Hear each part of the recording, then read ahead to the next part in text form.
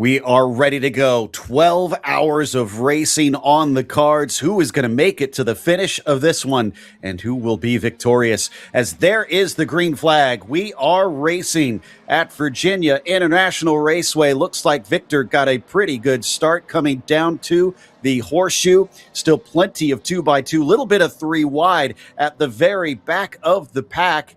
And as they exit out of that right-hander, looks like the prototypes will be clean. I see the ZR2 class cars also managing to get single file. Still some battles in the far background for the ZR3s. Look at how filled up this racetrack is on a Saturday morning in Virginia.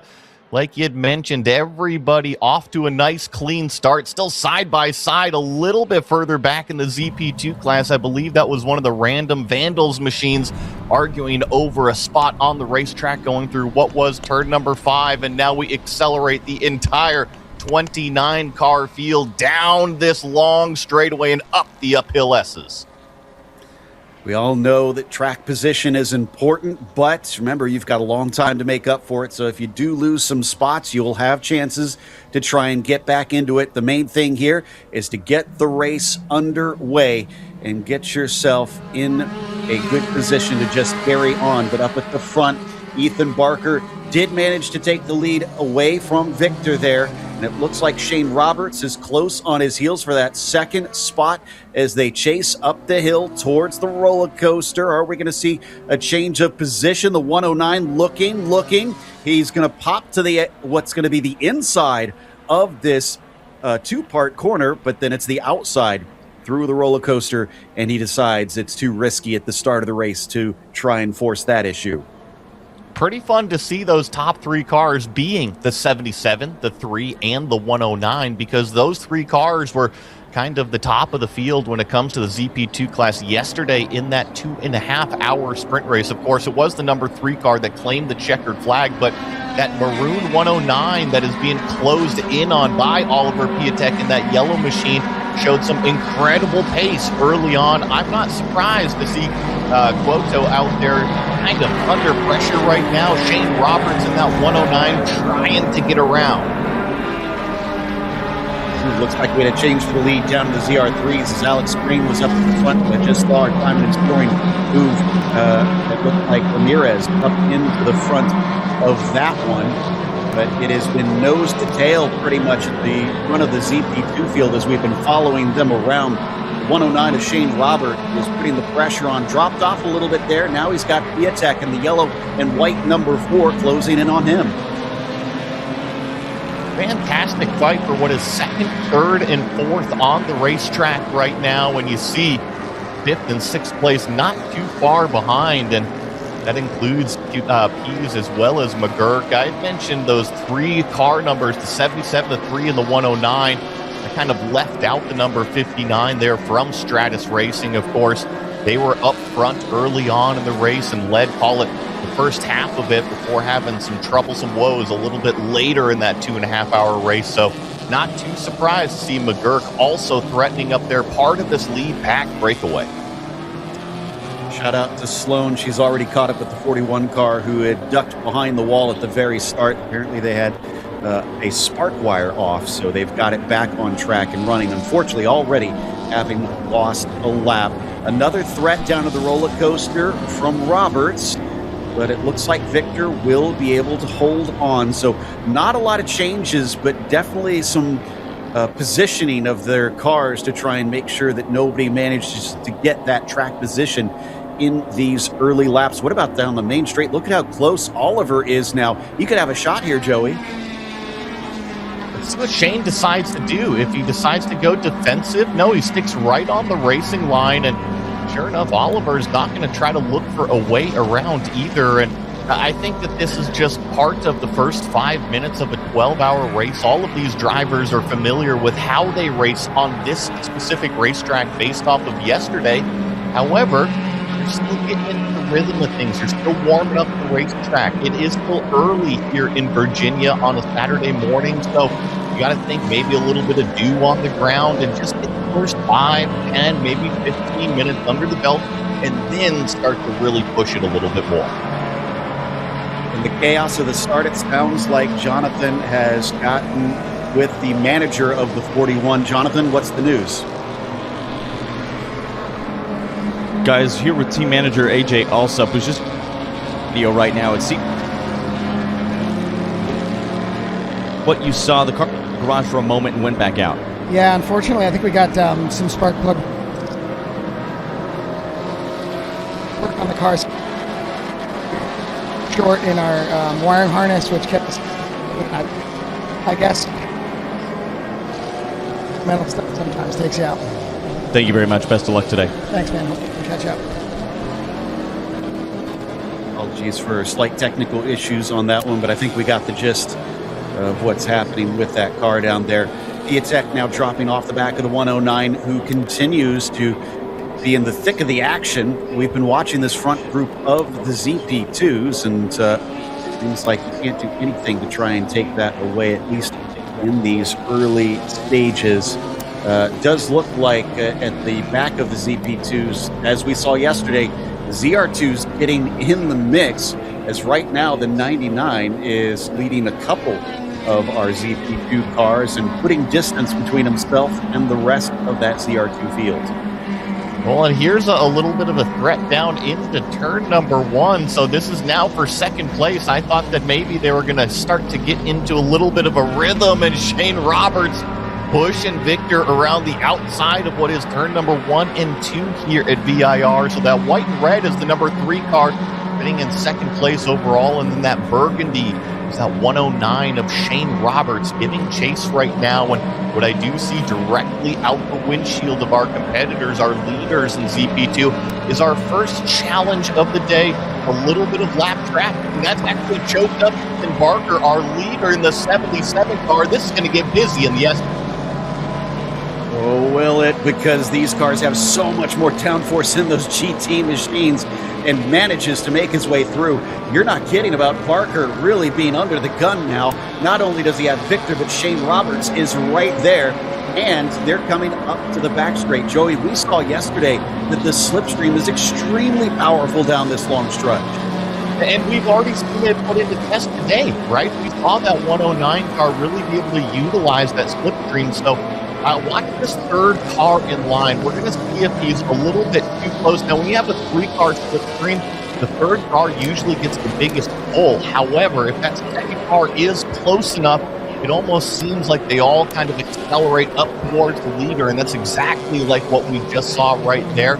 I think that number 3 car, if he was just a little bit closer to Ethan Barker out front, he would have had a little bit of a more powerful tow. It would have sucked him up just that little bit closer.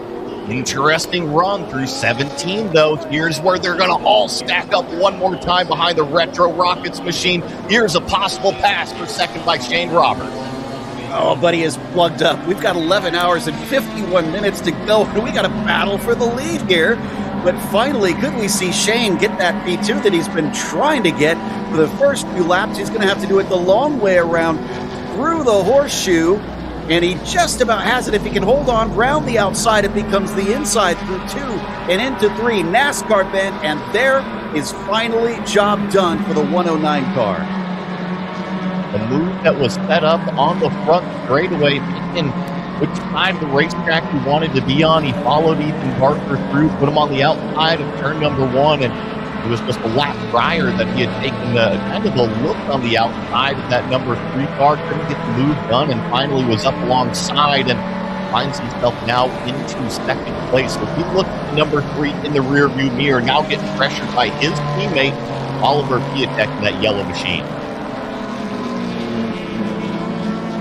Okay, will we get any sort of settling down now at this point? Because this is pretty exciting for the start of a 12-hour race. Of course, we wouldn't expect anything less. You often will see drivers let the adrenaline get the best of them. Is there going to be another position loss for Guoto there in the number 3? His Piatek is now close behind. This is up Madison Avenue. These are teammates, both of them for round 3 racing. But while they want track position, they don't want to cost each other here. And as he starts to gain, it's not going to be enough by the time they get to the brake marker here at the roller coaster. But Shane Roberts, Joey, he's not settling just for second. Look at this. He's already on top of Barker. A little bit similar to what we saw yesterday, right? We saw the 109 kind of settle into a rhythm and then make his way forward in terms of that track position and overall positions. Kind of settled into what was second and third place a little bit later in the race. Certainly seems like something very, very similar right now. I'm looking through the lap times. Everybody in the top three has turned a lap time sub 2 minutes in the 1:59s. Ethan Barker out front, our leader, a 1:59.5, the fastest lap out of anybody. He just went purple that time by. Definitely hustling.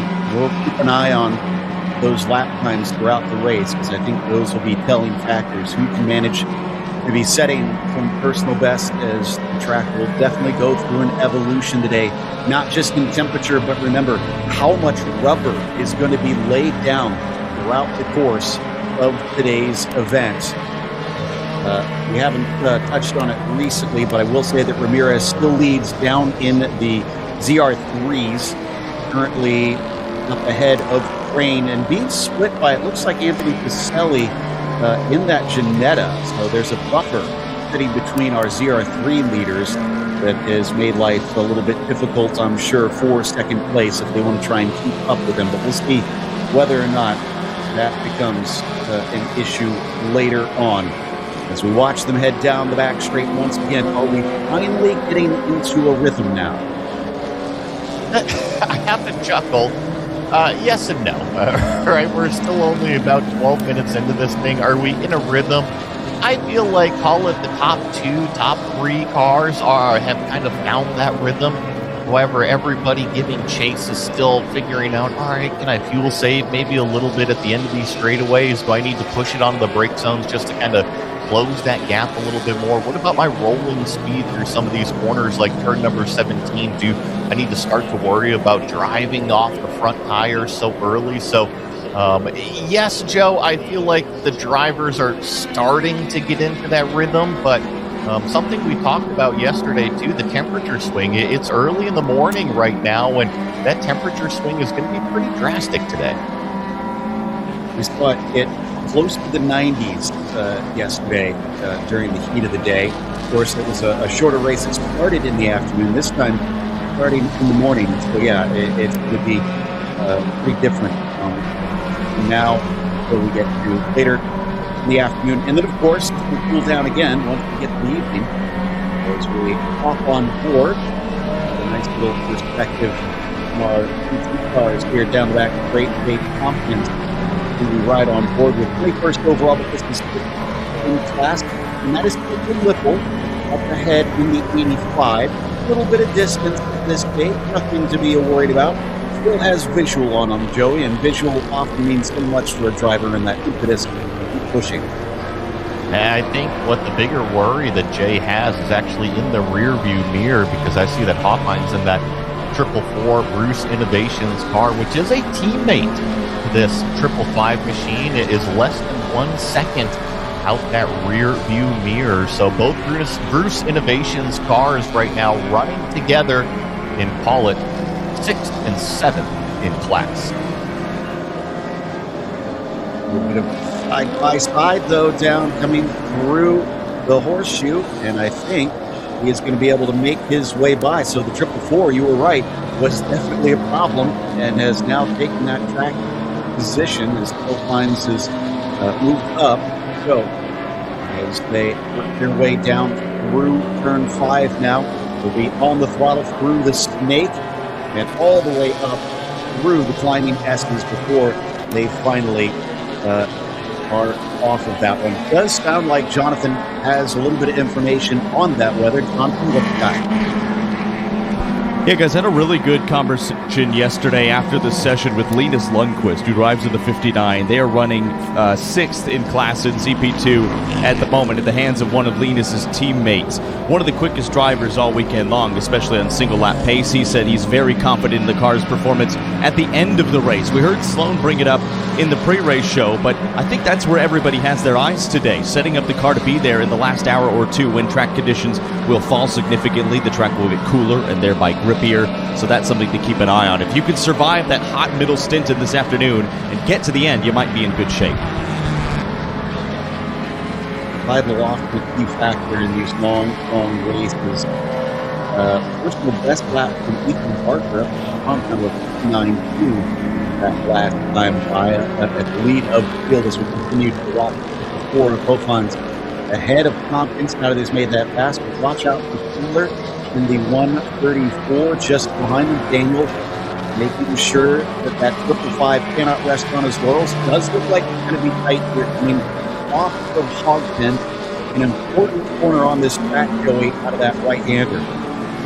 And you see that trailing car start to close it up here on the front straightaway. It's an arcing front straightaway to the right. You see the Bruce Innovations machine just kind of move down to the inside and actually take a look on the teammate going into turn number one. I did not see that move coming. I thought that they were pretty equal distant going into that brake zone, so I didn't think that any big-time lunges were going to happen. And now that third car in line actually overtakes. So a little bit of midfield action going on here in this ZR3 class currently between the Bruce Innovations machines, and I believe that is also Big Mission Motorsports there. Daniel Taylor did a great job really capitalizing on that situation. Probably going to see a bit of that, not just in the same class, but once we start to get lap traffic on the factor, I think that could be a big talking point throughout the day. Another best lap of anybody overall from Viatek in the number 4 car, 58.9s, and that is definitely much faster than what we were seeing yesterday in the heat of the day. These prototype cars are loving these conditions.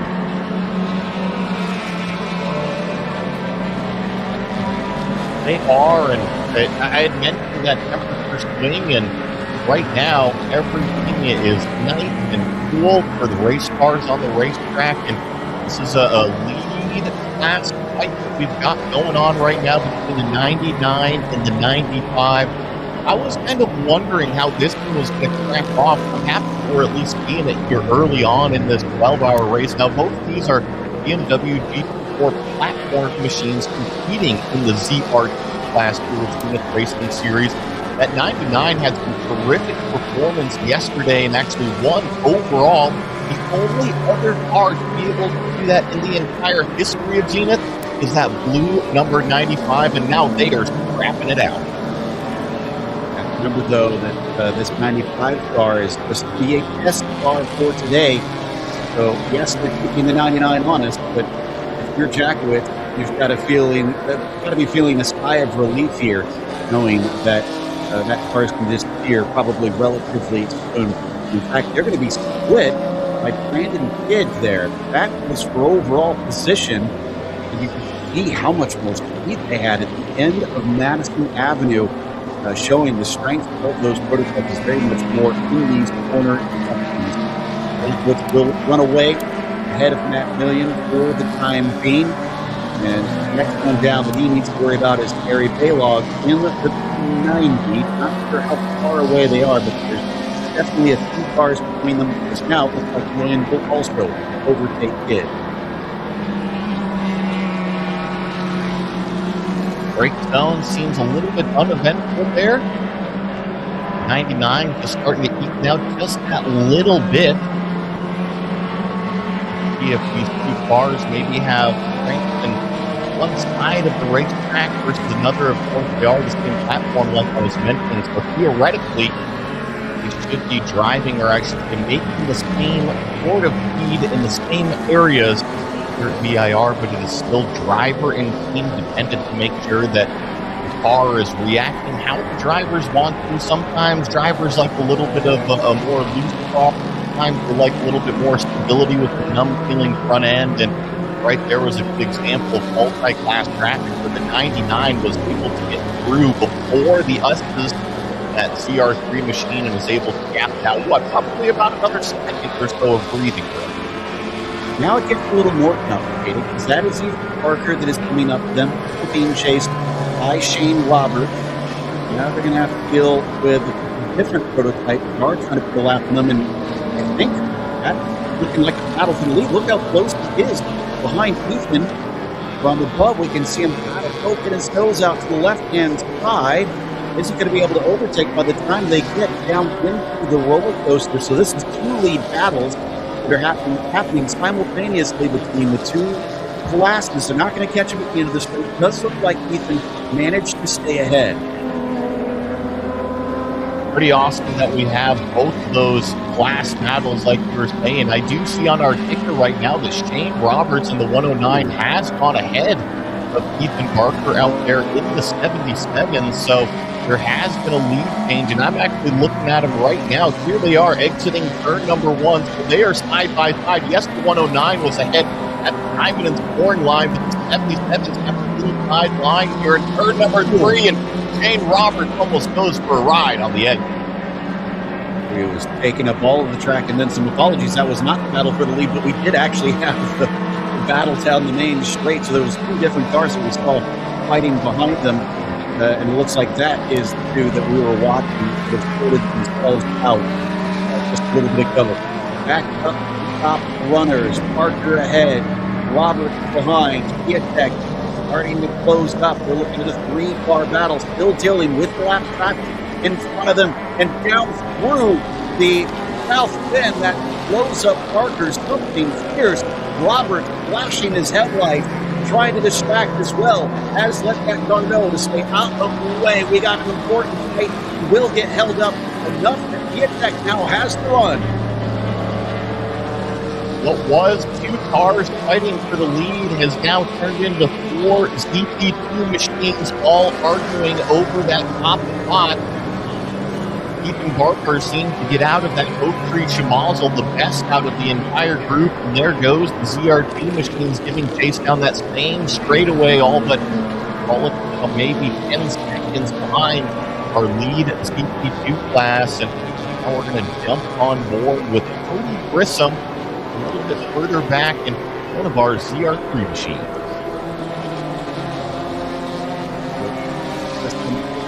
A little bit farther down at that moment. They seem to find out where this car is currently is the 76. They're sitting in second. I believe it's Alex Crane in the car sharing this with Cody Grissom. He's actually split by Kelly up to Ramirez currently at a little bit of a distance, as we can see. It is clear track out in front at the moment.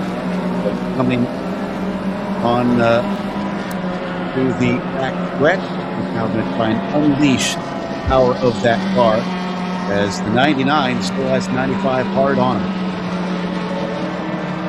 This is that fight like you were just mentioning for the class lead in that purple DR2 class.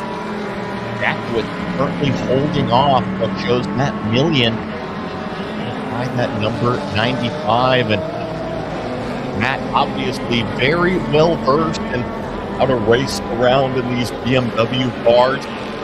Has led the ZP2 and DR2 class. It doesn't matter which car Matt Million is opted into. Always is able to extract the best performance and out of the machine that he's driving, and right now he is hot on the heels of the 99 car. He's about to run through turn number 11. Now this is Oak Tree Corner. Of course, we don't have the Oak Tree there anymore, but constantly saying get on the gas as quick as we possibly can, because it drives you down this long Madison Avenue back straightaway. Look out the windshield. I see a couple more lapped cars that are going to be directly in front. One of them is McGurk in the 59, so you don't really have to worry about that ZP2 machine. However, I think I saw maybe a ZR3 car that they are going to be running up on, and that is another possible passing opportunity, or possibly to lose the lead for the 99. Yeah, they are going to have their work cut out for them. Just saw that Roberts managed to get ahead of Piatek once again, so he's in a much better spot. We're still seeing the ZP2s swap around quite a bit. In fact, we're jumping over to that now. That is Piatek in the yellow and white. But look at Roberts and Barker. A whole lot of headlight flashing in this first run through the GT field. There is a sense of urgency. The left hook narrows up, as Joey mentioned yesterday, and they're having to take some aggressive moves at some points to try and not lose track position or put themselves in a precarious spot. It's the lead battle, and we missed it. We were so focused on getting through that lap traffic. I thought the 77 had a healthy lead, but Shane Roberts in the 109 got by at some point in the racetrack. I wonder if that was down in turn number 1 or where exactly that happened. But Shane now leading this race in that Burgundy 109 machine. You see the headlights on from Ethan Barker, and he has pretty much led the entirety leading up to this point. And from what we saw yesterday, these ZP2 cars can make it roughly about 1 hour. Some of them were stretching it maybe a couple minutes over 1 hour. Some of them more in the 55-minute range. And of course, you got those variable code 60s out there. And knock on wood, Joe, we haven't seen any early on here today. Yeah, those have been one of the factors that have kind of changed the course of the race as well. In the previous 2 weekends that we've had, Sonoma opened things up, then we headed off to Barber down in Alabama. Now we're here on the East Coast at Virginia. And so far, I believe we only had the we had the 2 code 60s for the sprint race, which is a good sign that they've managed to keep it mean and green on the track itself. But we'll see what it looks like in this race, where we could have a few more breakdowns throughout. We could see some stranded cars. That would be a lot more likely to bring out those code 60s, but that is hopefully a very long ways away, since we're still early in the race and they've had an overnight to get these cars into prime condition for this race. Shane Roberts ahead of Ethan Barker. They've been swapping that lead back and forth. They have not been able to run away from Piatek and Koto behind them up to this point as we watch them from above. There's your top 3, all still within a second of one another. Jumping back to some more action on the racetrack here. This is one of those Bruce Innovations cars, and I think it is still right in the middle of a battle. You see one of the ZP2 cars as well trying to get through. This is one of those funnel effects here at VIR where it's so wide leading into this section, and then when you reach the climbing S's, the uphill S's, everything seems to narrow up, and we've got a problem with a Ginetta on the racetrack, and it looks like there's something wrong with the left rear on this car. And if it's not the left rear, yep, sure enough, it looks like a tire has come off of the wheel. It is just barely hanging on this 290. We're only a half an hour into this one, and already a tire issue is really rough to see. That is our 3rd place car, probably not for much longer in the ZR2. Yeah, Fardos is just showing up ahead is, wow, one of the BMWs, 2 wheels off through the grass, coming down into the hog pen, and somehow keeps it from becoming disaster. That can often see cars fly across and become a bowling ball through the rest of the corner. That was very, very nervous, wasn't it? Because when you're that far off on driver's right in that section, it's a little bit of a left-hander going into hog pen, so your loaded tires are then in the grass, in the dirt. So, maybe a little bit more nerve-wracking than it should have been. But, hey, everybody got out the other side clean and okay, so we're still racing. Got the feed of the 290 on my side, kind of watching their progress. They've got a painful run because that flat was just about at pit exit, it looked like. And they've got the entire lap to try and make their way through. They're just about to Oak Tree currently. On screen, though, Roberts versus Barker. Still sees Roberts holding the advantage, starting to pull away a little bit from Piatek, it looks like. That seems like a greater gap than what we saw last time we looked at this group. Maybe he needs to watch out for Victor just behind him in that round 3 racing car. In fact, all 3 round 3 racing cars are in the top 5. This is a very good sign early in this race. There is that 209 or 290, excuse me, that is still creeping their way around. Saw the speed differential with how slow that car was, and these ZP2 cars going by it, and kind of reminded me of something over here, Joe. Of course, we've got all the access to all the onboard cameras with GPX systems and whatnot, so great to be able to kind of tune in on all at our battles while we've got the main broadcast feed. And I saw that top speed from Ethan Barker down the back straightaway that past time was right about 140 miles an hour is what they're doing. That is clipping along, and I'm sure they're feeling it throughout there as they head towards the breaking of the horseshoe once more.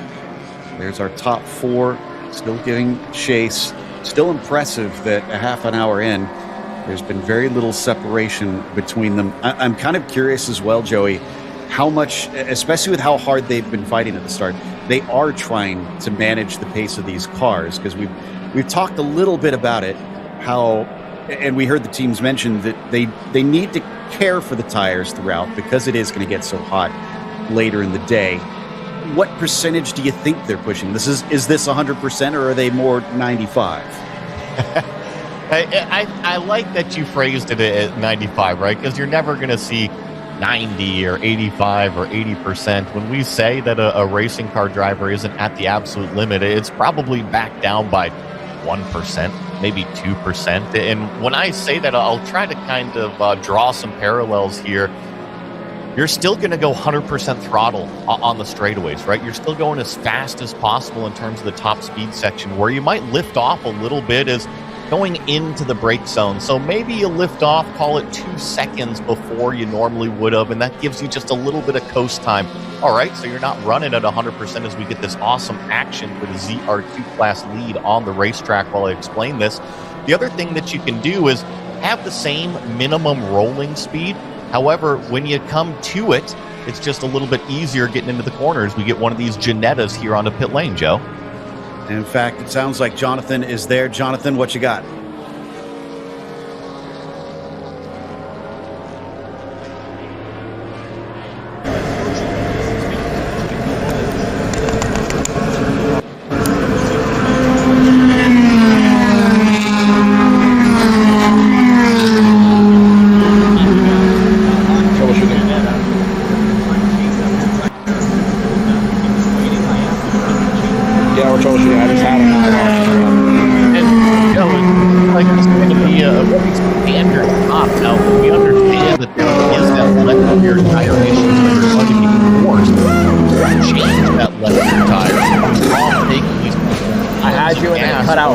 Start talking. I think that's pretty standard practice that if you're going to come down pit lane, get your normal service done, and then assess what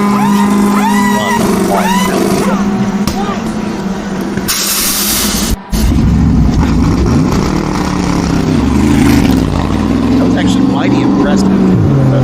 Great job of getting in and out, as well as pop up on fuel. So great strategy call on their part to might as well get themselves at least offset on everybody now that they know they're at a disadvantage, and maybe that will come back to help them.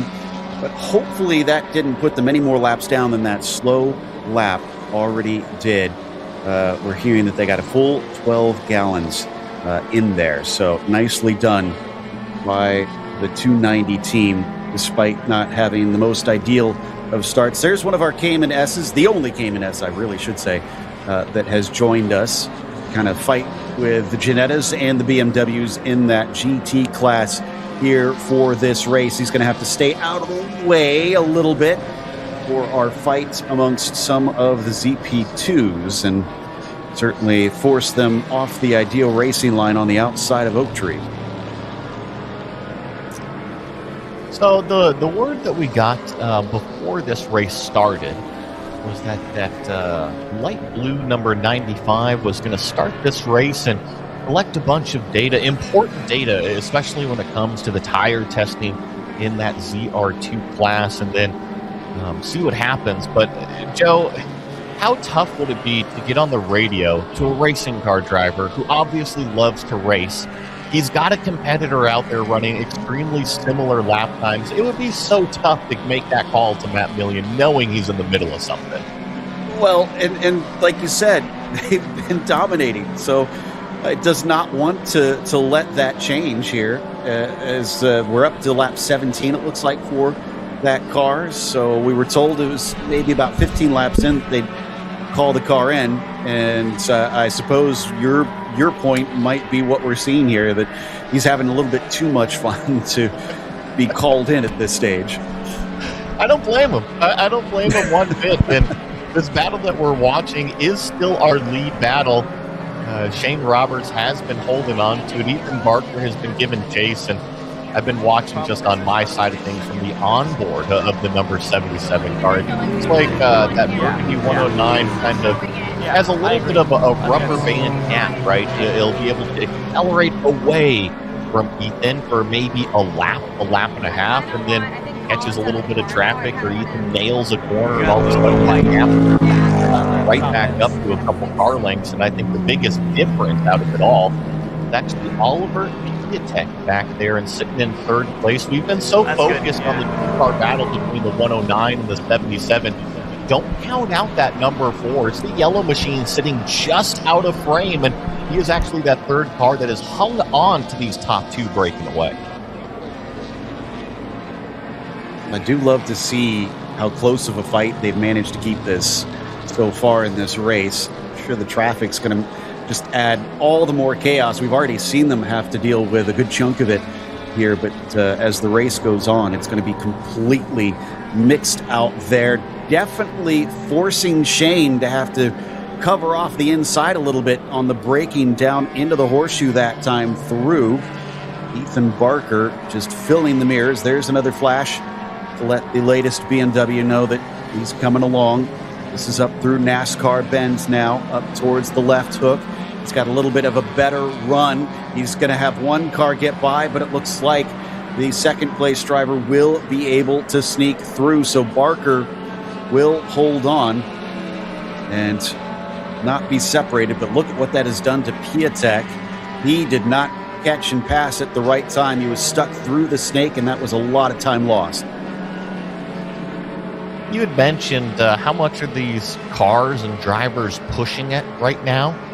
I think more the key word is going to be the drivers. Yesterday, we heard a lot of how hot it was, right? It can be extremely hot and muggy when you get into the heat of the day in Virginia. Right now, still nice and cool in the morning. However, if this driver that starts this race is stuck in the car for, call it, a double or even a triple stint and turns 3 hours, you got to think about what that's going to do to the energy level a little bit later in the day when they have to climb back into the race car. So I think it's not just taking care of the equipment when it comes to the mechanical bits, but also the human element. We are very much limited by these bodies that we are inhabiting, not just, of course, the cars and trying to get the mechanical aspect to make it all the way to the end of the 12 hours. But yes, they've got a team of drivers. Yes, you could swap out, but you're still going to be in very grueling conditions throughout the day. As we watch one of our round 3 racing cars, I think this is the 5 that we're seeing that is just making his way past up the main straight, and again really shows how much more of the speed is found through the corners, because by the end of that straight, he was just about even on top end with that BMW. This is coming into what I call the more technical sector of this racetrack.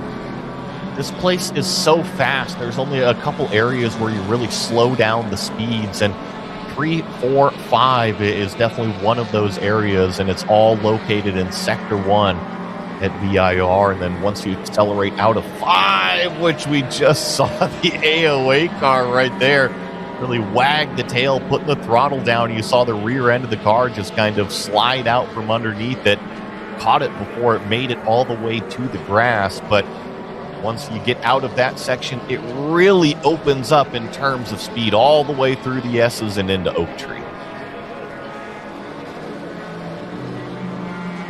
Out of Oak Tree now, the Ginetta Look at that. It's so polite enough to turn his turn signal on to let them know which way to go around. And, of course, the language of the car holding off to the far right also very much signals which way he wants them to head around. By the way, the 95 has finally headed into pit lane, allowing the 94 to move up into P2. No change of position down the backstretch this time.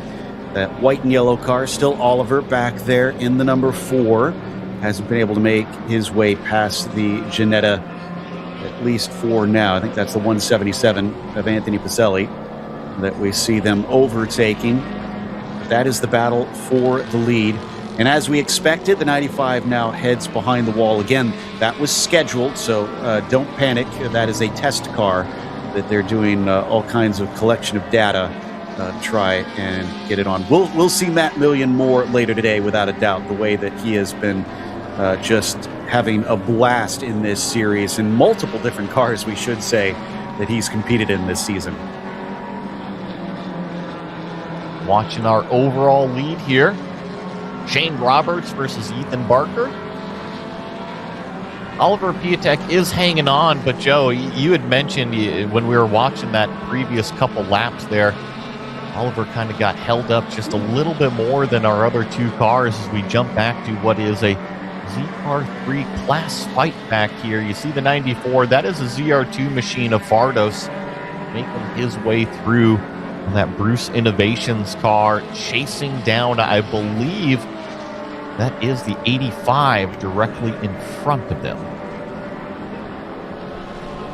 I just noticed off of our feeds, because I've got the onboard of the 76, I've seen a few times that the driver has had to readjust the rear view mirror. I think it is not solidly in place, and it's been drifting down on him. And now, which car are you talking about? This one right here with Alex Crane. Multiple times now I've seen him had to readjust that mirror back upwards. So I think he's at, there it is again. So I wouldn't be too worried about this. There's tension. There's 2 tension bolts. You see it hanging down from 2 mounts, right? And there's going to be 2 tension bolts that allow it to basically adjust the pitch of the mirror up and down, and those things simply aren't tight enough. It's not going to be a threat to fall off of the car, and after all, there are 2 mounts, and if you've ever been inside of a race car, you know exactly what I'm talking about with these big, long center rear view mirrors. Sometimes those things really need to be tensioned in order to stay into that same exact place.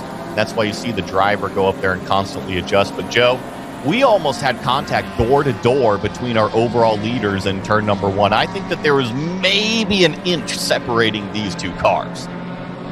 And let's not forget that one of the major rules in this series is no car contact whatsoever. There's no beating and banging in this one because they don't want teams to have to pay for extra bodywork. Remember, the inclusivity is a big thing in this series, so they don't want budgets to start to inflate. The car contact is a big no-no, and the penalties here are pretty harsh. It's not just adding 15 seconds onto your race time. You are docked a full lap if you get a penalty. So you've got to try and keep the racing clean, which it really impresses me, Joey, because we've had some amazing battles in this series, and they have stayed without any cars coming in, together at times, despite being, like you said, oh so close.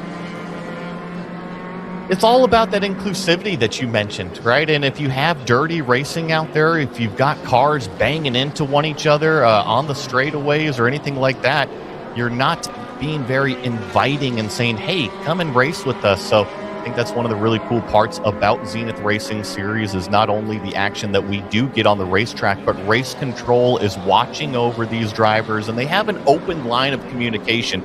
They're not the principal's office out there. Everybody's out there to have a good time, and they want to make sure that everybody sees great racing. That 290 message from Race Control is old, by the way. They haven't had a second flat. I know we've talked a lot about the different classes. If you're new to the Zenith Racing Series, you might be wondering what sets them apart. Well, thankfully, our very own Sloan Posner and Jonathan Grace gave us a quick rundown. Let's see what makes up the classes here in ZRS. Our current top class in the Zenith Racing Series is CP2, and the P stands for prototype. These are purpose-built race cars, carbon bodywork, downforce, wing angles, and they offer drivers a unique challenge to navigate GT traffic while on track. They run to a 9-to-1 power-to-weight ratio, and this example from Zemeco is just one of the many cars eligible in this championship. These cars can reach up to 150 miles per hour on track. They're intense, they're hard to drive. Think about these cars as a rocket ship on track. These cars are perfect for those trying to work their way up through the prototype rankings.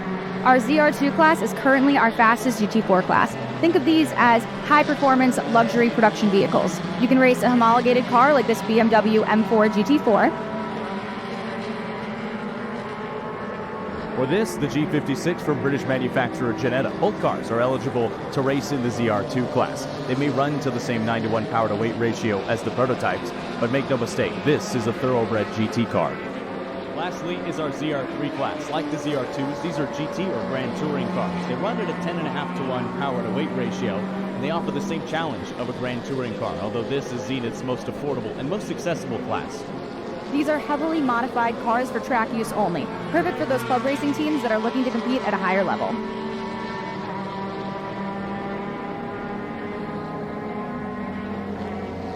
Short and sweet. I love it, and really easy to understand. That's what I love about this series. Now, sounds like I was wrong about that not being a second puncture. Jonathan, it has been woes for the 290. Yes, it has. It was hard to believe it, a second puncture after what's been a troubled stint. Trying to get confirmation from the team, they were unwilling to relay exactly what caused it, but I can visually tell you what I saw. A shredded tire, completely delaminated, and a whole host of shredded bodywork on the rear right-hand side of that Janetta. That's now a rear left and now a rear right puncture.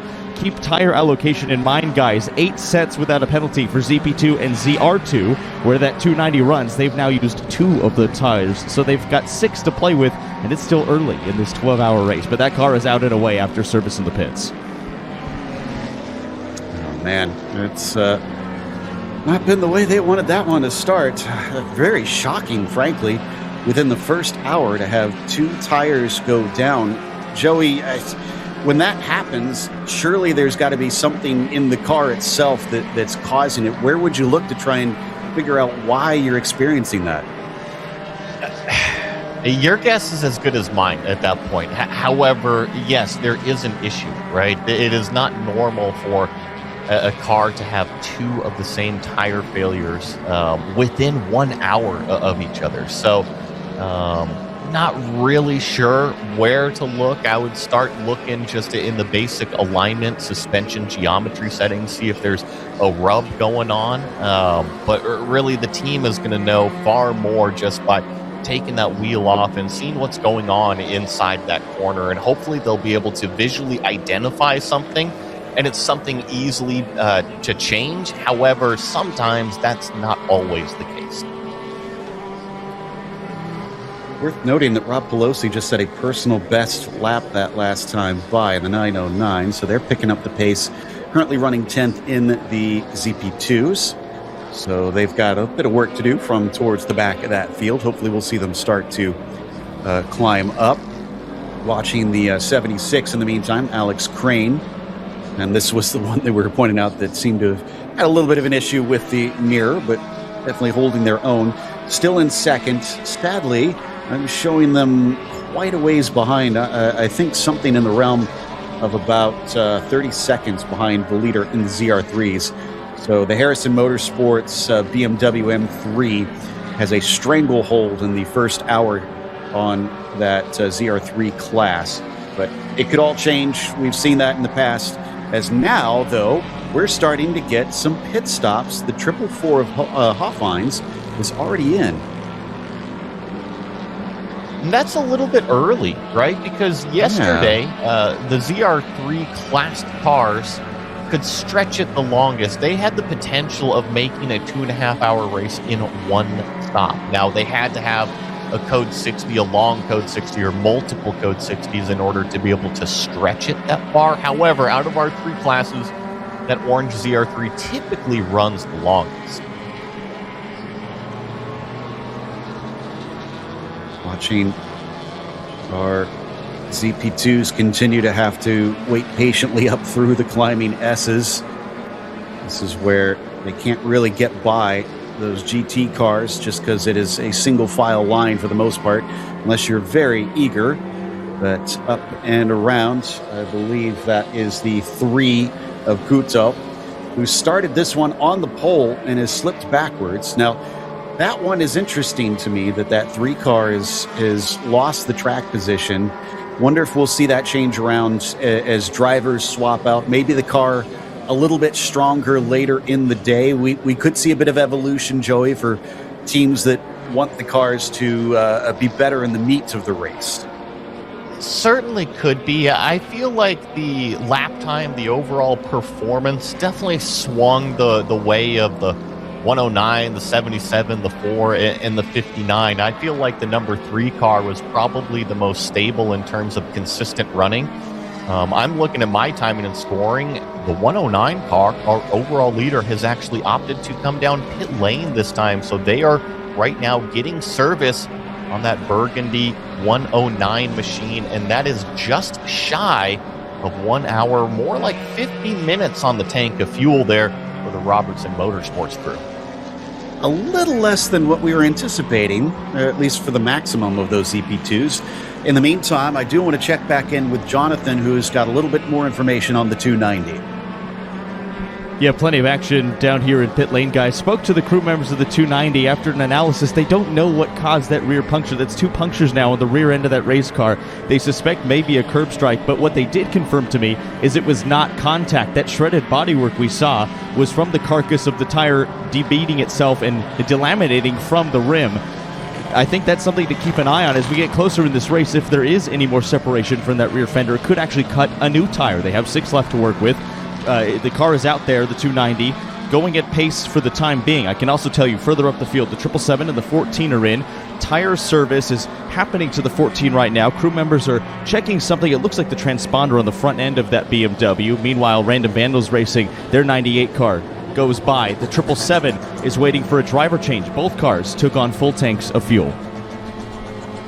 Now, Joey, tell me if I'm reading too much into this here, but I mentioned yesterday we were running 201s, 202s. Lap times much faster in the ZP2s today, 158s, 159s. Would that affect the fuel consumption enough to make them pit that much earlier, or am I, again, just reading a little too hard into things? I think you're reading a little bit too much into it. You got to remember, at this point in yesterday's race, we had a code 60, right? It wasn't a long code 60, but it was still a few minutes, right? And so kind of if you add that into how short that 109 pitted, I think it makes a little bit more sense.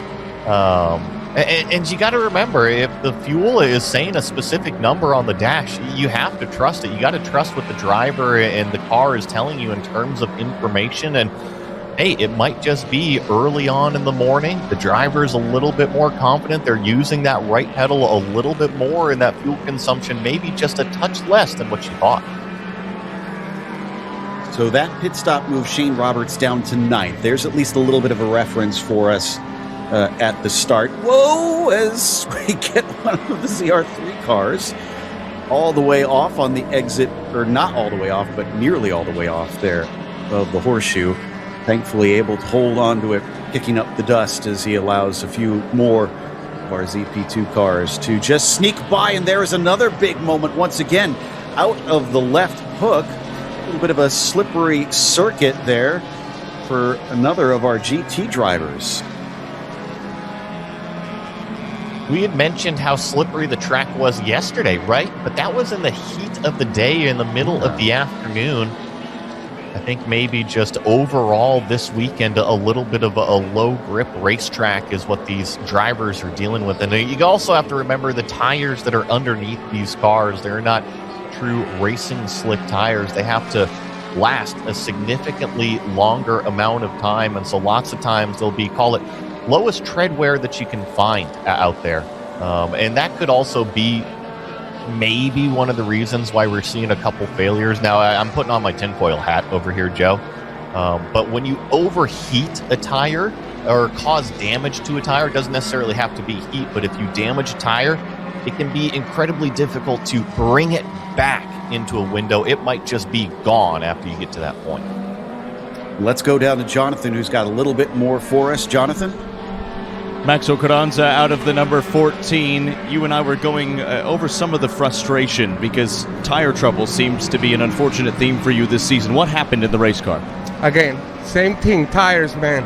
We lost a tire at Sonoma, we lost a tire at Barber, we lost a tire yesterday, and now we got a flat tire again. I don't know, the ghosts of the tires are following us. We are top 3. We're fighting for the leading all the time. We're fighting for the win, and the flat tires are following us. It's a ghost, and I don't know, we need to shake down, and I don't know what is happening, man. Believe me, it's a real, I'm super frustrated because I'm not this kind of guy. I never sad. I'm joking with everybody all the time, but right now I'm super sad, man, because tired again and again and again. I suppose a positive is that your pace in the car and the pace of the car seems undeniable. There's still a lot of racing left. How confident are you in your ability to get that lap back and regain the position you started with? Yeah, well, we're fast right now. We are between 2 to 5 seconds faster than 10 cars at front of us. We're going to recover the race. It's a long race. We have 10 hours left or so. So I know we're going to recover and we're going to go to the podium, but we need to shake the tire ghost following us, man.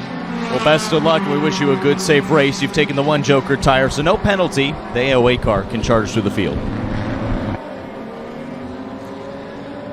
Well, usually you only get visited by 3 ghosts, so hopefully this will be the last race they have to experience that and get that sorted out. So right now, that 14 car down 12th in class because of their issues today. We saw the 85 there taking fuel as well. I think Clifton Lipple's still in pit lane for that BMW M2, so they're going to drop down the order as well. We kind of expected this right about at the hour mark. Joey is the 5 of Tompkins. Gives everybody a bit of a heart attack. Well, and that's an interesting one because the 76 of Crane that was going through, that was the blue E36 making its way on the inside of Oak Tree. They're sitting second in class while Tompkins is down there 7th in class, and there is a couple laps of difference between those 2 competitors right now. So, yes, we're always talking about the multi-class traffic out there, but some of these cars towards the front of their classes have some serious speed, and they are not waiting up for anybody. Rob Jackowitz has just taken his pit stop, but remains ahead of Ed Fardos, who I think may have actually already taken a stop for the 94 as well. So that would explain why they did not overtake for the lead. Also see Colin Garrett in the 58 returning from the pit lane as well. Kevin Bohm in the 98 is just moving up into 8th, I saw, on our timing and scoring as well. The Random Vandals have been a little bit anonymous early in the race. I would not count them out yet because, as we always say, Joey, that team extremely experienced. Random Vandals is never going to give up. It doesn't matter what race they are in, and we've seen them overcome adversity early on in the year at Sonoma. They had a little bit of a car issue. They were able to get that car back to the garage and get it back out onto the racetrack. So, yeah, do not count out Random Vandals, as it looks like Ethan Barker is hitting pit lane, our overall leader. Speaking of pit lanes, Sloan actually saw a bit of drama happening. Sloan, what's going on? I don't know if anybody's watching Love Island, but there's been a lot of drama on there. But also on pit lane, it looks like that the Cayman just came in for HRD, and our ZP2 Velux was also trying to leave pit lane and was released a little too early. So no damage, luckily, but it could have been a very close call. If anyone's watching Love Island, let me know. I'm not, but that's your drama on pit lane, and stay tuned for more.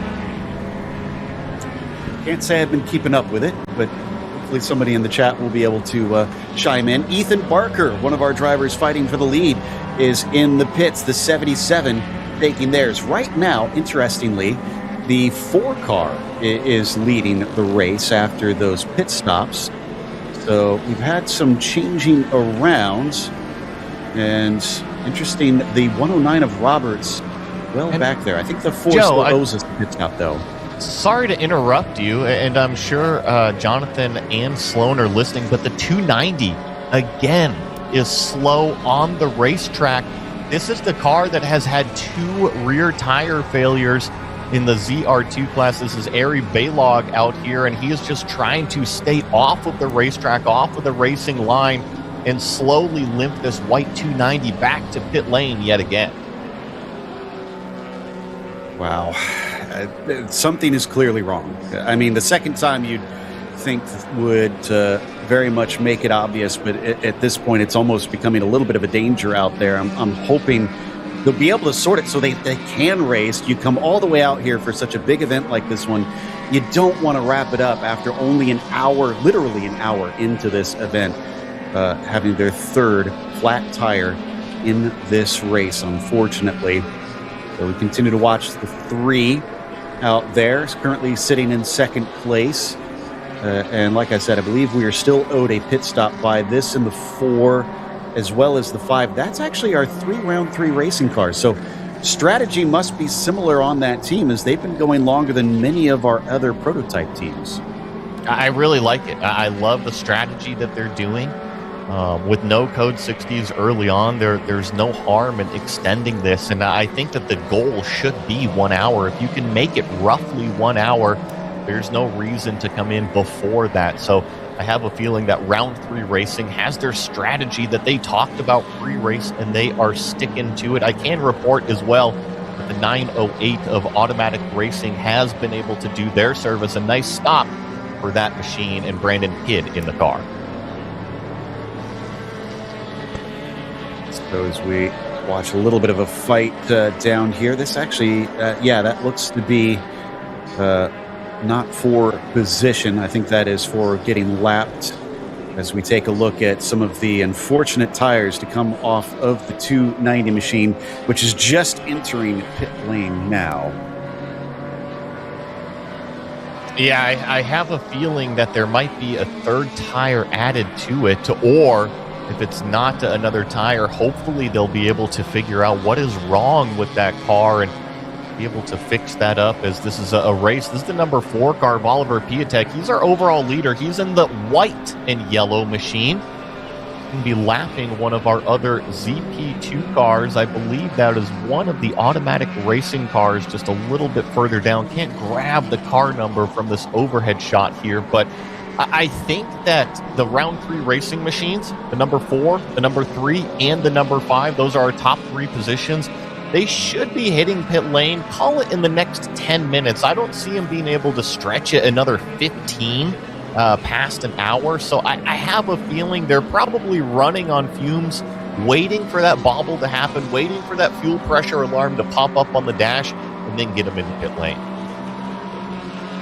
Keeping half an eye on our feed of the 290, and it's definitely looking very different from what we saw in the previous 2 pit stops, where they were hustling to get it back out, refueling. This one looks a lot more like they're trying to analyze, trying to figure things out. So yeah, I get the sense that they're deciding it's time to switch modes. It's not get it back out there as soon as possible. It's figure out what the heck is going wrong.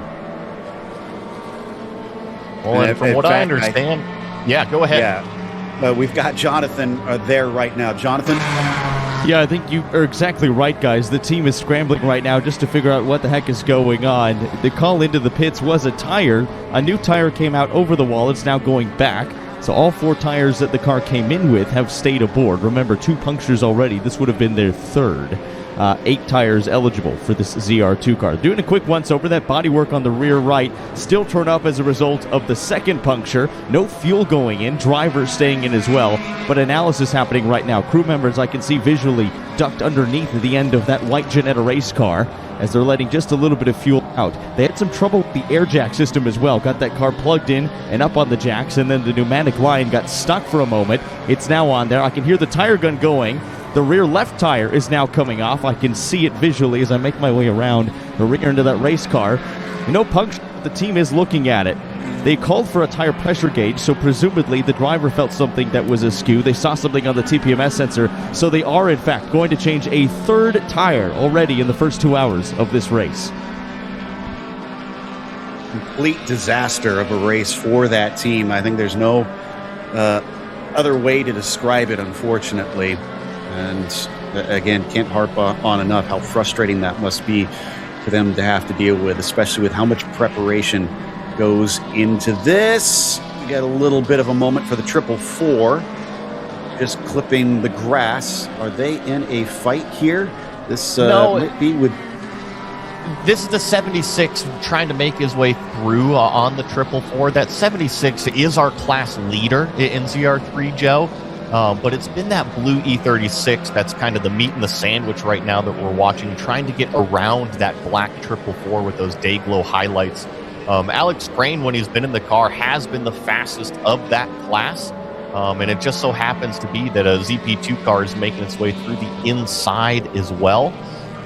While that 444 right now is just driven by Hoffines and hanging on for Bruce Innovations. Running 8th in class. Their gap up to Griggs is about 4.5 seconds. So definitely could try and run that down. And again, you could see top speed just about the same between these two classes. Watching the braking zone as they start to approach here. And there it is. The performance as the prototype zips ahead, and they both know it. They know while they're holding side by side, it's going to look close, but it won't be anywhere near close. And like you said, I think that ZR2 making life easier on themselves, going down through the roller coaster. I have to chuckle every single time I see one of those ZP2 machines neck and neck into the brake zone at the end of top speed, because the drivers have got their hands out the window paddling along saying, give me a few more miles an hour at the end of these top speed straightaways so I can clear them. But once they reach the brake zones, they go another what seems to be a couple hundred feet deeper in comparison to the ZR3 and ZR2 machines. So it always makes me chuckle out there seeing that performance window and how deep those prototype machines really can push it. Bad news for the 58 team of Colin Garrett, under review for pit lane procedure. Not sure what exactly they're being looked at for, but not wanting to get a one-lap penalty this early in the race if they wind up with that one. The big mission, BMW with his hands full right now, but hopefully should be a nice easy pass as they head under the bridge. In the meantime, the 444 still seeing yet more traffic start to approach from behind. VIR is... Go ahead, Joe. Yeah, sounds like, sorry, we do have Jonathan with an update on the 290. Jonathan? On the 290, Jonathan.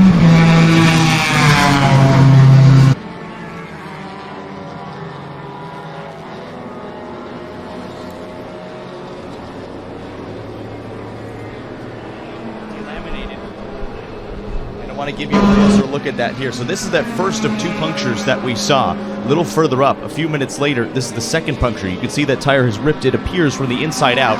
Take a look at this, though. I think the most interesting, this third tire, the team actually told us to not get too close, so we'll back away in a second. But look at this bubble that has developed on the tire. I would suspect this is a similar issue from the previous two. You can see the bulging that has happened as load continues to go through those Yokohama tires. That can be particularly problematic. You can see the service happening to the 290 now. That is now a front left tire that is being changed. That is tire number 4 that has come off that car. We'll get a look at the 4th tire, but tire troubles plaguing this poor Ginetta that seemed to have a pretty decent amount of pace in it before that, guys. And Joe, to jump in here, 4 tires in this short amount of time is definitely something else. And it's not just the rear. If they're changing one of those front tires as well now, I'm curious, what pressures are they running? Because sometimes if you overinflate a tire, you can kind of induce some more damage on the car. But you would think that they'd be constantly playing with those temperatures and pressures to try to find the sweet spot. And obviously, they're just kind of chasing their tail a little bit.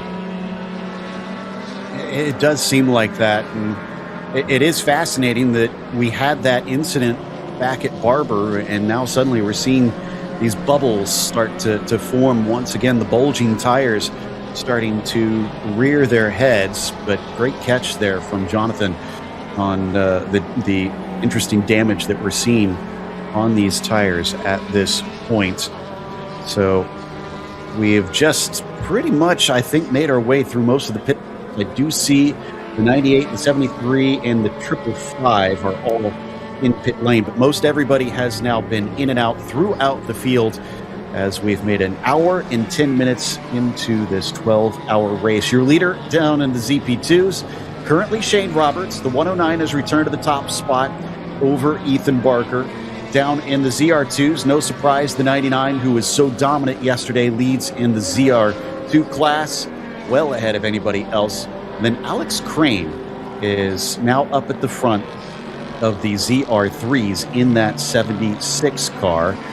So we've seen a little bit of swapping around in the slowest of the classes up to this point after 1 hour into this race. It's been a little bit more filled with action than I anticipated being for this long of a race, Joey. I'm just trying to find, which cars are maybe moving up through the order, which cars are falling down, as it's 3 wide momentarily there on the front straightaway. I believe this is the 59 car that we're watching going by the 76, and the 59 still has Clay McGurk inside the cockpit right now. So he is making his way through, and just up and down the order. Our top two, the 109 and the 77, that's Shane Roberts and Ethan Barker. Not too surprised to see those are our 2 fastest cars on the racetrack, turning 159s, low 2 minutes. But the number 3 car of Goto is also in that same lap time bracket, 2-minute .2 that last time, and he's only about 7 seconds out of the lead. And just looked up onto the screen, saw the 94 had a little bit of an off there at turn at number 5 on the racetrack, and then really choked up what was the 76. I think that Alex Crane had a terrific run going, and the 94 just kind of moved over on the racetrack and then put his foot to the floor. I think that Crane might have a few choice words on that one. No doubt, and that's actually for overall position. They're in 2 different classes, but Crane, I'm showing, is that actual half second behind as the 290 gets his first penalty, tire change, lap deduction. It's 2 laps, actually.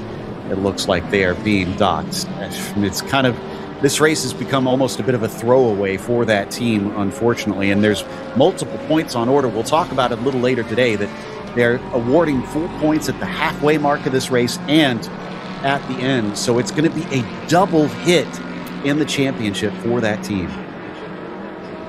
Sometimes it's about not beating yourself out there on the racetrack, but I can tell you, not every single day at the track is the most pleasurable, smiles on for 24 hours. Sometimes it is a tough haul, and right now, that 290 team is definitely in it right now. But the good news is, got lots of track time at one of North America's most premier, best racing facilities. So if you're having some difficulties, sometimes it's best to just assess what's going on with the car, maybe work on it for a few minutes, see if you can figure out exactly what the problem is. And then guess what? You still have hours and hours of track time to go out there, test and tune, and hopefully get ready for at least the rest of the season.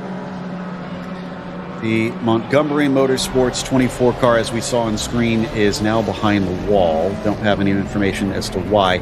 Also see that Kevin Boehm's 98 car is still in pit lane and in 24th overall. So I'm not sure if they've been in there for a long time, but I wonder if there's been some issues that we missed for that machine. This is on board with second in the ZR2 class, Ed Fardos in that 94. Again, a long ways away from the 99, but you really can't count anything out yet. I think that's the big thing here, Joey, it might look a little bit depressing if you look this early and say, wow, that's a big gap. But as we've seen, the unexpected can happen in these long races that you've got to stick with it.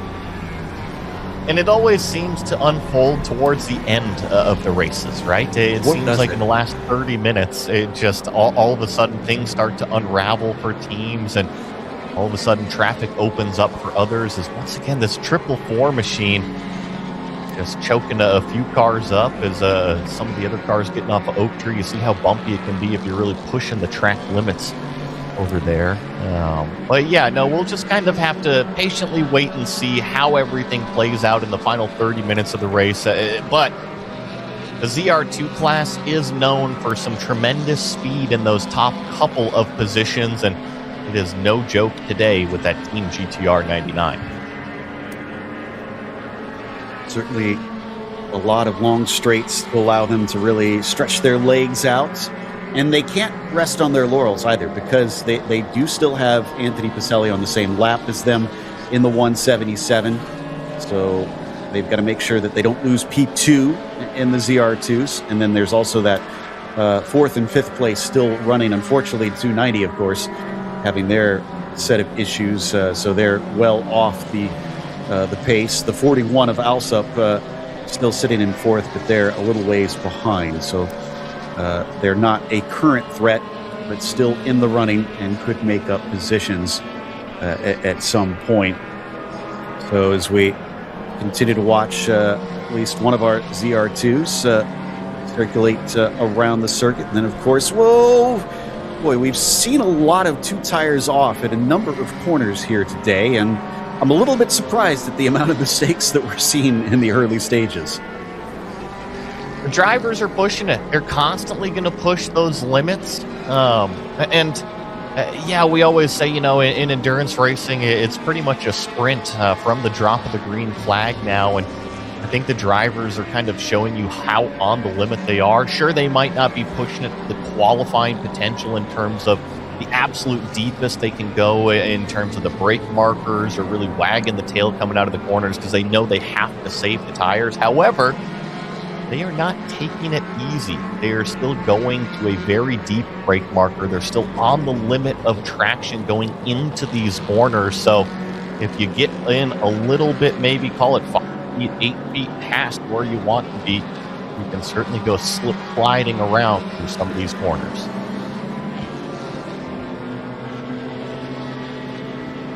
Keeping an eye on that 444 because they were looking so good yesterday. And yes, I know they're down in fourth. We've been highlighting them a lot because they are not one that you want to underestimate in this field. Just saw that the 909 has been in and out. So another pit stop for them. That seems a little bit off strategy. Not sure why we've got Pelosi making another stop at this stage. Also need to wonder when they're going to start doing driver changes. There's no minimum or maximum driver time rules in this series, so it is all up to the team on if your driver has the energy and if they've got the pace. Coming up on close to 90 minutes, just past 75 minutes into this 12-hour race. We've had, call it, one stop from nearly everybody. I'd really have to go down through time and scoring and scrutinize to see if anybody has not stopped yet. I do think that some of the ZR3 machines, that if they're in a full fuel conservation mode, they could probably make it to right about now, but for the most part, the drivers have done a stint. Some of them have swapped out to a second driver, and the teams have now accomplished that first pit stop. Sometimes it's just getting into the rhythm, not just the drivers, but the teams and the crew as well. Now that you've got the first one down and out of the way, it is just rinse and repeat here for the next 11 hours. Not gonna lie, I'm impressed with our pit reporter crew already. I just mentioned the 909 and their strategy, and already Jonathan's got an update. Jonathan? Well, thanks, Joe. We got to be quick. It is racing, after all. Speaking of quick and steady, the 909 has just been really good on fuel mileage. I talked to the team, and they said the customer of the car has just been really good at fuel saving, so they were actually able to go a little bit longer on their first fuel stint. So keep an eye for them. This might help them climb up the order as track conditions continue to get a little bit warmer and slipperier. They may benefit because they'll have more fuel on board, especially if they have a driver with a little bit more gentle of a right foot.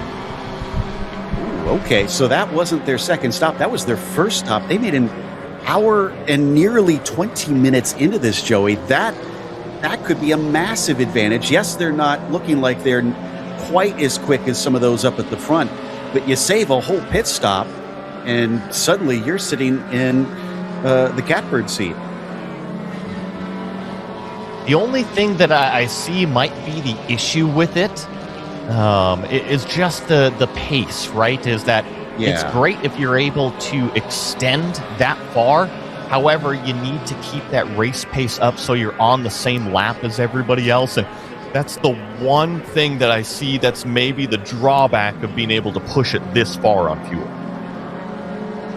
And our viewers who enjoy endurance racing might be thinking of it in terms of, oh, well, just stay on the lead lap and maybe you'll get a chance to get backed up to the field. Well, it doesn't work like that in this series. The Code 60s that we keep mentioning essentially work as everybody on the same speed limit, sort of like the virtual safety car you see in Formula One. So there's not going to be any packing up behind a safety car, and you're not going to try and get laps back that way. Now, it still will very much affect the pit stop strategy, because when we get a Code 60, it is a cheap pit stop, much like, again, you see in Formula One with the virtual safety car, but it will not allow everybody to bunch up behind an actual pace car to try and regain lost time or potentially try and make a lap back through pit stop strategy. But it is something that we'll have to watch out for. This is a one that I haven't seen yet. Car 58, monitoring for non-functioning brake lights. That's Waddell. So I'm not surprised about that. Typically, that is a mandated safety rule that you have to have a brake light. It doesn't necessarily mean that you got to have multiple back there, but you need to be able to let somebody know that you are in a decelerating fashion out there on the racetrack. And I think especially when it comes to multi-class traffic, just need to be able to see if a car is slowing down at all. And you see some of the other cars in ZR3 and ZR2 maybe taking some liberties with the back end and how many lights they can put back there. I see the 76 car coming in right now, so that is another pit stop happening.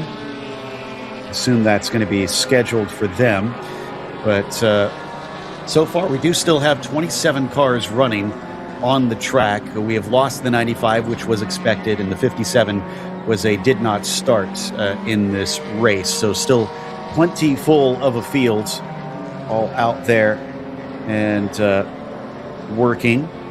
And that 76 actually had somebody come in on the right-hand side to the passenger side of the car for a brief moment. That was interesting. And you said that was the 76 you were mentioning, yeah? Yes, that's our leader, actually. Yeah, great. That's what I was just going to say, is that the 76 on the rear view. Autosport really has been the one that has been leading the way in that ZR3 class, setting the pace. They're actually working on the rearview mirror right now. I think they're trying to get it to stay up. Because I almost, it looked like at one point he was just literally had his hand over there constantly because it was not staying up at all. So, like I said, I know you said that happens sometimes, but it seems like it has become a bit more of a major issue than we anticipated. Yeah, and I mean, I'm looking at my side of things as well. They are fixing it. Thankfully, the good part about it, I mentioned there's literally 2 bolts on the back end. There's 2 mounts that hold down off of the roll bar, right? It's attached physically to the roll bar, not to the roof or anything like that. So if they can get some tools, aka a ratchet and a box wrench back there, now you have to know exactly what size that is. Otherwise, you're going to be going back and forth over pit wall just to find the right size in order to be able to tighten and tension those bolts. But once they figure that out, they should be able to at least tighten it up so it's not moving around. I think the one drawback, though, Joe, is that if it's a well-used rear view mirror, it might be a constant thing, and they have to do it every, call it 90 minutes, 2 hours or so. Yeah, understanding that zip ties are being applied, so that might get around that issue. In the meantime, we've got Sloan down on pit lane with one of our drivers. Sloan? I'm here with Travis Weltzine from HQ Autosport. Travis, this is your first Zenith race in the ZR3 class. How are you feeling? How's your weekend going so far? We've had some struggles. We had a fuel pickup problem yesterday. That's why we missed the endurance race in the afternoon. So we got that sorted out, we think. So far, so good. We're just running circles. Lap times there, I think we're in the hunt. Just kind of see if the race will come to us towards the end. Yeah, so far with Zenith, though, it's beautiful. Hospitality's great. The car girls coming by with the water and the food and the drinks is awesome. That made our day yesterday. and everybody's super nice. You know, as usual at the track, everyone's super helpful. You got a broken car, we help each other fix it. Get through the race together, you know. So yeah. Yeah, we love to see the camaraderie. You were in for the first stint, right? No, Mike Donnick's in there right now, actually. Yeah. You just look really sweaty walking around then, huh? It's hot today. It's probably 90 degrees already. I think we're probably in like the 80s. Maybe there's a nice breeze. You're just a sweaty human being. Yeah. We always wear black to the racetrack for whatever reason. That's a good idea. Yeah, no, it's a little hard to breathe in these things, but it's okay. Well, a fire suit's actually really tough. I put one on once and I almost had a panic attack. Yeah. Well, I'm kind of doing double duty right now because one of our pit guys was sick. So I'm helping with the pit stops as well. So that's why I'm in the suit, which I will be in for the rest of the day until my stint. So. Okay. And tell me, where are you guys from? We are from all over. The HQ Autosport is based out of Escondido, California. Myself, I'm in Palm Springs, California. Mike Donnick's out of Arizona, Phoenix, Arizona. And that's about the core team right there. And yeah, Rob Henred is in Mission Viejo, California. Awesome. We love a good West Coast crew. Well, thank you so much for your time, and we're rooting for you guys, and we hope to see you on the podium later. All right. Sounds good. I hope to see you up there too. Safe Sloan. Back to you guys. That's the second person we've heard is being a little bit ill this weekend, so everybody take your vitamin C out there. In the meantime, we've got Jonathan ready with an update on the 76. As mentioning, the 76 went by Dawn and talked to some of the crews who went over the wall. It was, in fact, that rear view mirror that had been coming loose, but that wasn't the only thing loose in the car, saying that they felt a little bit of a vibration near the rear end. So we saw the trunk come up. You can see that on the track pictures. The driver who was assisting with putting those zip ties to fasten the rear view mirror, which did work from my understanding. They'll keep an eye on that. Went to the rear of the car with a wrench in hand and even more zip ties, just have a quick look around. Didn't see anything that looked out of place. They even had a USAC official watching on as well to make sure everything looked safe. She gave the thumbs up, so no problems for one of the fastest cars in ZR3 right now, guys. They are out of the lead now with Harrison Motorsports 392 overtaking that spot with that pit stop. And they've, I think, changed around for the first time since we saw the start of the race when we had a little bit of a change for the lead. So some little bit of changes around there up in the ZR3 class. Certainly not even close to being over, Joey. And same thing with that HQ Autosport team down here in the ZR3s. Yeah, I see that HQ, who Sloan just got done talking with, is sitting right there in 6th place in that ZR3 class. So we'll just have to kind of wait to see if they can make their way up through the order a little bit more over the course of these next 10 and a half hours that we've got at VIR. Getting a message from Race Control about car number 58. That non-functioning race link and those brake lights, they must pit to repair that car. And we're going to have one of those cars going down pit road here momentarily in order to fix up those mechanical woes that they're experiencing out there on the racetrack. And just to kind of give an update for everybody else out there watching, since we are, call it 90 minutes into this race, Shane Roberts and Roberts Motorsports leads the way 7.5 seconds over Ethan Barker in Nimbus Racing. And then round 3 racing in the number 3, Quoto, is currently sitting in our top 3. That is a definite change from what we were seeing before, because it was all of maybe a second apart from much of the beginning of the race. There's one of our Random Vandals cars trying to cut back underneath on the GT machines. I believe this is the 98 back out on circuit, unfortunately running last of our ZP2s with a lot of work to do there. In fact, I'm showing about 5 laps down from our lead up at the front. Also, I believe we had a driver change during those pit stops with Thomas Belleman hopping into the 4. I don't believe he started this race, so there's a little update on that. In fact, I think some of the first of the driver changes we've seen throughout the field. Most everybody seemed to keep the same driver in the car. You are right that it was Oliver Piatek in that number 4 car, so Belleman has now hopped in. The lap times showing pretty good right now. All of our top 5 kind of in the low 2 minutes, chugging along as we get some shots on the screen. This is our leader in that 109 car. We saw very briefly the white 290.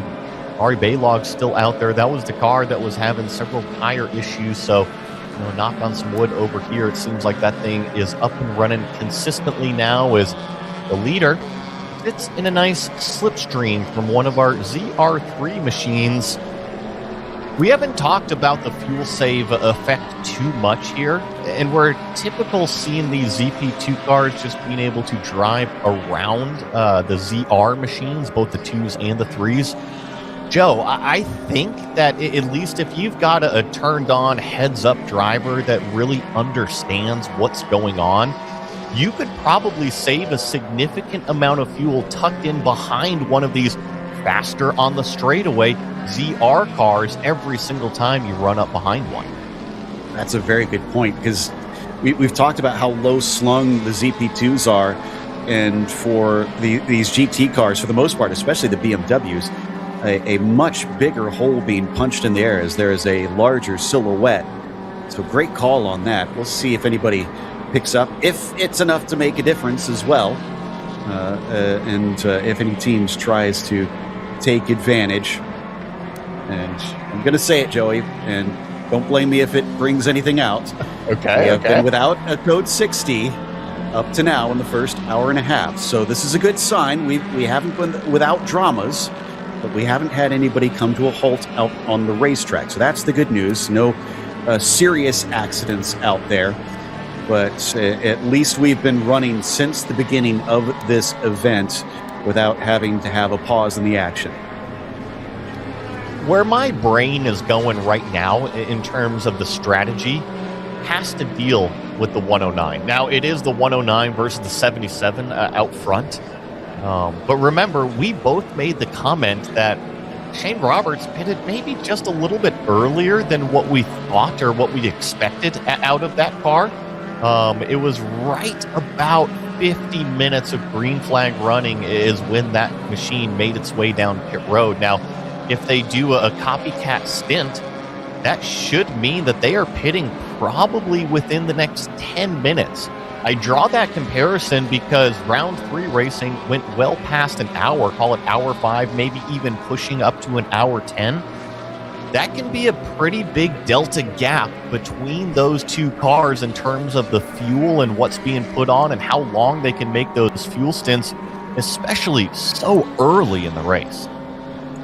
And the highest car of that round 3 racing crew is still the number 3, and they're only, I'm showing, about 10 seconds behind, which, yes, it's an hour and a half, so it could extend beyond that. But as the strategies start to play out, that 10 seconds I don't think is going to be enough between the two to allow the 109, if they have an extra pit stop, to try and stay ahead. So if they're trying to play the rabbit to this equation, and they're going to need a whole lot more pace, to your point.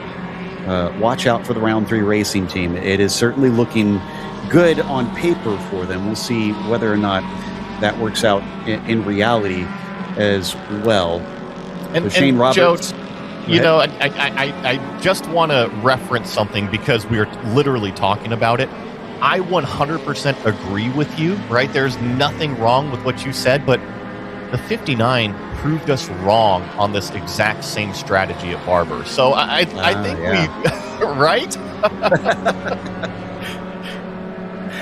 Yeah, I mean, like we keep saying, that's why it's a race. That's why we go out and see this action happen. So you got to try and see how it all plays out, because sometimes what we think is the right way to go just isn't going to be the one that we want. And it is going to be Gavin Vaughn, by the way, who should be hopping in for that 77 a little bit later in the race. Another driver who is very, very fast, as we're understanding that the 58 is going to have a bit of a change as well. And I believe they've had a swap in drivers.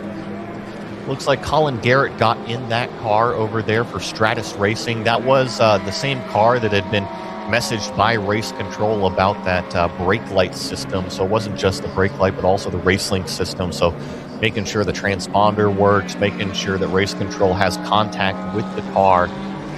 So they have been in for service and got a driver change done, as looks like our overall leader here going to be side by side. I'm sorry, this is Ethan Barker going by a lapped car going into what is turn number 1. Now, one thing we should note about Colin Garrett, another driver with a lot of experience there over in Stratus, and I've got to watch him race in GT racing for quite a bit over the years. This is apparently his first time in an NP01, so obviously it's going to be slightly different, but we've seen the lap times somewhat close to some of these GT cars, so hopefully, Joey, won't be that great of a leap for him. The thing that I've always found fascinating about hopping from car to car, that usually the markers don't change drastically too much. We have seen these ZP2 machines be able to push it a little bit deeper on the brakes. However, it is not, they call it 4 markers difference. So as long as Colin goes out there and drives to what he is familiar with, especially coming from that 9.4 Motorsports car, over in that ZR2 class, we know he's plenty capable of driving a fast car and driving a fast car at the limit. So as long as he goes out there and just does his thing as a driver, don't try to do too much, just do your thing as a driver.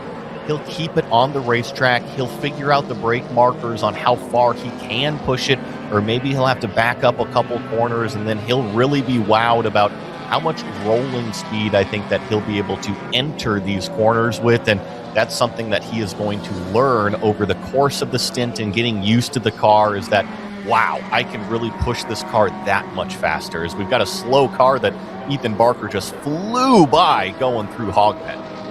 I was going to say something because I saw that white flag being waved on the exit of Oak Tree, which is the signal for a slow car, and there we saw the confirmation. I was trying to make out who exactly that was. Is that it might be the 392 I'm seeing. So that's Harrison Motorsports. That was our leader, wasn't it?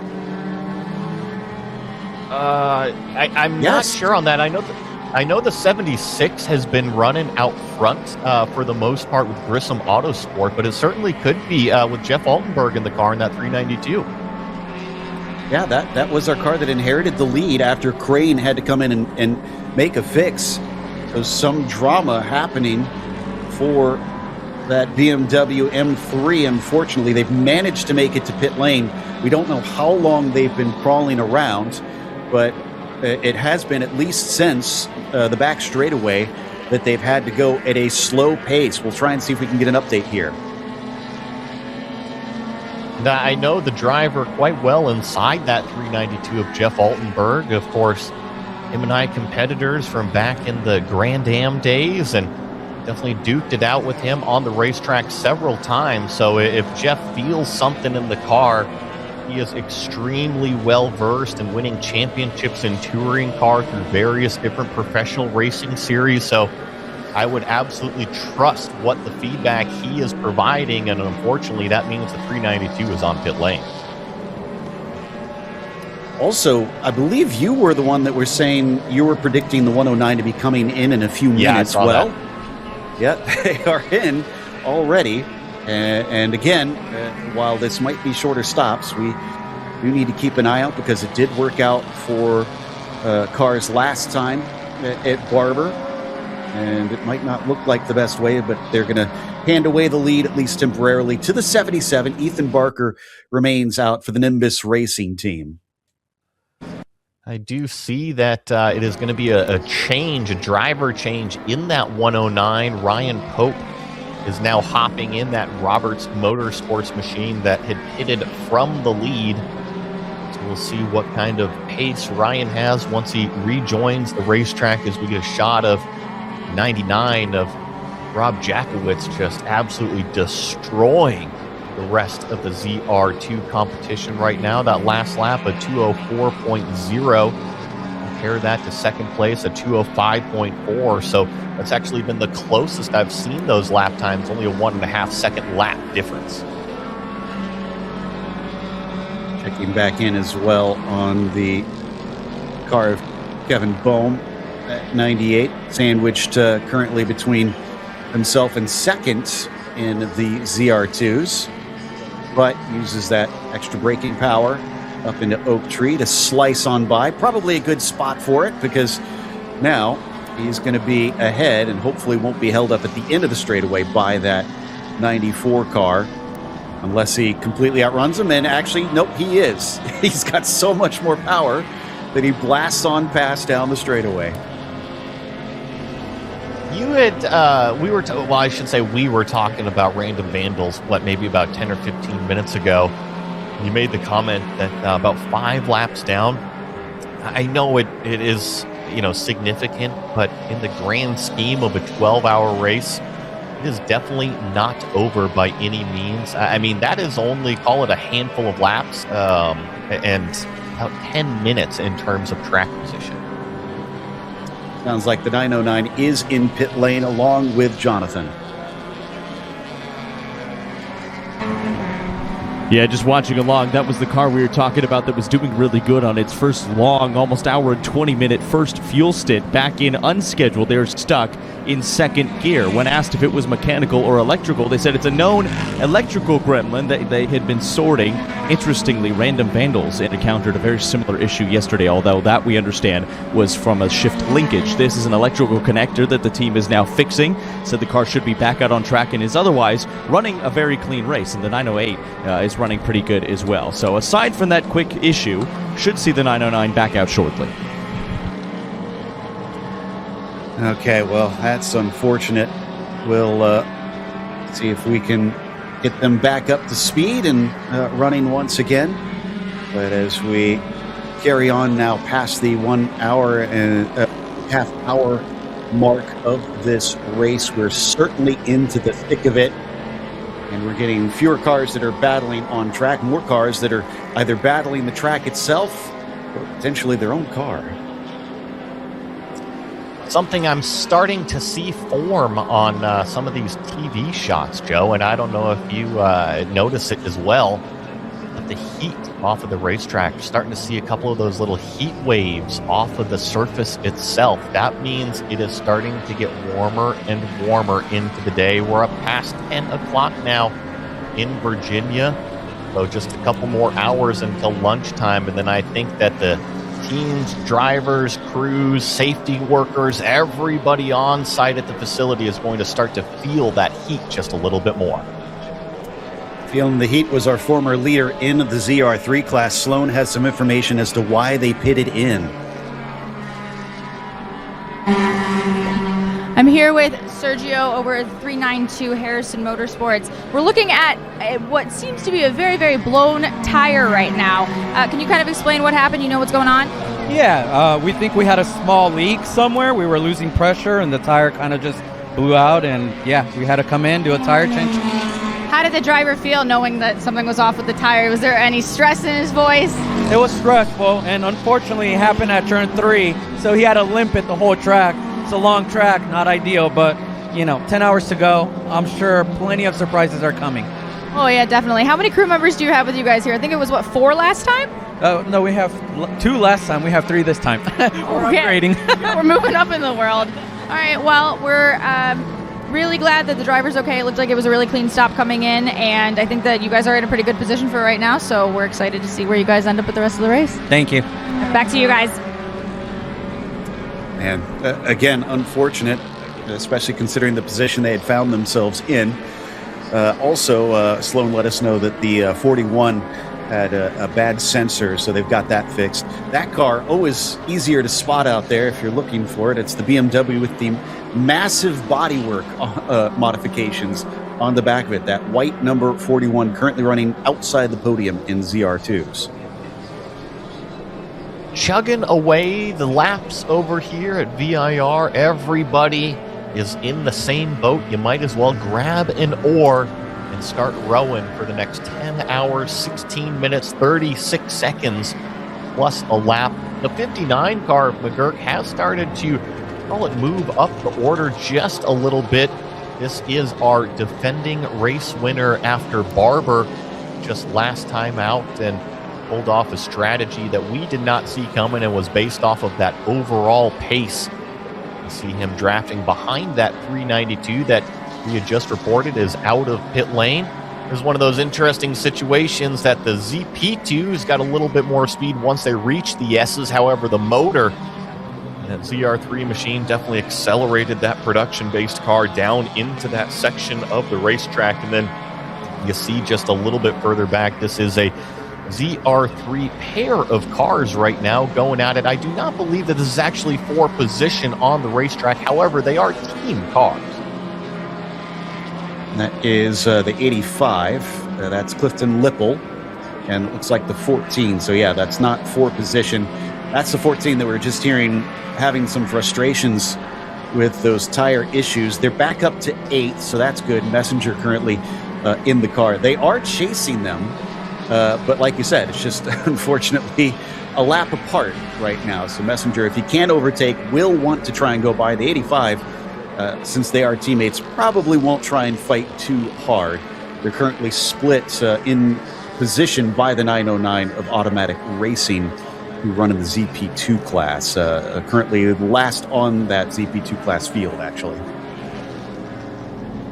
See these cars kind of work together out onto the straightaway here. That 14 is the tail car of Ren Messenger there with AOA Racing. Going to pop out drivers right here and opt to slot back into the racing line. And I think just kind of given the position that the 14 is in comparison to the team car out there, I don't think that they're trying to cost each other too much lap time. There you see a nice coordinated pass out of what is turn number 2, letting the 14 by. So maybe now it's a chance for that 85 to kind of attach the virtual fishing line and kind of stay right there on the bumper of the 14, maybe learn a few things in terms of the overall pace and be able to use the slipstream. I'm going to say that the drivers need to be taking mental notes as they watch those cars ahead. So hopefully he's been able to pick things up. Speaking of picking things up, I'm kind of trying to keep an eye on the 3 and the 4 and what their lap times look like this time by, because last time it was about a second difference between them. And again, about a second difference in favor of the 4. Thomas Belleman is catching up to P2, so we could see a change for the podium positions in the prototype soon. Also talking about that battle is that the number 3, the driver of the number 3, has been in since the beginning of the race. So he's on stint number 2, while Belleman relatively fresh in the car, right? He is, call it about halfway through, maybe 2/3 of the way through his first stint right now. So it could also be that the driver, the number 3, has been in there. He's been in the rhythm. He's performed his task for the last 90 plus minutes. He's hanging on until he's basically pulled out of the car, while Belleman, now IC on timing and scoring, has gone around the number 3 car. So that seemed extremely efficient and very quick. Quick is right. And there you go, Joe. Oh, that's the fight right there. I was not saying it, but there's a 3.5 second gap now between Belleman and his teammate in the number 3, and that's obviously because the number 3 drove it off the racetrack in turn number 1. Exactly. So able to continue, thankfully. And they're kind of lucky that it was only 3 seconds that they lost. One of the things that I've always noticed about turn 1 is it's actually kind of downhill if you go off course. So it's hard to bring it back to the circuit if you go completely 4 wheels in the dirt. And it's so high speed, right?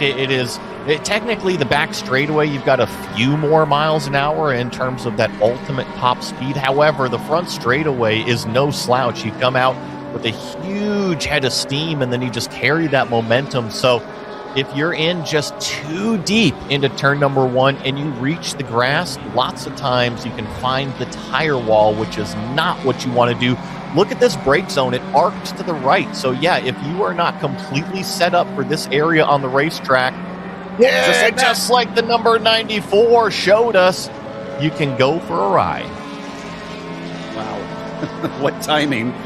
And thankfully, back on the circuit once again, you could see took all the way until about the exit of that long right-hander to get back onto the circuit. Great job by Ed Fardos there to keep it from becoming a worse situation. You need a few rags to clean the dust off once they come in for their next pit stop, without a doubt. The poor 58 team cannot catch a break. Not only did they have to work on some of their race link issues, apparently they've got problems with the Code 60 system, and that is a must that is working. So they are back in once again doing work. Sounds like... Go ahead, Joe. We do have Sloan Polisner as well for the 555 team, who has been doing extensive work. Sloan, what's the story? I'm here with Jay Tompkins and Bassam over at Bruce Innovations, the 555 car. Jay was kind of giving us a little update on what was going on, why their car is currently parked in pit lane. Jay, can you give us some more information for the viewers at home? Basically, it was overheat crash yesterday. Either there's a pinhole in a radiator or the airflow is good enough, so it overheated enough that the motor side worked. Bassam, what did you do? Unfortunately, when you're not able to disable the traction control settings and everything, the car tries to compensate under braking, which I was not aware of. It enters this special term that a lot of BMW guys know about called ice mode. So the ABS essentially doesn't kick in, going into turn one, slid right off, and then, once we hit the grass at VIR, it's nothing but a roller coaster to tire barrier. Not a hard impact, enough to just the bumper and some of the cooling elements on the car. So we were able to get it all back together, but unfortunately, some of the cooling elements didn't do what they needed to do for us and led to overheating. So it's an unfortunate thing, learned a lot. We'll bring more parts, I guess, next time and see what we can do. That's kind of one of those things where you don't know until you know. I heard you guys were here until 1:40 in the morning is what I believe your team manager said to me when I was talking to him this morning. Guys hang around for that, or was kind of a crew that... Definitely a crew build. That's one reason why we love Bruce Innovations. They don't give up, and they're going to get the car back on track. All right, well, thank you guys for your time. Back to you guys. Joey, the crews really are the unsung heroes. That's the sort of stuff that you don't think about. That, yeah, it's rough on the driver physically, but the crews are out here today, and on top of it, having been out, I mean, we started this race at 8:30 in the morning. They were up till 1:30. That is long hours, and you're right. The crew members are oftentimes the unsung heroes of racing. It doesn't matter if it's sprint racing, even more so endurance racing, having this machine last the entirety of a 12-hour race. And lots of times they don't get the glory, right? We're always talking about the drivers, right? Ethan Barker out here, Thomas Belleman, Victor Cuoto, Rob Jackowitz, Alex Crane, right? All these drivers that are out there leading the class. We're saying their names, we're saying the team names, and oftentimes those crew guys are the ones that are responsible for the speed inside the race car. They're responsible for even tightening the lug nuts. If you couldn't tighten a lug nut, guess what? The wheel wouldn't attach itself to the car. It wouldn't make itself go out on the racetrack. So, yeah, big time shout out to all of the team members, the crew members. They are the heart and soul when it comes to endurance racing. Camburn Performance has brought Baselli in, so the 177 from third and the ZR2s getting some service now. Otherwise, everybody else is out on track. We saw the message there that the 58 heading, obviously, behind the wall, having to do some work because of the issues that they are having. So as we continue to watch the 444 here, now onto the podium as well because of the issues that we had for the 392 Hotlines. Like we said, can't count out this car, although they've now got the Porsche suddenly on top of them. That is to lap them. Haven't really talked about this. 411 has very quietly moved themselves up into second. So currently have Theodorakopoulos out in the car. Apologies if I had botched that name, and just chugging along. I'm happy that you gave it a shot because on my screen, it doesn't even say the entire last name. I've got to bring it over to a different window and really click on the screen. Well, yeah, I could do that too, but oh my goodness. I'll leave that one up to you, though, as it certainly seems like Peter in the number 411 is doing a terrific job.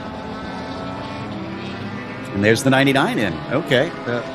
apparently having a few issues there. So that was our leader, Jakowitz, getting fuel from what we could see of that freeze frame. We'll get back out. And actually, let's go to Jonathan about this pit stop. Yeah, we talked about the 99 crew at length yesterday and their speed in that M4 GT4 Evo. One tank of fuel going, empty can goes back over the wall, second tank now in. They've already done a driver change, no tires on this stop. Quick visual inspection of all core quarters, clean as a whistle, waiting, a little hesitation. That M4 is revving the engine, just trying to get it in gear, a little bit of a hesitation. Now off and away, lost a couple of seconds on the back end of that pit stop, but otherwise nice and clean for your ZR2 leaders. Yeah, that small hesitation, I think, is about the only problem we've been seeing from that car this entire weekend. They'll exit out onto the pit lane. Thankfully, a nice, easy pit exit, this one. Doesn't really dump you into the racing line. You got plenty of time to see who is coming along behind you as you break into the horseshoe. In fact, yeah, there's the 24 car is coming up behind, and thankfully not creating a problem for them as we once again return our attention to the 444, not willing to give this lap away to the Cayman. And eventually that Porsche Cayman is up and ahead, puts another lap down on the other podium sitter. And while we've got that 411 Cayman in shot, I know that you were mentioning them, doing a terrific job up to second place. And I think even a bigger time shout out to that Heinlein Racing team as well, because from what I understand yesterday, this Cayman right in that corner, turn number 10, had a little bit of an incident yesterday. So once again, one of these teams and crews that is up all night. There you see the damage on the left side of that 411 that is left over from yesterday. So it's not just one team out there. It's not just two teams. I think we heard from Jonathan pre-race that there were several teams out there last night late into the hours fixing up their cars so they're ready for today. Battle scars apparent on that Heinlein Racing machine, without a doubt. But if it does have a good finish today, those will be well-earned battle scars if they can come away with some hardware. Looks like Siegel, I believe, has hopped into the 99. I don't know if we covered that. So getting a little bit of a driver swap in our leader for the ZR2s, who gives up a little bit of time to the 94, but still remains in the lead despite a full pit stop. I was just checking in on all of our other racing going on. I was watching the onboard from Ethan Barker, who is our overall leader right now. I want to say he's right behind the 109 car of Ryan Pope. And typically we see these cars running together on the racetrack. However, it's been a fight for the lead versus the 109 trying to hang on to the lead lap. Which, as we said, can be important, not because you're trying to make sure in case of any sort of code 60, but just simply you don't want to lose that position. Big slide for both the 94 as well as the 411 machine coming around out of turn 5 there. That's definitely a spot where we've seen cars go wide a few times so far in this race. Just about 2 minutes shy of 2 hours into this race. We've only got to do that 5 more times. And Joe, I'm a little excited off screen here because Ethan Barker just got his nose chopped off by the 109 in the middle of the back straightaway right now. So they're at roller coaster going down the hill towards Hog Pen as we're watching this 411 Cayman here on the screen. And I have to mention it because this is the 109 car fighting for his life to stay on the lead lap right now. We know that Nimbus Racing and Round 3 Racing, they still owe us their second pit stop, but they are duking it out right now on start-finish line on the front straightaway as this is a good battle down into turn 1. This is the fight that I was talking about. This is the 109 car. He's hanging out in 7th place while the 77 is our overall leader trying to put them a lap down. And previously, these two were fighting for the lead as well, so a bit of a change for the pair of them. And for Barker, this is hurting. Bellarmine has been closing in the last couple of laps with him being caught up. Like you mentioned, Nimbus versus round 3. So there's not going to be any help between the pair of them. There's definitely a bit of a fierce rivalry starting to form. Can Belleman manage to use this to his advantage to maybe try and take the lead away from the 77? As let's see if we can get him in the shot. We're showing about 3.5 seconds. Nope, like a little far away still to be able to see them in the same camera angle.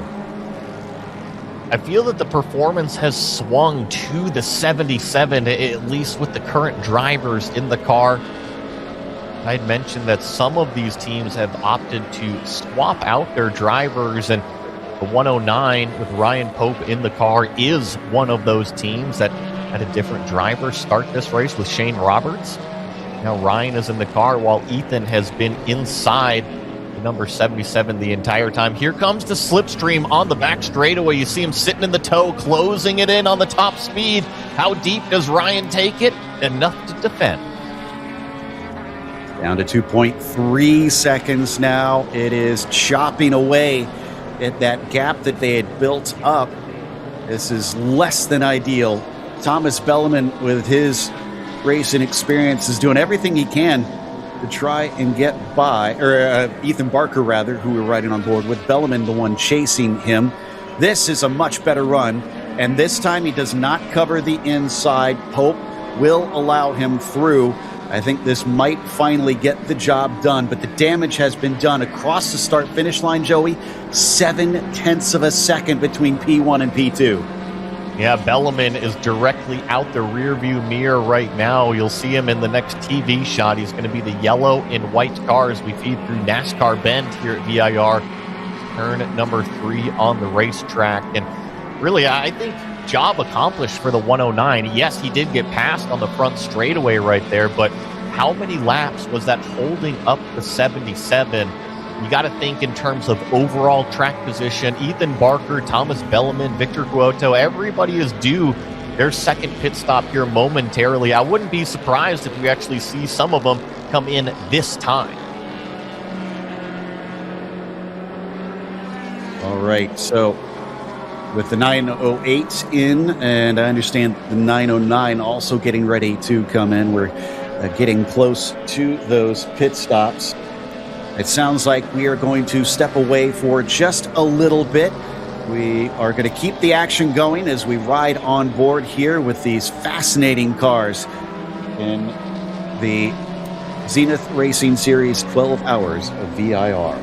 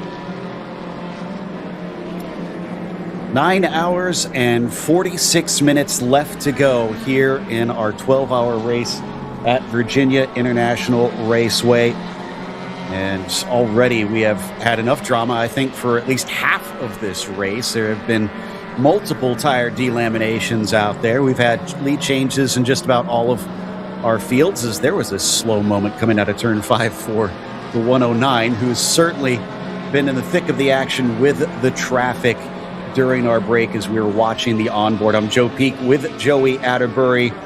Joey, this has been what I'd say has been an entertaining start to our first real full endurance race in the Zenith Racing Series.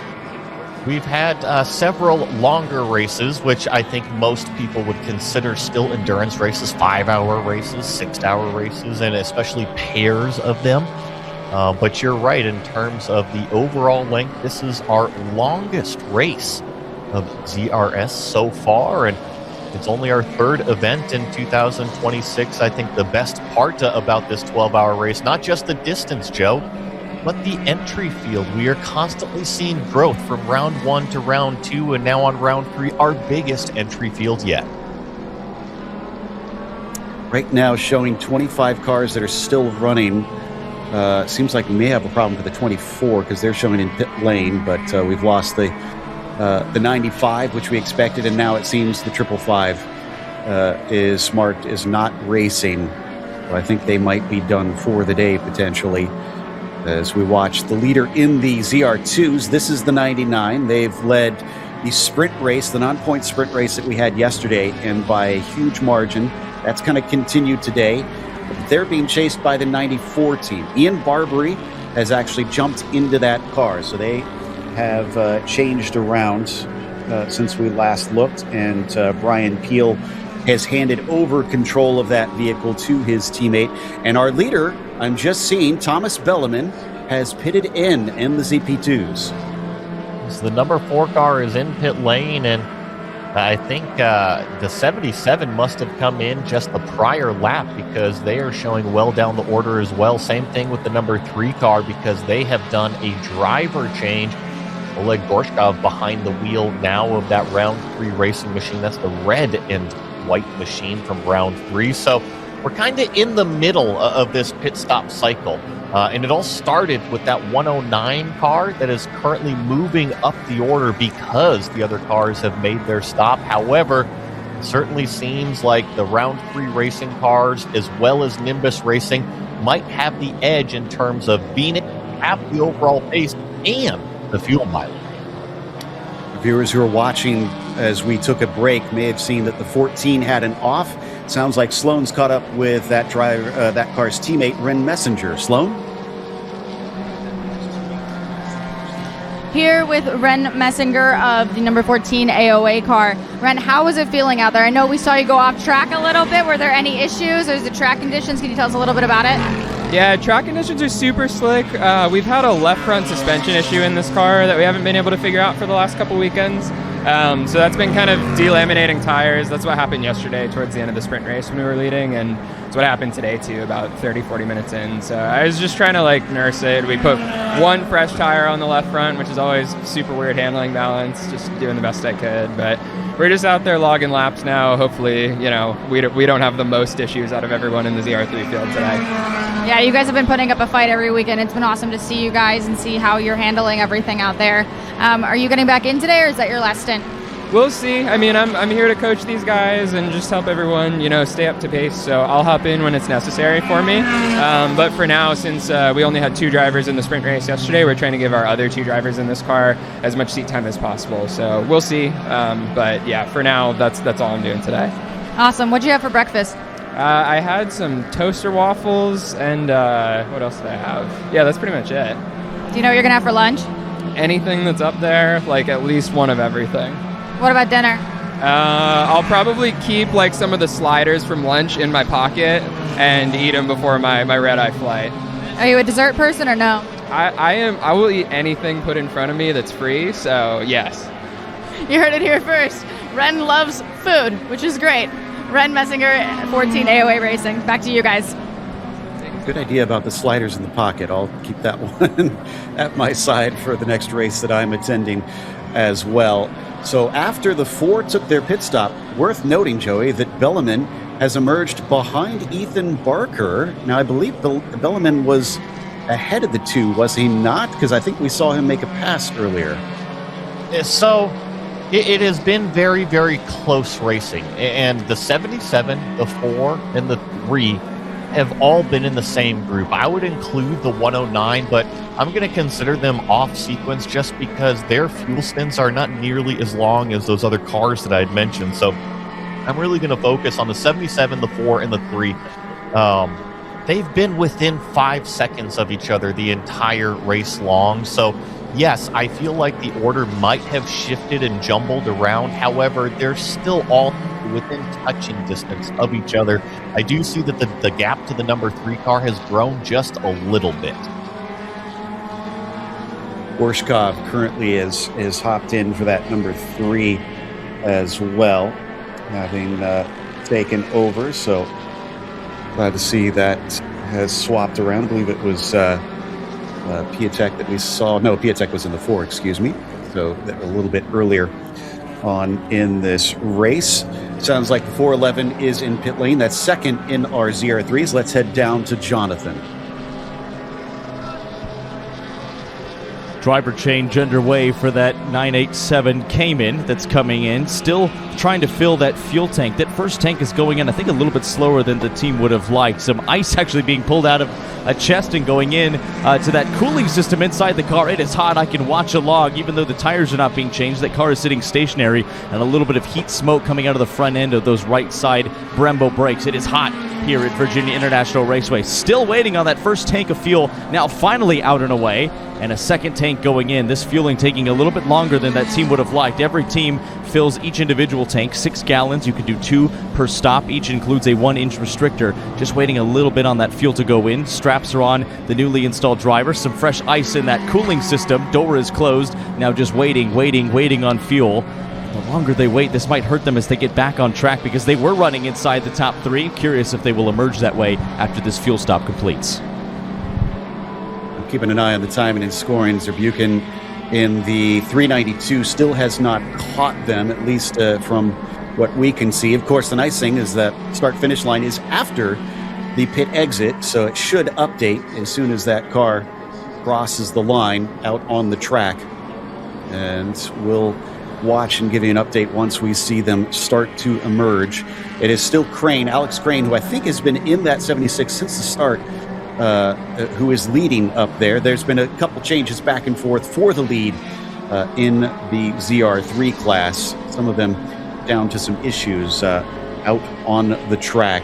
And now it looks like a few of our cars are going by, but outside of the class of the ZR3s, having already overtaken. At this point, it is up to the 392 is just coming by now. And yeah, 392 will take that second place off of Heinlein Racing. And yeah, like you were just mentioning, that pass happening out there on the racetrack. It's a good shot of one of the 808 Racing BMWs making its way through the snake section here at VIR. Jump back over to what is the 109 car. Now, Joe, I want to ask you, I didn't expect to see that this 109 dropped so far down the order, because even though they short stopped in comparison to everybody else on the first fuel stint, they still found themselves out in the lead. However, that has not been the case on this second stint for the 109. They've dropped all the way down to 5th place, and you look at the gap between them and the leader, and it is pretty significant. I wonder if there was a bit of a longer pit stop. There we see the 555 actually being literally towed in to pit lane. But Jonathan's got someone with him at the ready from the 411 team. Jonathan? Out of the 411 as you get a fresh bottle of water. Pete Theo, thanks for joining us. We know it's hot out there. I see you've got the cool shirt on. We saw some ice going in for your teammate who hopped aboard. Talk me through your stint. You guys look fast running second in class. Well, after a rough Friday, we did our best. The car seems to work, but we have a couple issues to deal with. And what can I say? The Virginia weather always beats us up, too. I think it's a 90 right now, and I got that extra layer of blubber as well. That doesn't help. So, yeah, we're doing what we can. I think we did a little bit on that set to catch back up, and from there we'll see what happens. You know, it's just racing, 12 hours. Everyone might break, everyone might make it. Who knows? One of those issues you were nursing, it looked like, was a fueling issue. That fuel fill looked a little bit slower than normal. What can you tell us? Yeah, so yesterday we had an issue. We put a new tank in the car, and something was in there, something died in there, whatever, clogged up the filters, and we didn't get much run time yesterday. We seemed to sort it out, but unfortunately today, I think we only last about 45 minutes in the stint, and we're going to make what we can of it. But other than that, the car seems to work. The tires are revulcanizing out there from all the heat, but we'll see if we can keep it on track. In a BMW-rich field, especially in ZR3, flying the flag for Porsche and doing a nice job of it. How's the pace, do you feel, in the second half of this race once we get there? Well, it's a little bit of a flip of script for me because I'm usually a BMW guy, so for me to be in this tax bracket is a little posh. I feel a little special, We're doing what we can. Obviously, BMW's a proven platform, but so is Porsche, and so far so good. If we can keep it through the hot middle of the day, I think we might have a fighting chance, maybe. What's the balance of that car like? I know the 987 is a really popular choice for a lot of performance driving, but in race trim, what's the car feel like? Oh, fantastic. I mean, it really should have been the 911 that has that mid-engine, and finally did the RSR like that, but, they'll never let the Cayman be the top car, so it's great. That platform's fantastic, yeah. Finally, Pete, are we going to see you back in the car towards the end of this race? Oh, you know it. Yeah, I got to get back in there and save the day, hopefully. That's Pete Theo trying to extract as much pace as possible out of that 987 Cayman, guys, running strong inside the top 3. And I think more importantly than anything, Joey, he sounds in very good spirits about all of this. So I'm sure it's a little easier when you're running top 3 in this race, but he sounds very jovial for someone who just came off of a very long stint. Out of the race car and a happy camper, that is always a great way to find a driver, and a little bit of action right there going through turn number 10 as multi-classes kind of showing itself in its true colors out there as everybody got jumbled up. A couple of those drivers dropping wheels off there. That was a little bit of a nervous moment as well for that yellow machine. That is Thomas Belleman speaking to the outside going down the straightaway there, and thankfully the AOA car saw him coming. I think it was yesterday that I was talking about how low the roof line is, and some of these ZP2 machines, you put them up to a larger ZR2 or ZR3 car, and some of the drivers really have to look in order to find those smaller prototypes. And also, I think, Joe, one of our first shots of that Camburn Performance Ginetta, that 177 that we've gotten today. Yeah, I've been kind of keeping an eye on them here and there. So far, so good, sitting on the podium.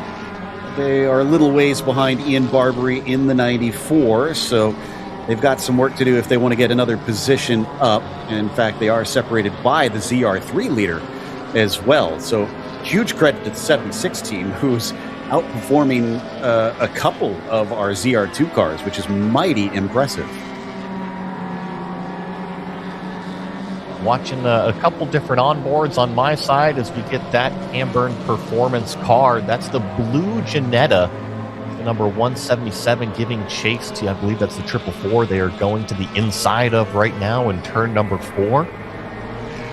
I'm hoping for a great day here for this Ginetta. I know that the team and the drivers have run into a little bit of adversity given that multi-class traffic in the first couple of rounds, so I hope that Clark and team do great today and keep on chugging along that Ginetta. After all, it was the other car, not a team car, but that white 290 that was having some problems that we reported on in the first hour or so, that things have calmed down, it seems, for them. It was fascinating to me since Clark kind of comes from our area as well with broadcast production. Love to see him getting out in the car and showing that he's no slouch as well behind the wheel. Certainly doing a pretty good job here in this ZR2 class at this stage. Thomas Belleman in that 4 machine, just going to allow the very fast ZR2 number 94 get by at the end of the back straightaway. Obviously does not want to try and fight. Although, there you go. This is where it gets complicated. Coming back down the hill. Looks like Ian Barber had a bit of a slip-up going wide at the exit of the roller coaster, and back through goes the 4 car. And I wonder if what's going on here with the 94.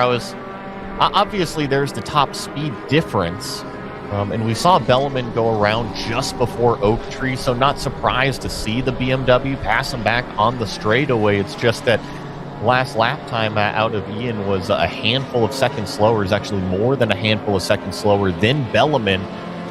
So to see him kind of go wide at the end of roller coaster right there, I think Bellman kind of had to do a double take and say, all right, where's the safest way to pass this car? I know I'm significantly faster, but I don't want to put myself into jeopardy. I think that's the big key here.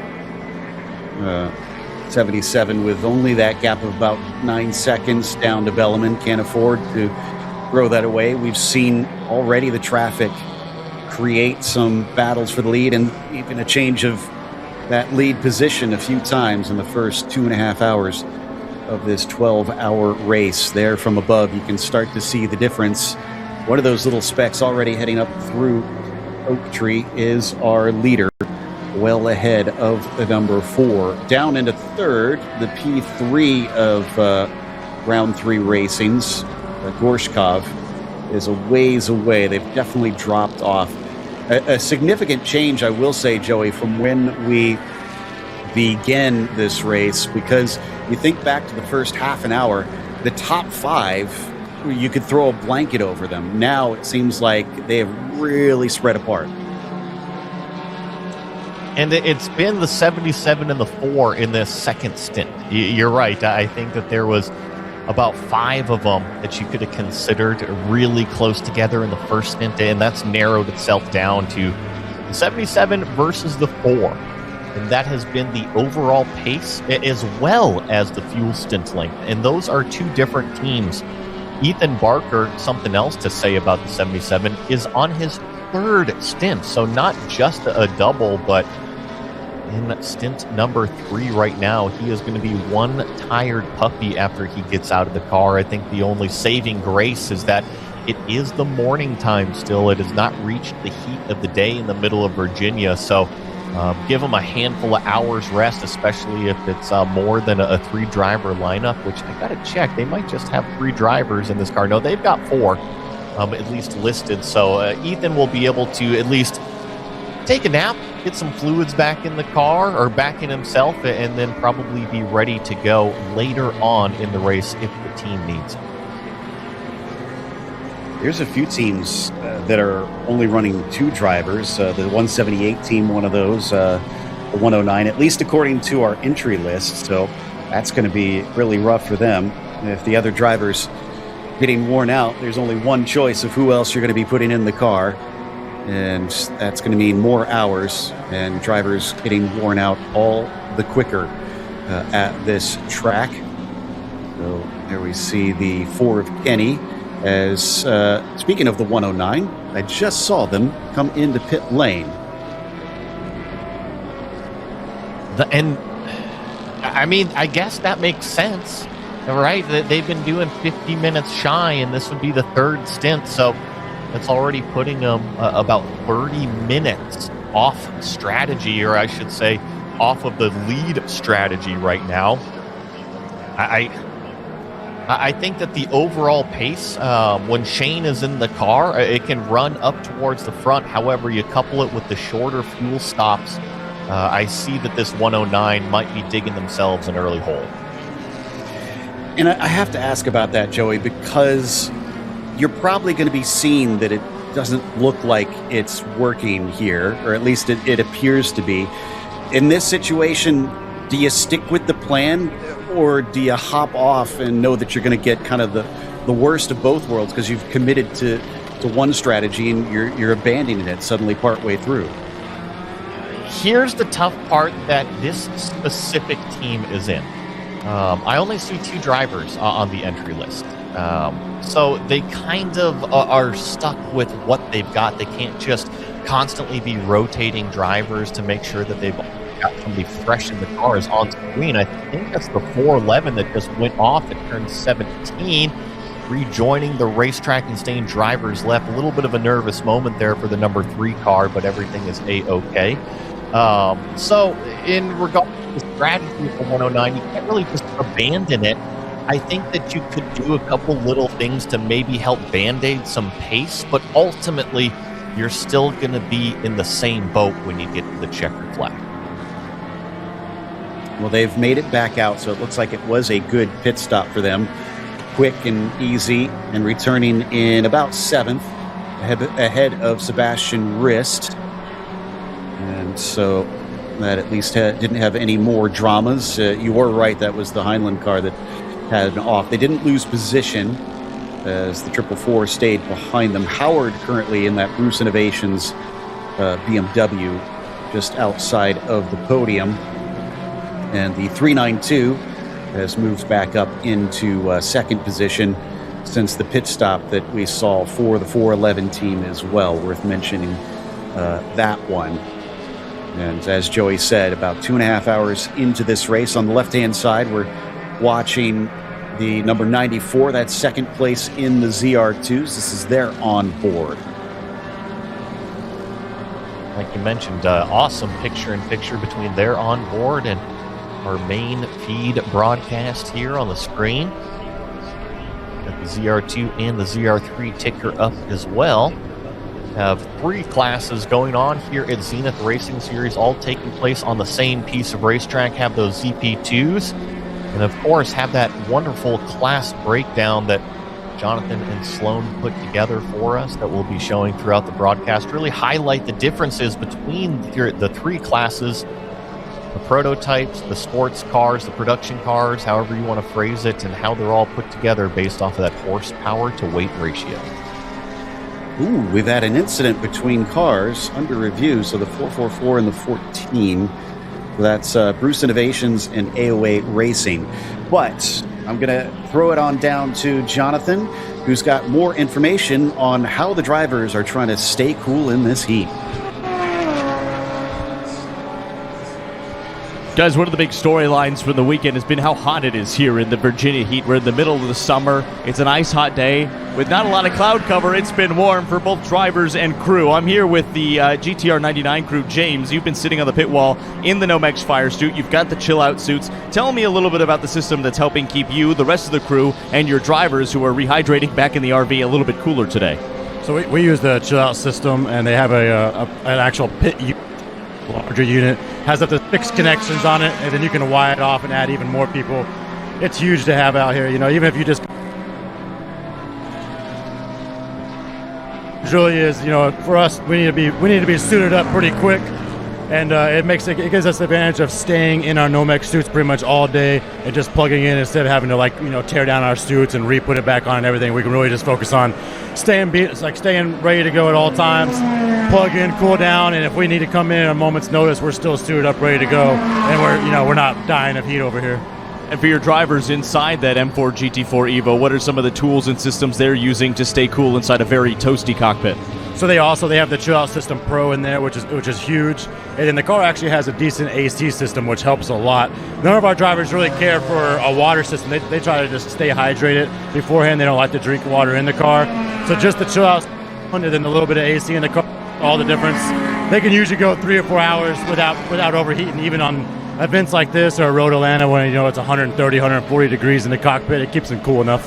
James, really appreciate your time. Wishing you and the rest of the 99 crew a good, safe race, and stay cool out there. It's been toasty today. It's a pretty significant system. A huge box with all of these different hoses. Shane, I know you're hooked up to the system as well with the cool shirts, but how fast it cools down, just grab right there. Well, I'm touching the shirt now just as Shane is plugging it in, guys. It was about room temperature before, and I can already start to feel some of the liquid going through the pipes. It's pretty incredible, this whole system. There's a lot of different methods of cooling drivers and crew members down. I know Sloan has some of those methods as well. I love hearing the way the GTR team cools down, but the automatic team has something that I think is honestly even better than a cool suit. They have a slushing machine. If you guys remember from the last race, they had a Coke flavor, but this time we're working with Mountain Dew. And actually, I was just informed that they are having a competition called Name That Slushy Machine over at the automatic social media. So if you guys have ideas on what you want to name the slushy machine, feel free to put that in the YouTube comments, because I think that we could really just make a really great name for this slushy machine. I know there was also a war over it on Facebook. They were either going to bring it to Mid-Ohio or here. Personally, I'm very happy that it's here because I think this will be my version of a cool suit system. Not saying I'm going to put a slushy in my shirt, but it might get to that point because it's going to be about 91 degrees out here with crazy humidity very soon. But if you want to know how teams stay cool on pit lane, you got your cool suit system or you got a slushy. Back to you guys. I'm willing to bet money that somebody has suggested Slushy McSlushface at some point on the name of that thing. So, also, an update. We just saw that the 14 is behind the wall, and they were part of the ones that were under review for an incident with the 444. Makes me wonder if there maybe was a little more involved and if this is related or if they just coincidentally had other unrelated issues to take it behind. So AOA Racing not really looking forward to the way today has been going. Already experienced some problems with the tires, and now seems to be something further wrong, at least at this stage. So speaking of the Coke-flavored slushies that we had, Joey, I want to give a quick shout-out. If anybody out there has a Coca-Cola that they could bring up to the production booth, a big mention of our poor producer, Mike, has been feeling under the weather today. He's been sticking out through some rough conditions, so a big shout-out to him. Joe, not just a Coca-Cola, but maybe if there's some Chipotle around. I know that Bordy would also love some Chipotle. So maybe a Coca-Cola and a burrito delivery. Some NyQuil, maybe. All right. So right now, just a quick update for our viewers that are just tuning in terms of where things sit. Our podium for the ZP2 sees Ethan Barker up at the front. Thomas Belleman has actually been running him down. That gap was 9 seconds before. It's down to 2.5. And then Gorshkov in the other round 3 racing car, number 3, sits in third. Down in the ZR2s, it's Jeff Siegel in the lead for the 99 team. Been running away with this one. Ian Barbary, though, has been trying to keep them honest. That 94 team's been running second much of the time. And a great shout out to the Camburn Performance 177 Ginetta, rounding out the top 3 there. They're actually split between P2 and P3 by our leader in the ZR3s, Alex Crane in the 76. I think Alex, if I'm remembering right, has been in the car since the beginning. Zerbukin in the 392 is currently sitting in second. And then our lone Porsche out there in the ZR3s with Heinlein Racing sees Heinlein in the car itself and running in third. I believe you're right when it came to that 76 car, Joe. I don't think that Alex has actually hopped out of the car yet because you were mentioning early on the rear view mirror issues, right? And Alex was in the car then. When they came in to get that thing fixed up, I still remember seeing Alex in the car. So, yeah, the 76 driver on his third fuel stint right now is, I believe that this is a familiar name. Are you seeing this? Who is inside the 411 car, which is, I believe, who we're watching? Todd Rotura. We know that name from over in North America Sprint Challenge Racing. Indeed. So very familiar with the Porsche format. Obviously, a little bit newer to racing. This is his first professional season, but he has come out the box swinging. And I'm not shocked to see him get more track time here in that 411 car. I'm excited to see what he can do as there he is coming down into the braking of the horseshoe right now. Currently running on the podium in his class. If the timing is showing right, though, I think he's got a minute and a half to catch up to second place. So not exactly hunting him down and looking for a pass in the near future, but he's going to want to put some good laps in to try and set the team up for later. It's all about getting those laps in, and especially for a driver like Todd, you'd mentioned so new to racing. We cover another series that he also competes in and races in, so we're familiar with the speed that he can definitely do out there in terms of lap time. He can wring the neck of a car, so he is going to extract the most amount of performance out of this 411 Porsche Cayman out there with Heinlein Racing. And so I'm very Oh, that was a little bit wide there through turn number 10. That was almost a commentator's curse as Todd got out into the marbles. Thankfully, didn't go for a ride in turn number 10, one of the fastest corners that we've got here at VIR. And you had mentioned that 444 as well as that 14 incident. It had said turn 10, Joe. We usually don't see incidents in turn number 10. And we got a car slow. I think that is the 777. So that's Curie and the Big Mission Motorsports BMW, seeming to lack a little bit of pace right now. Hopefully they'll be able to get going for whatever caused that problem, at least for the time being. So we are not out of the woods yet. We talked about the 14 going behind the wall. The 24 has been back in the pits for some time as well, from what I can see. So we are starting to see a bit of that attrition play a factor a couple hours into this race. The teams, the cars, the drivers now really feeling it. Naturally, we're going to see the attrition, right? That's just part of endurance racing and part of the time versus the machine as these two ZP2 cars looking down the inside of what is turn number 1. Almost a little outbraking maneuver right there. But I was going to say, with attrition, kind of the winners come to the forefront and gain the pace over the course of these 12 hours. They aren't necessarily always out front. And I love seeing how many ZR3 cars are still running. We've been talking about the growth in ZRS. I think the biggest growth comes in that orange ZR3 class. And I only see, once again, knock on wood, 2 or maybe 3 cars that are on pit lane. They are all out on the racetrack. Fantastic. And the more the merrier, if you ask me, especially with endurance and multi-class racing. Get out there, give us a lot of action and chaos. It might be hard to follow sometimes, but it's certainly fun to watch as we see another of our ZP2s carrying on. There is the 909 giving chase on them. Pelosi has had a bit of a rough start, unfortunately still running in 9th, but they're not quite last. We know that the 58 team has had multiple technical issues that they've had to deal with that have set them pretty far down the order, unfortunately. So it's going to be a real slog for them to get back in. In fact, I think they're showing something like 12 laps behind the overall leader right now. It's just unfortunately not likely to be doable for any sort of realistic good finish. They're just going to have to try and minimize the damage in the points championship for them. Ethan Barker still leading up there for those curious, but the battle for the lead, Joey, I think is starting to come forward because Belleman has caught him.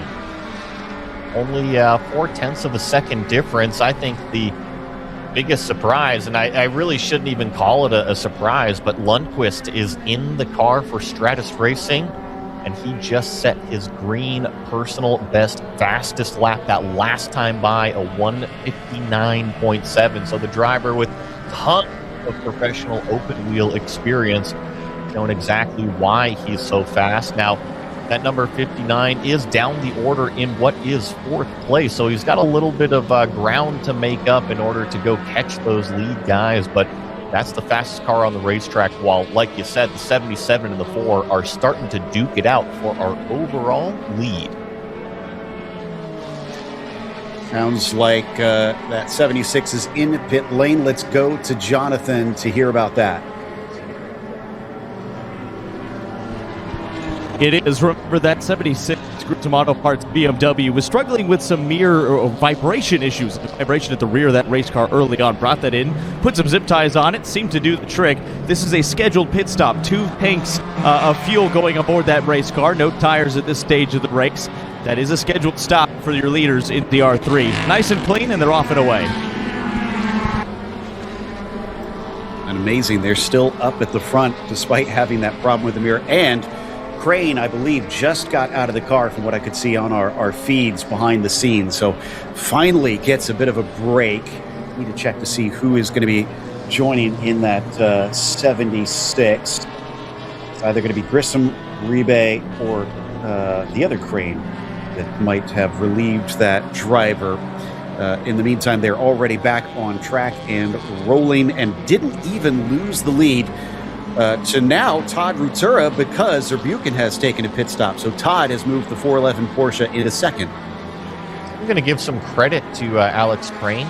Like you said, he's hopping out of the car, but inside these ZR3 cars, it is no joke on the physicality aspect. You got to remember, most of those cars a little bit older, a little bit more manual when it comes to the driving experience. I believe this is the 59 chasing the 3 for position right here on the racetrack on our screen. So this is a fight for third place overall. But back to my point about Alex is that car, you're having to use the H pattern shifter. You're having to use all 3 pedals. You have to use the clutch.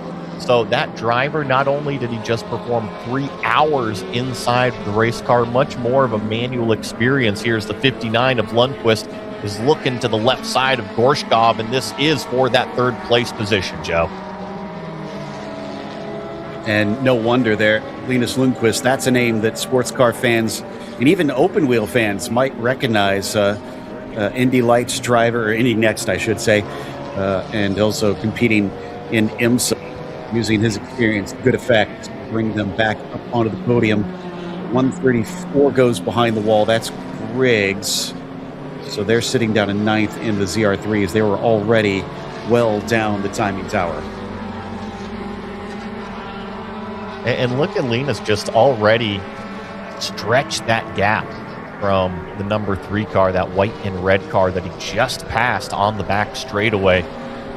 Going through what is turn 1 and 2 here at VIR, and he's already opened it up about 20 car lengths. And I think one of the great parts about putting in a driver with this much experience when it comes to that multi-class traffic, he is going to slice and dice and be more aggressive when he comes up on a car that is within the class, just like we saw with the number 3 car.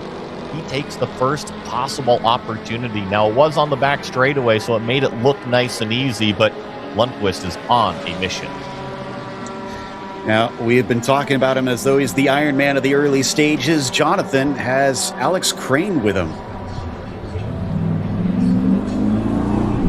Well, Alex, I think Iron Man is an appropriate moniker because you've driven this entire race duration up into this point, and it's not exactly easy conditions. It's hot. I could see the sweat on your brow. You immediately hopped out, plugged the cool system in for a second before I pulled you away from the pit box for an interview. But hydrating right now, talk me through a very physical first stint.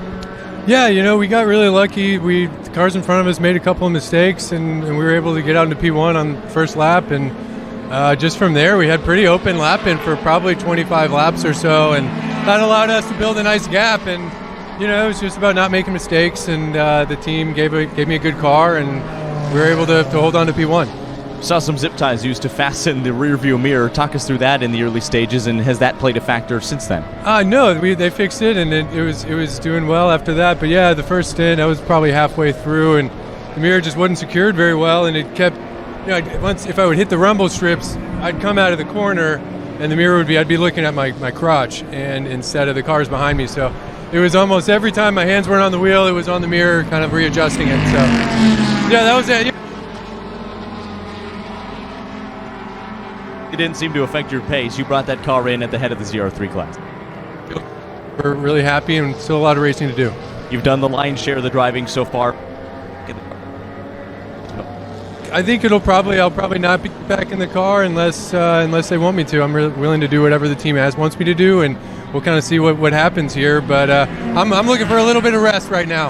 Well, I'll let you get to hydrate. Congratulations on a phenomenal first stint. Thank you. Good input there from Alex Crane, and definitely had to deal with some adversity, it sounded like, inside the cockpit.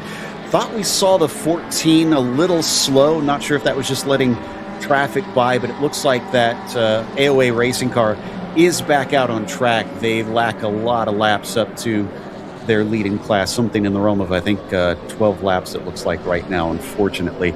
So they've got quite a bit to make up.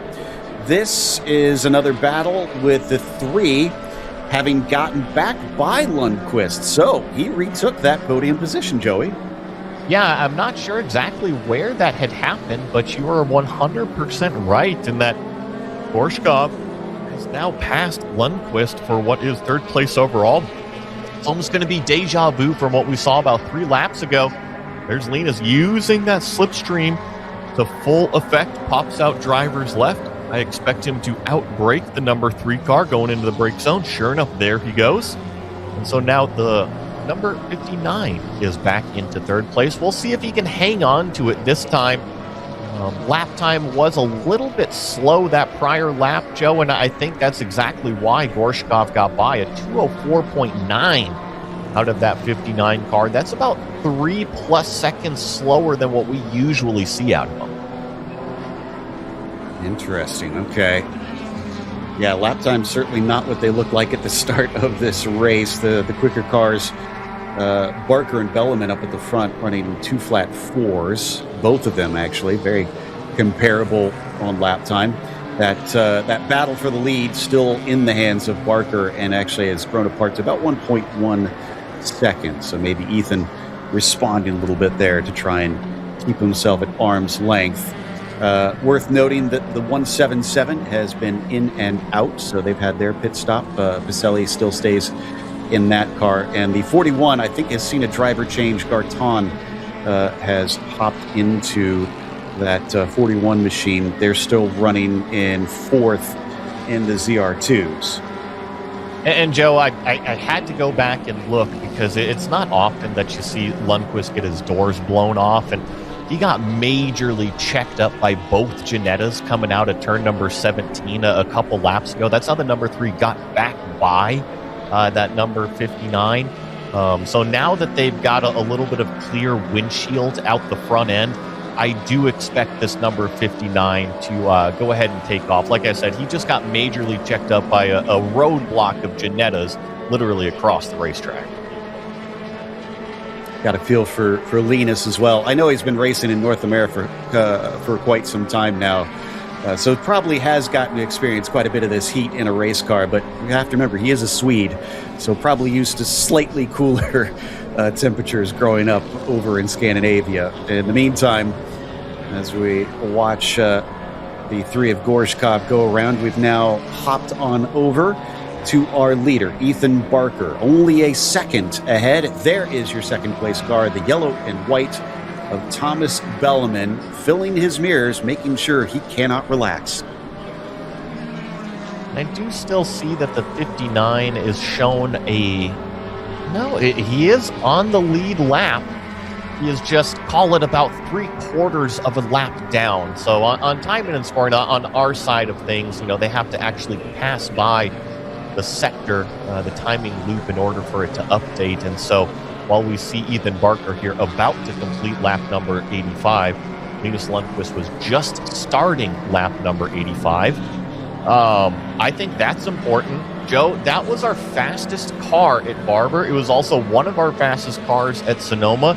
The 59 is always a threat for the top position when it comes to the end of these races. Yeah, I think you're right on that one. Ooh, this is a little close here down the main straight with the ZR2 machine looking to be a little bit in the way, at least for the time being. Our 109 off course, so that's the Roberts Motorsports machine with Pope currently in the car. That was over at turn 10. Really, generally don't want to have an off in these prototypes at turn 10. That's such a high-speed section. It could be easy to have it chucked back into the barrier on the opposite side of the course through there. And I'd be curious to see, we are going to be getting a code 60 here momentarily here in about 10 seconds. And I believe I see the 99 car maybe stopped on the track, maybe the 109 as well. And so code 60 in effect right now. Well, I said that an off at turn 10 is not ideal. I wonder if this is the cause. Now, the car no longer showed as stopped. It sounds like we're going to be getting tons of pit stops because we should be well within the window for most of the teams as we hop on board our Nimbus Racing leader down at 60 kilometers an hour. Let's see if we can see anything here at turn number 10.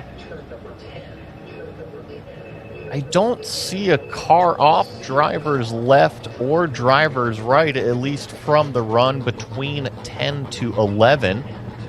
We'll try to find out exactly where this issue is on the racetrack. But right now, definitely under that code 60 condition. And I think, Joe, look at the time as well. 9 hours. This should be right on the window, or at least very, very close to the window for our lead ZP2 cars. It is indeed. Sloan is at the ready down in pit lane to give us the pit stop. Sloan? I knew we were gearing up for some pit stops, but I heard as soon as the code 60 was ready to be thrown, cars are coming in. Crew were actually caught off guard a little bit. There was a few team members over at round 3 that I know were rushing to get ready. We've got our Stratus car in right now. I know Nimbus is on its way in as well. This is the most exciting part, I feel like, of the race, when there does get a code 60 being thrown, and it's cool to see how different teams are going to execute their pit stops. Are they doing driver changes? Are they doing tire changes? Are they just fueling? So I really talk about how it is a dance when you're trying to plan out these pit stops with your crew. You're trying to figure out how many people are going over the wall, who's getting out, what's going on. I know Jonathan down here has some more info too over at round 3. Jonathan, take it away. Round 3 racing also making its round of pit stops. These are crucial stops for ZP2 competitors once the field is slowed under code 60. 2 full tanks of racing fuel going and burning out of the tires. The team is applauding a very nice and clean stop. No driver change, but as soon as Stratus is back out, the number 3 round 3 racing red machine is back out as well. Further afield, the 908 is waiting after its sister car 909 came in. Full tanks of fuel going in there. The Janetta, the white one, stopped behind it. The 411 came in just before. There goes the 908. So plenty of takers on pit lane trying to take advantage of that code 60. No shock. We kind of anticipated that it would update the strategy, would throw the strategy in a blender, if anything. So the 909 and various other cars all taking advantage of this situation. I can report that the 109 car has been showing stopped somewhere in the back straight for quite some time. I thought I saw it start to creep forward for a moment. We don't have any information quite yet as to what has happened, other than they had an off at turn at 10. You can kind of put the pieces together yourself to assume that maybe there was a big incident, especially since you don't have small ones typically through there. I understand that the 59 is in as well. Certainly seems like Matt Million is going to be going into that car, relieving Colin Garrett out of the machine. So we'll just have to patiently wait. And there is that car, Joe. And you're right, it is on the back straightaway. Now, driver did a terrific job. You don't often see this kind of little extra run out on the back straightaway. But this is exactly what it's used for, just in case, as well as some of those alternate courses that we got here at VIR throughout the facility. Yeah, it can be used as a chicane up there to help slow things down a little bit. These drivers not having to deal with that this time. Ryan Pope opening the door, so that's a good sign. Usually that's universally meant that driver is okay, that they have that. As now we've got some of the Stratus racing teams taking their pit stops. And in fact, let's go down to Jonathan, who's got the report on this 77. Well, the 77 may have come into pit lane in the lead of this motor race, but they are not going to exit that way. They've been jumped by round 3 racing. The number 4 electing not to do a driver change, faster on the pit stop, and that yellow machine is going to make it out ahead of the 77. That is a change for the lead in the pits, guys. And I also see him doing a little bit of damage repair down there on the 77, Jonathan. That is on the right rear of the car. It doesn't seem like anything super significant, but I see a crew member out there making sure none of the body work has come undone. I wonder if that had to do with any contact out there, or if that is just kind of some natural wear and tear that has happened on the race car. Interesting repair job as well, just a couple pieces of tape. So yeah, it must be something that's only slightly loose that they're concerned. Look like the rear light potentially they're trying to prevent from coming off. Camden Hibbett hopping in for that 4 team and taking over the lead now. after the 77 has been in control for quite some time. How will that change the complexion on the track? And I understand that Jonathan has a little bit more info on that 77 down on pit road. Yeah, it was a great spot on the camera monitors, guys. The taillight had come loose, and there was a crew member underneath who was able to replug it in. I saw them also with a spray bottle just clearing some debris out. This is endurance racing, after all. You pick up tire rubber, you pick up debris, plenty of different things that can happen around a road course, but just plugging that that taillight back in. So not only did they lose a little bit of a ground to the R3 Racing crew, the number 4 who pipped them on their pit stop, but waiting those few extra seconds, although it was only seconds under this code 60, to repair that tail light. Further down, I also saw the random vandals, the number 98 further down the field, had to come into its pit box sideways, trying to avoid some of the other traffic in what's a very busy pit lane right now. Always one of the disadvantages when everybody tries to make that call, is it's going to be a little bit crowded in there. Crossing our fingers that everybody manages to stay safe. That's why they have the limited crew members that are allowed to work on the cars, of course, as that is considered a safety issue. You can see they're going to put this stricken 109 on the flatbed to return it back to pit lane. I'm sure the team will be trying to see if they can fix whatever is wrong to get it back out on the circuit. Always want to try, Joey, and get as many points as you can, even if you do have a hiccup such as this during the race. It's all about keeping on swimming, as Dory says, and sometimes you just got to keep on turning laps out there. Sometimes the fortune isn't always going to go ahead and roll your way, as we take a shot of on board of Cody Grissom out there. I know it can be a little bit tough to see with the exposure level out the windshield. And this, this is the 76 right now. Lawson Crane is actually driving this race car currently. Yeah, I know it says Cody up there all the time, but we have to avoid the temptation and make sure and double check who is in the car. In the meantime, Sloan has, I think, tracked down what happened to the 109. Sloan, can you tell us?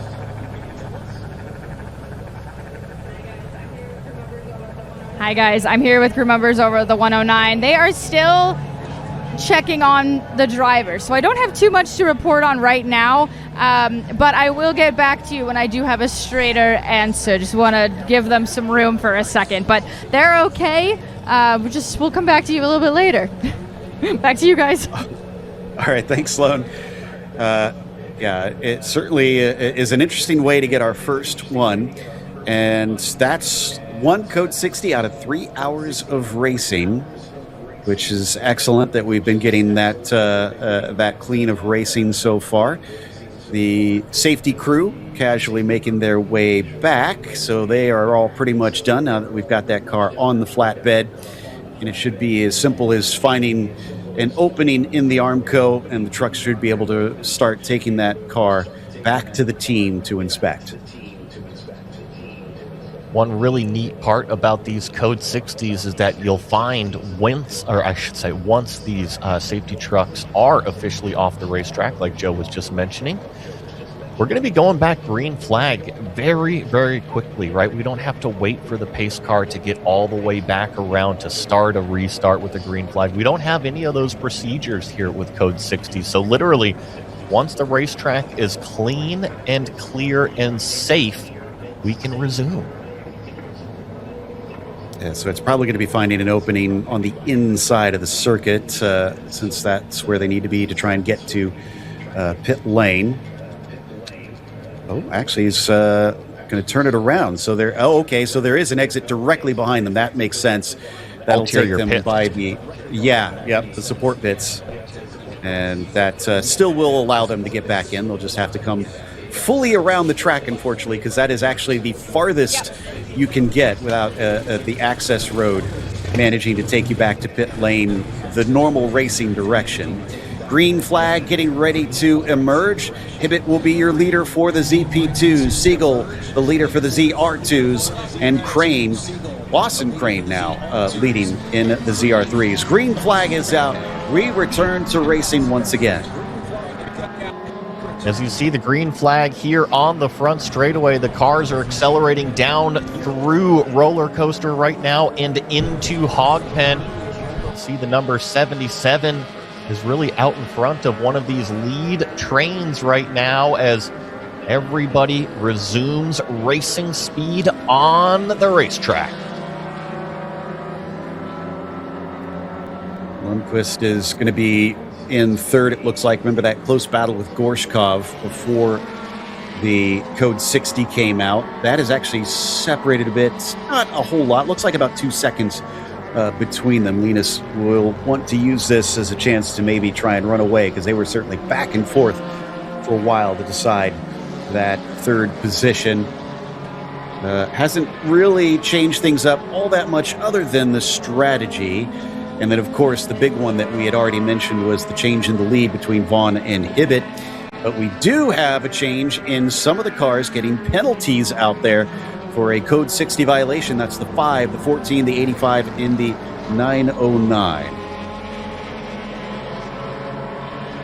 Get some of these shots. I believe this is the 392 here on the racetrack going through what is turn number 3. I think we had reported that Jeff Altenberg was in that car a little bit earlier when they had that tire issue, and now you see Sergio Ramirez driving that car, giving chase right now to an AOA racing machine. They're actually trying to chase down the number 76 BMW that leads that ZR3 class, and I think they've got about a lap to make up before they get on par with that car. I was looking through all the drivers that got penalties, and I think the highest up that we're seeing is Kenny in the number 5 round 3 racing team. They're currently sitting 5th in the ZP2s.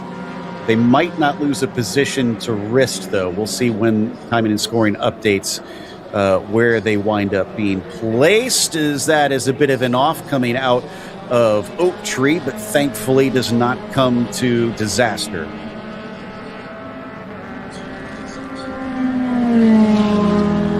Now we've got an update on pit lane. Let's go to Sloan and Jonathan. Currently here on pit lane with a little under 9 hours to go. Things heated up for a little bit here when the code 60 got thrown. Multiple pit stops were happening. Jonathan and I were kind of talking about what we're most interested to see now following the rest of the race. I currently wanted to bring up the ZR3 class. We were checking in with HQ Autosport earlier. I saw some of the comments. Someone was saying they were taking 7 gallons of fuel. They're actually taking 10. They're not able to get all the way down to the bottom of their tank, so they're attempting to fill in more. We were having the same issue over with the Cayman team. They are also having a slow time fueling. So it really comes down to their execution of these pit stops and who's going to come out on the top. I know Jonathan had some thoughts too in the ZP2 class. What are you looking for with these pit stops? What are your thoughts on how this has been going so far? Well, I think it was interesting seeing all the chaos, everybody trying to take advantage of the slower speeds on track with the code 60, the number 4 car jumping the 77, the number 4 car jumping the 77, but the 77 on pace has been a little bit quicker, although they're almost a minute behind at the time of the green flag. I suspect that gap will close, and I think that's going to be a battle to watch in the next 20 to 30 minutes. Also, keep an eye on the 59. Had plenty of battles fighting in the podium positions, but I think between Stratus folks and the R3 folks, been the battle at the sharp end of this field, and the mixture of how things shuffle around after the code 16, the round stops there, things spice it up a little bit further. Yeah, we're currently looking at still some breezy weather. I think we're up into the mid 80s now. I'm sweating, so if my makeup starts running off my face, I don't want to hear it, but I'm very curious to hear how the track conditions are changing as the time continues. So that's kind of our update for right now. Back to you guys. Thanks, Sloan. Thanks, Jonathan. And as we check in from above here, our drone with a nice bird's eye view of the action on the track. Gap between P1 and P2 after that change, it looks like shuffles to about 22.5 seconds. Gavin Vaughn will have his work cut out for him to try and re-catch back up.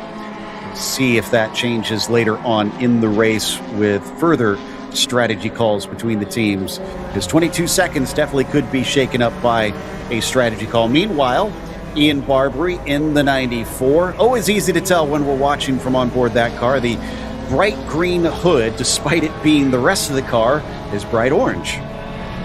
It throws me for a little bit of a loop, but you're right. It has become a very recognizable onboard. Now, if we went to a TV camera, you'd say, hey, that is not the same car at all. It is definitely a bright orange number 94 BMW out there. Pretty funny to just kind of see the visual difference between driving inside the car and what the driver actually sees and experiences versus what you would see if you were sitting trackside as this car is going around VIR at a great clip, doing lap times that are about, was a 2:04.7 the last time by. Also got an update on the 5 car. Looks like that penalty did put them down to 6, so the 908 of Wrist from Automatic Racing gains a position. Kind of surprised to see the 908 not as competitive this time around. I think back to Barber especially, where it seemed like Sebastian and his crew certainly were up in the thick of it. Maybe just hasn't gone their way, or maybe the pace just not quite there so far. I can tell you, Joey, from what I can see on pictures behind the scenes on one of our feeds, there is some significant damage on the back of the 109. There we are. We're getting it on the screen right now. And yeah, that's not just a car hit. I would assume that one might have been at least a tire wall or something, but that is primarily left rear damage. If we're talking about turn number 10, that could certainly be a car on the inside part. But you were saying turn number 10 is a corner that you don't want to go off at, just plain and simple. If you're in one of these smaller prototype cars, if you go driver's right, you're in for a wild ride of some major bumps. If you go driver's left in terms of a hook spin, it usually ends up in a tire wall. A little bit of a mystery still, but heavy damage. That's such a shame, because that was a car that was highly competitive. Yes, it kind of started to drop back with their strategy calls, but you want to see the whole thing play out and try to figure out if it would have worked. I guess that'll leave as a question that'll be unanswered in the time being. Jonathan is talking to some of the crew there. Jonathan, what's going on? Ryan Pope out of the race car. First and foremost, glad to see that you are okay. The car, unfortunately, hasn't fared so well. What did you feel? You know, I was just kind of turning laps. I felt good, comfortable on pace. It was just kind of a track placement error. I got the wheels a little too far over the curb there, and once they slipped over, I was along for the ride. Sorry to the guys and everyone else. Good job to the track officials and the tow truck driver. I appreciate them, and we'll regroup and try again next time. Up until that point, the 109 had been running strong. A lot of pace in your hands, in the car's hands, the car that you said they prepared for you. Does that bode well for performance the rest of the season? I think so. First drivers are talent. I try to keep on pace, and I felt pretty good out there. We got a good team. We'll get the car back together, and we'll see where we go from there. Sorry it's under these circumstances, but glad you're all right. Thank you. Yeah, you could hear the disappointment on that one. And to Ryan's credit, I'd say he was keeping pace pretty decently. Now, I think we've seen the battle start to erupt once again between the 59 and the 3. Lundqvist still up ahead. Gorshkov has caught back up to him. So Linus is not going to have a chance to relax in this race. We're currently riding through NASCAR Bend up to the left hook as we ride on board with the Round 3 racing car. Yeah, chasing him down, and just kind of see how it develops, because Lundqvist's last lap time of 2:02.1, while compare that to Gorshkov at a 2:04.7. And these cars have caught up a significant amount of ground when it comes to our overall lead. Remember how we were talking about, or I should say Jonathan was talking about, how the 77 was over a minute behind that number 4 when we went back to green flag after that code 60. So they have now narrowed that gap up pretty significantly, and the 59 has come along as well, as we get shots of our ZR2 class leader now inside the top 5 overall. And apologies, that was actually Nimbus Racing we were on board with there, but Gorshkov is definitely close. It's within about 2 seconds. Lundqvist right now still chasing on the 59. While we watch Jeff Siegel out there, and cruising his way around this circuit, just putting the laps in at this stage. It can still fall apart. There's still so much racing. There's so many dangers out there that they cannot relax, and they can't take anything for granted on this. And I'm sure it sounds like we're trying to inject unnecessary drama, but that is the truth about this style of racing, that they lead by a comfortable margin, but comfortable margins become nothing or DNFs with shocking rapidity out here if you just let your guard down. Well, you want to talk about letting your guard down and some shocking stuff happening. You see the race control message from the 24 is behind the wall, but I see that Sloan had saw the 24 come in, and there was no crew at the tent. So a little bit of miscommunication there for number 2014. That's not a good sign if the 2014 doesn't have anybody even there to attend to the car. I wonder if they're eating ice cream, the old Harry line, right? Exactly, yeah. It's hot out. They need it.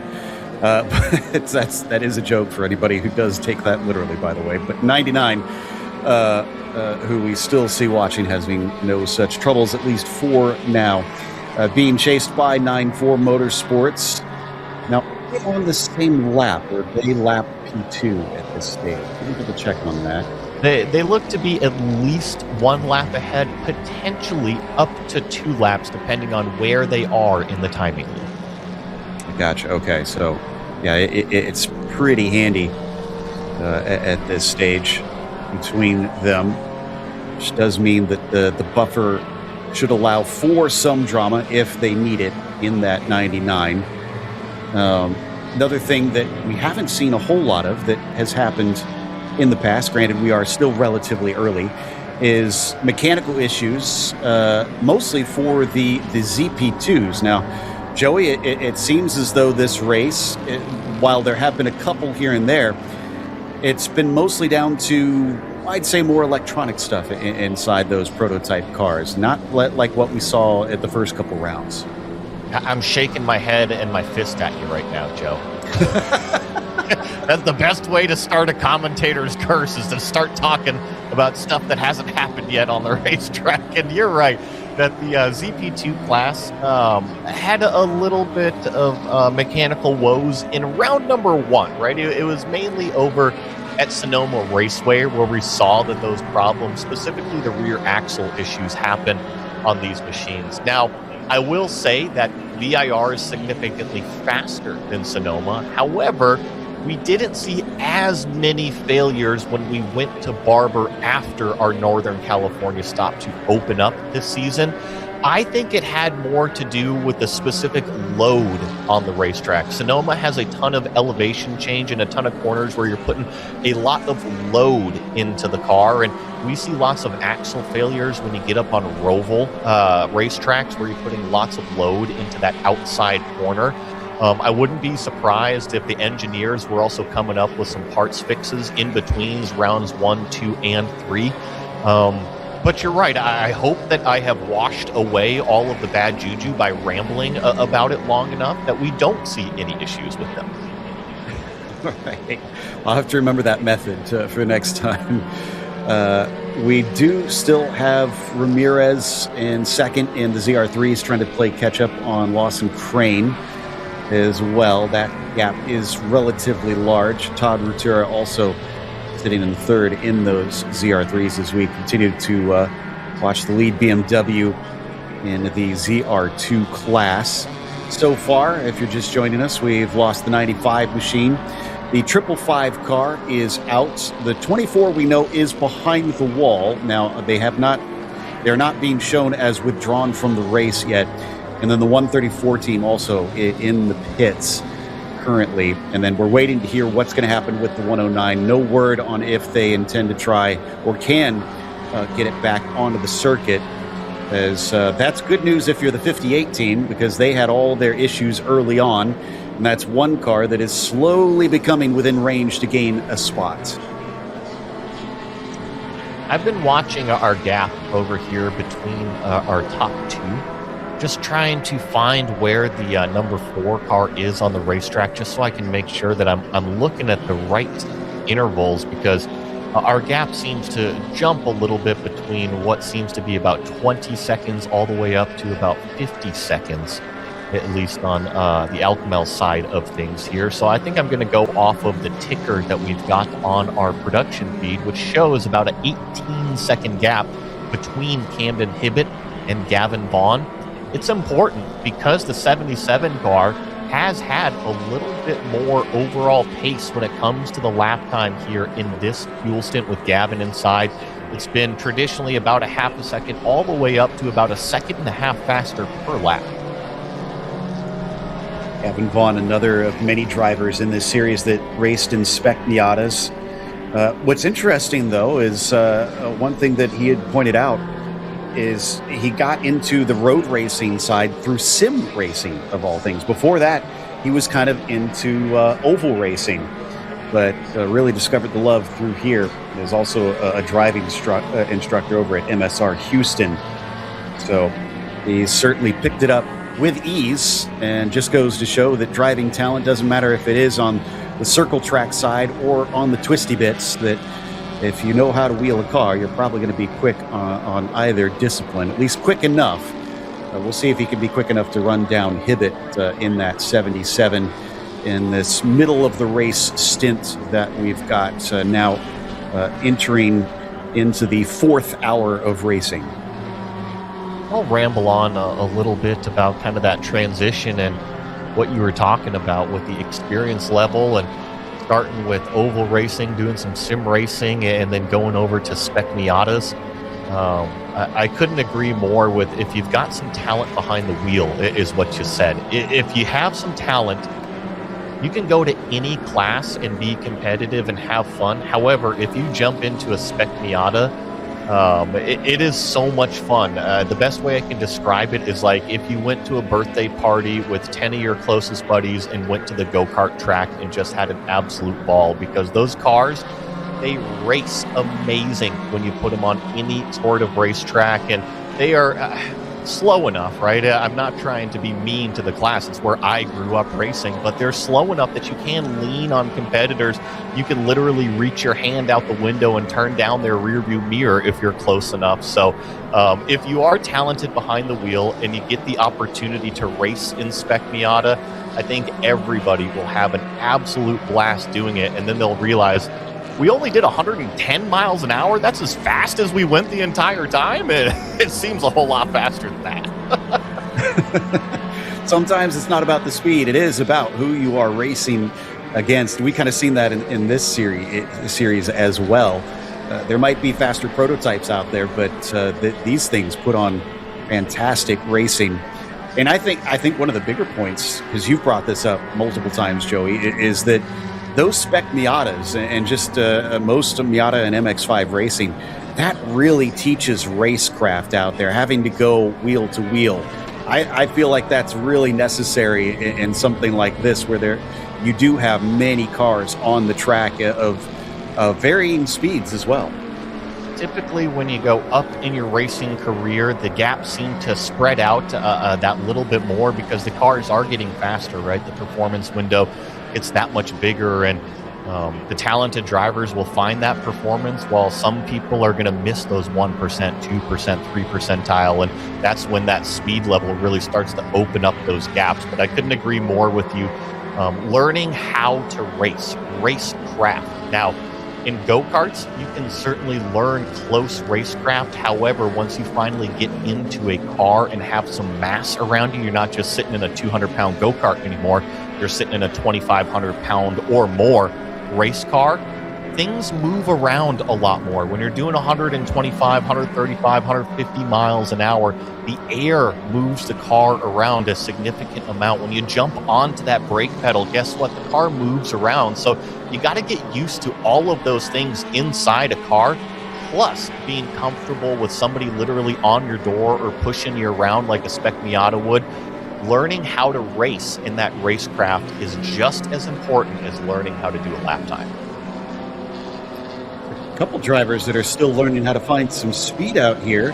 not only am I seeing Lee in that 909 ZP2 having his personal best lap of the race, Matt Million, no shock there in the 58, set his personal best down to a 59.8. That is way faster than even the rest of our leaders in the ZP2 class. It's just a bit of a shame that he won't really be able to do much in it in that 58 car since they've lost so much time.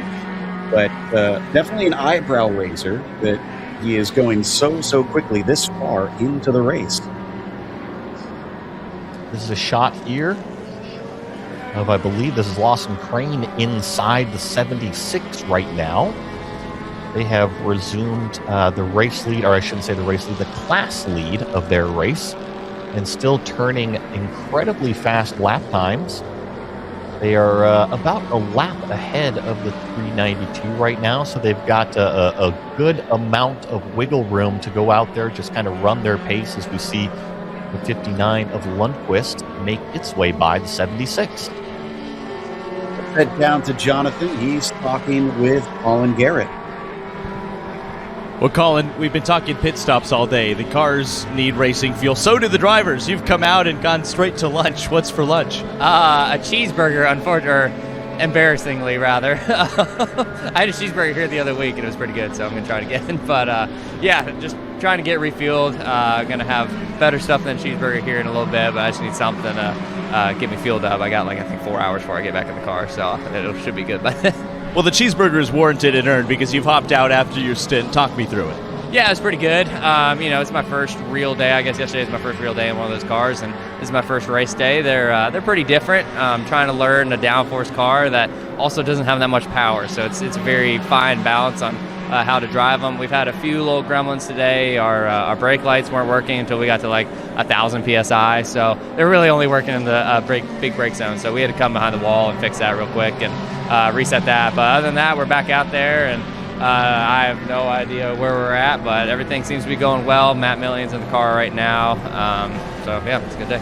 How have you liked adapting to a car with downforce? There's a lot of turn variety here at Virginia International Raceway. Does that provide a unique challenge? It's super weird. I have mostly all GT experience, and then I was just here a couple weeks ago in a NASCAR truck and ARCA car, so it is a complete opposite to what I have been used to driving around here. So it's super cool. It's very weird having absolutely no downforce in the little short corners, like the slow corners over here, specifically by the Pagoda Grill. But in the fast corners, man, you're just flying. I had a huge off over in South Bend yesterday because I was like, we're going to try to apex at 115 miles an hour. Didn't work. I think it would have. I just knocked the curb just a little bit with the left front and got made it a Baja V-Lox there for a little bit, so it was kind of fun. But it's overall it's been a good experience. I'm super thankful to the Stratus guys for allowing me to come out and run this thing. It's a fun project to be a part of. Best of luck the rest of the day. Guys, we've slowed on track. Back to you. Yes, we have a code 60, and for those worried that something's happened on track, you don't have to fret. This is apparently scheduled. The ZRS folks have deemed this a predetermined code 60 so that teams can actually get lunch to everybody. So, as we said, this is a paddock that is kind of trying to be inclusive, and a lot of these teams, we heard one of them say earlier, Joey, they brought 3 people. So probably don't exactly have a catering crew to get all their stuff to them. Yeah, so we're going to slow them all down, give the teams and drivers just a little bit of a breather. I know that we're waiting a little bit longer as well. I know Sloan is probably ready with her hit as well as we slow everything down, like you had mentioned, code 60. And just kind of give a rundown before we started this, the number 4 is the leader, the 77 in the 59. That's our top 3. But Joe, we do have some strategy. The 59 is on pit road, it shows. Ooh, interesting. Okay, so yeah, a couple teams still using this to, I guess, take a pit stop. In the meantime, like you mentioned, we do have Sloan ready for one of the fan favorites. It is time for a stint with Sloan. Welcome to A Stint with Sloan, where drivers trade the seat of their cockpit in their race car for a seat I bought at Target a few months ago that is currently deflating under us as we're speaking. I'm here with TJ Heinlein, Wow, that is a loud car. I hope you guys could pick that up. Over from Bruce Innovations, who was actually on our podium yesterday. I was talking with TJ a little bit after the race. We were setting up in hospitality, and he was kind of giving me a little background on him. So, TJ, you have an incredible foundation called Drivers for Hope, and I'm going to pass him the mic, and he's going to tell you guys a little bit about it. DJ? Awesome. Thank you, Sloan. What an opportunity this is for the foundation, and what a great day we're having right now on a beautiful VIR doing some racing. So, yeah, Drivers for Hope, everybody. It is something that's kind of never been done before, and we were officially a 501c3 as of December 3rd, and actually my co-driver is in the car with me. He is here driving, and he's our executive director. So it's kind of a whole team, obviously, racing team, right? So we're all here together, and yeah, what we do basically is we take families and kids that have gone through extreme hardships, life-changing hardships, and we take them to Vegas. We give them a full-on trip, full experience, airfare, hotels, everything like that, and then what do? Of course, we put them in race cars. So we partnered with a company down there called Dream Racing, and they couldn't have been more supportive and wanted to jump in and help us out. And we literally will get the kids in the cars, give them the full experience. The cool thing is, too, is if they're over 14, yeah, so here's some of the suits. So if they're over 14, they actually can drive the cars as well. This is one of the suits here, and the reason why I have them is I brought them with me on this trip because right after we're done here, Sunday, me and Angelo, we fly out to Vegas, and we have Ezra, and we have Stella. So we try to ask them their favorite colors, what they're at. So Stella here, 10-year-old and 11-year-old. So won't kind of get into the conditions with them, but basically it is, we can tell you, Ezra, he does have a condition that there is no cure for. So it's kind of a rough deal. They're managing it the best they can, and he's just a huge race car fan, and he loves going fast. And what a better opportunity for him to do that. So they went onto our website, so Drivers for Hope, driversforhope.org, if I can talk, driversforhope.org. And we have an application on there. So if you know of any child out there that's deserving, that has gone through an extreme life-changing hardship, we deal with children with child abuse, all the way to foster care, foster programs, obviously medical conditions, that love motorsports and love cars. We want to talk to them, and we want to see if we can get them to Vegas and have them go through experience. So it's pretty fun. Yeah, when you were telling me, yeah, we take kids to Vegas, I was a little like, what do you mean?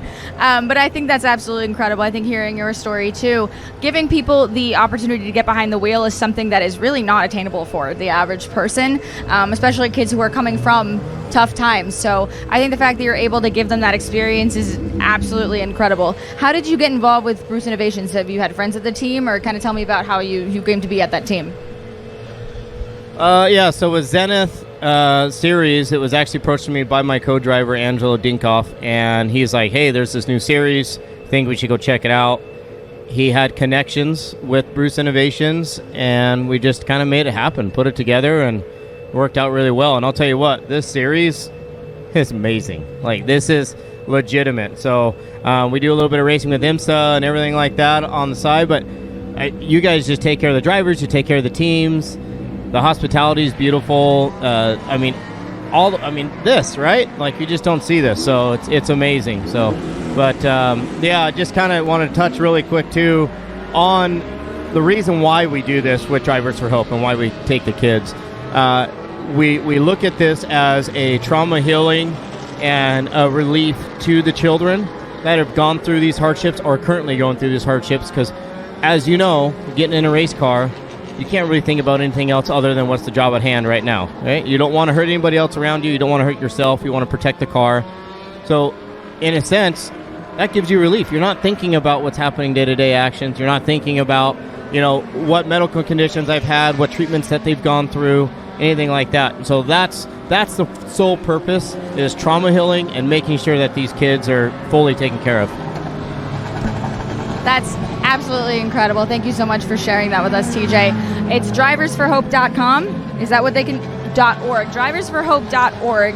And hopefully maybe you think you'd bring some kids to a Zenith race, maybe? Yes, that's the plan. Hoping to have a conversation here with organizers, and we'd love to because we do bring the kids to racing, to races, and give them that experience at the race as well. So we just had a family go through at Laguna, and yeah, I don't know, anything racing, get them involved, have a good time, because there's going to be some kids that we have that just can't get in cars. They can't experience that. So this is the next best thing, is bring them to the track, see how the pits are, maybe get in and out of cars, kind of check that out. So yeah, we're hoping to be here more and more. Awesome. Well, thank you so much for your time. You're going to get in the car one last time, I think you said? Okay, awesome. Well, we appreciate you. We appreciate what you're doing for these kids. I think that is I said the word incredible, but again, an incredible thing that you're doing. Well, we are excited to see you out there, and hopefully maybe we'll see you on the podium again later today. Thanks for your time. Back to you guys. Great stuff there from Sloan. A fantastic cause. I love that, and glad that they're able to give some kids some incredible memories. So again, that's driversforhope.org if you want to get involved in some form or fashion with that great cause. Camden Hibbett still your leader.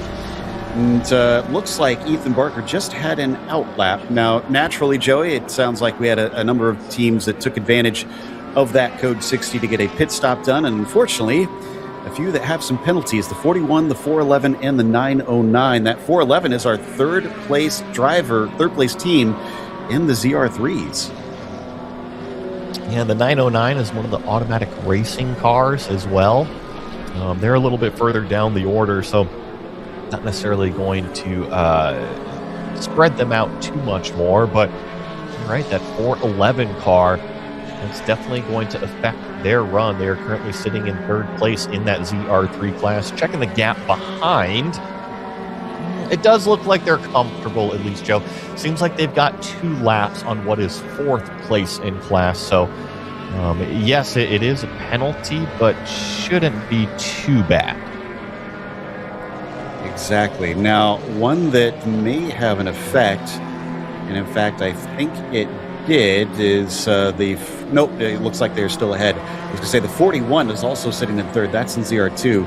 And Anthony Pacelli in the Camber Performance car was running behind them. It was about a lap, but they just pitted in, so that might not switch them around now that the 177 is taking their pit stop. Could have had an effect for the podium in that ZR2 class. We've got... And I just want to point something out as well. When they do these penalties, now, typically if you're watching endurance racing or other forms of professional racing, when you get a lap penalty, typically the cars have to come down pit lane, right? They actually have to serve that penalty. But how they do it in Zenith is they just simply get into timing and scoring and subtract their lap out there. So it can get a little bit cattywampus in terms of following it while they're actively applying. Let's head down to Jonathan. He's got an update on the 177 team in the meantime. Yeah, guys, that's at Camber Performance Jetta.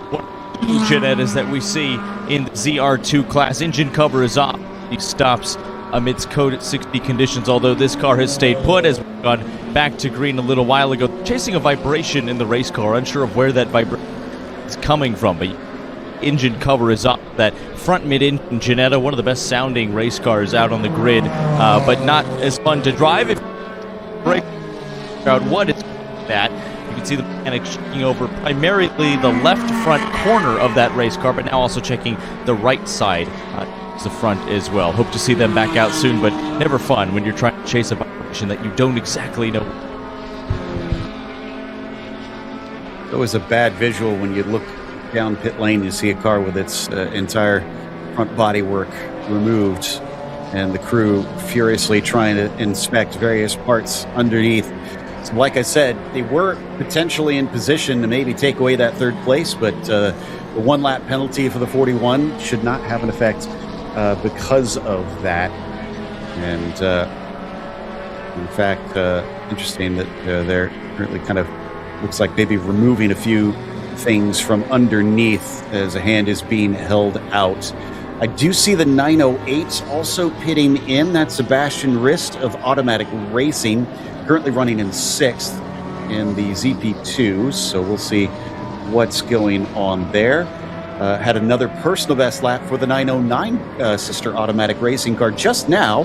Ran a 2:01.6, picking up pace once again. Lee still inside that car. That's the second time I've seen him reset his personal best lap.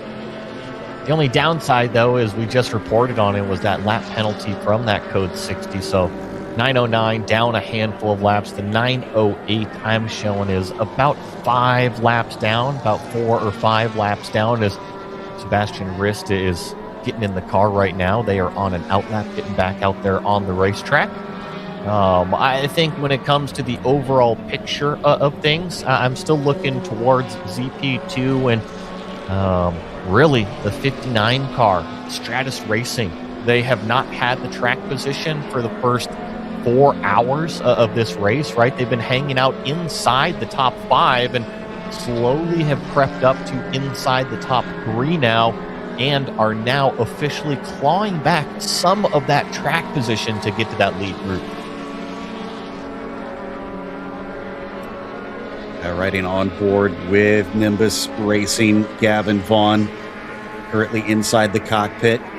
Finds some space up into turn 10 to sneak underneath. That's got to be a little bit sketchy trying to make those passes into there, but these drivers do know what these prototypes are capable of, especially in the faster corners in comparison to the GT cars. So I'm sure they're not doing it without reason on trying to maybe take a risk through that corner. As far as something that we touched on yesterday that I don't think we've mentioned much today is the overall of our ZR2 class, because we had an overall win for the ZR2s last time out, and that was for the 99. They're currently running in 5th, and they're about 2 laps behind the leader. So I'm not sure if we'll see the same heroics today, but still Jeffrey Siegel in that 99 is doing a phenomenal job outpacing a number of our ZP2s. As we just kind of watched the action on the racetrack, we were just reporting, Joe, on both the 909 and the 908. I believe that Jonathan actually has an update from Automatic Racing down on pit road. What do you have for us, Jonathan? Yeah, that's right. We saw the engine cover off of the Ginetta a little bit further up the pit lane. The rear engine cover was off of that prototype machine for Automatic Racing. It was a rear camber block that had worked its way loose. The reports were coming over the radio that the race car was handling a lot looser in the rear, a lot of oversteer that got progressively worse. When they brought it in to examine it, number 1 mechanic gave the left rear tire a shake. Noticed certainly something was loose. They did a once over the suspension. It was that rear left camber block. Now tight, no more problems there and off and away. Only lost some time, but potentially an issue there that was caught by the Automatic Racing crew, although they did lose a little bit of time on pit lane. Hopefully they can make that time back up. One team that has very much made time up, as Joey was talking about, that 59, started from last in class when they gridded up, and is currently now on the podium. Lucas still behind the wheel of that car. We'll watch Gavin Vaughn take that 77 around Oak Tree, still trying to play catch-up on Camden Hibbett after not the most recent Code 60, but the one prior.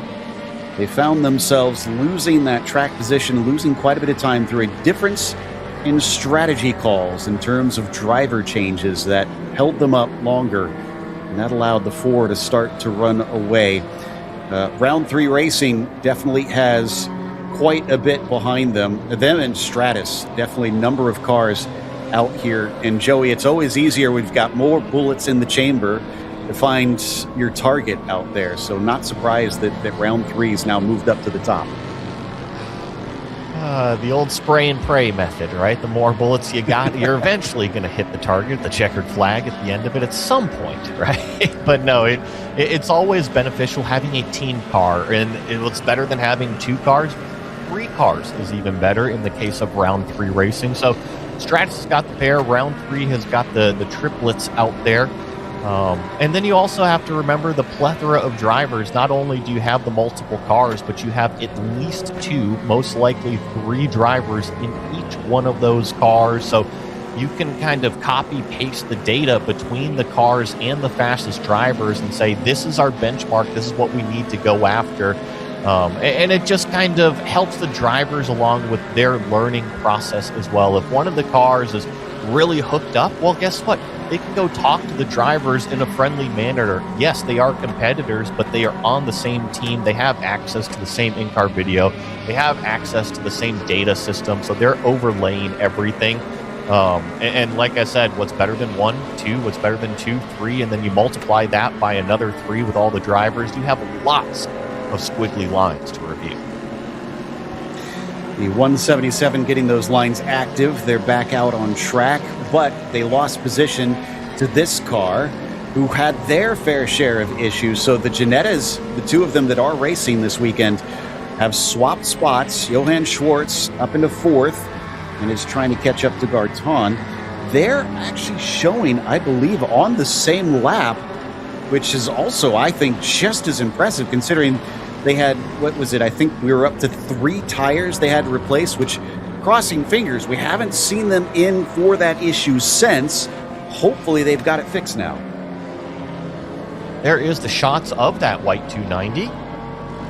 Does seem like they do have it fixed. Now you see the body work on the both sides of the rear end of the car where they had those issues. The right rear is a little bit more tore up, but I think most importantly is that when this car does have the tires underneath it, I don't see any tire smoke out of the thing. There's a little bit of puff of some gravel going over the grass. That's nothing to worry about, but when you do have that damage on the car, it's always lingering in the back of your head. Did I clear everything out of those fender wells? Is there going to be any more persistent issues out there? And it seems like this 290 has fixed its issues and is literally back out running laps on the track. I always say you cannot give up, and they are within range of maybe getting up to 3rd place at some point if they can keep the pace on the track. And these drivers and the team, I have to give a lot of credit for what they've been able to do out there. Now, meanwhile, elsewhere out on the circuit, in terms of battles, checking through to see if we've got anybody that's near one another. It doesn't look like anybody within class, actually, that is close enough that we need to keep an eye on it. We're getting near 4 hours into this, 4 completed hours, and that means we'll have hit the 1/3 mark of this 12-hour race, just past noontime, towards what is going to be some of the hottest hours of the race. But as we've seen, it's been getting just a little bit of cloud cover, not a whole lot, but hopefully that will help out. I hope so too. I have a fear though, Joe, is that it's just adding more moisture into the air. I don't think that the ambient temperatures are coming down at all, unfortunately. I think it is just adding to the mugginess that is Virginia. And if you've ever been to VIR in the summertime, trust me, it can get extremely warm. I have several pictures of how my hair would start at the beginning of the day, and by the end of the day, I look like a completely different person. You and Sloan should compare notes on that one. So, I think she would have me beat. Yeah, most likely. Yeah, and we have to remember, too, you talked about being here at VIR specifically. You're right next to a river. So, yeah, there's going to be a lot of moisture in the air. So, as someone who has lived next to a river for a number of years, it does have quite the effect when it is hot out, and you notice it as all that moisture evaporates into the air around you. Definitely seems like some very good pace for Schwartz here. And that 290, as the car has been looking like it is handling well, despite not being the case in the opening stages.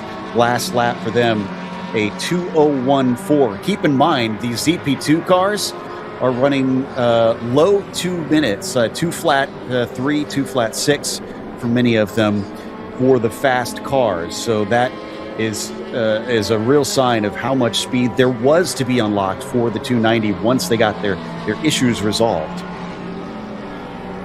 So I think... Yeah, go ahead, Joe. Before we hand off to you here, Joey, sorry. I keep seeing these notes last second. So I want to head over to Jonathan, who can tell us more firsthand of what it's like out on the ground.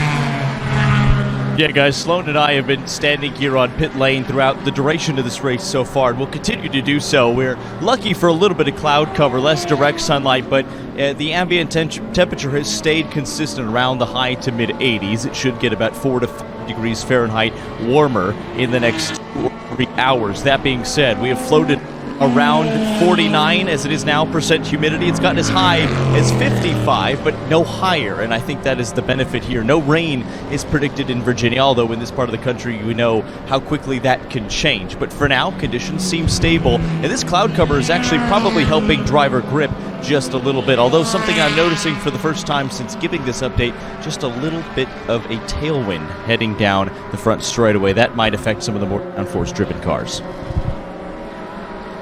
Very good point that we haven't talked about a whole lot here, Joey, is the wind. I haven't, at least from the pictures we've seen, doesn't seem like it's been all that blustery. But yeah, these prototypes, since they are so reliant on that downforce, they do have to make sure that they keep track of it and what direction it's blowing at certain parts of the track. Thankfully, these cars don't have a tremendously high top speed as the Camburn Performance Janetta goes for a ride in Oak Tree here. Keeps it off of the tire wall. It is the 177 right now. You see him refiring the car, just trying to get it going again and get it back joined on the racetrack. Now it's got fire again, and it is accelerating down towards the straightaway. I wouldn't be surprised if that was just maybe a little bit too much speed on the apexes in between 11 and 12 down there. It can be easy to carry too much speed into the second apex. I want to give a pat on the back to Anthony Pizzelli, who's in that car, to keep it from going into the wall. Just a simple 360 and get it going once again. That could have been disastrous there. So he's avoided the worst, but unfortunately going to have to get all that dirt and gunk off the tires as he gets it back up to speed. We'll return our attention to the 4 of Camden Hibbett. Here, our leader in the ZP2s. Still ahead of that 77 of Gavin Vaughn. We're seeing the gap now showing at about 29 seconds between them. I have to double check to see what the results have looked like for this 4 car. Yeah, and I know it can be a little bit difficult just trying to follow along that gap between the 4 and the 77. It just kind of fluctuates depending on where they are in the timing loops and whatnot, so it jumps around a little bit. But I can tell you that this is pictures of our lead car, the 4, on the back straightaway, and the 77 right now is in what is turn 4, turn 5 right now, and approaching turn number 6. So there's about half of a track length in between the 4 and the 77. It's been a very good season.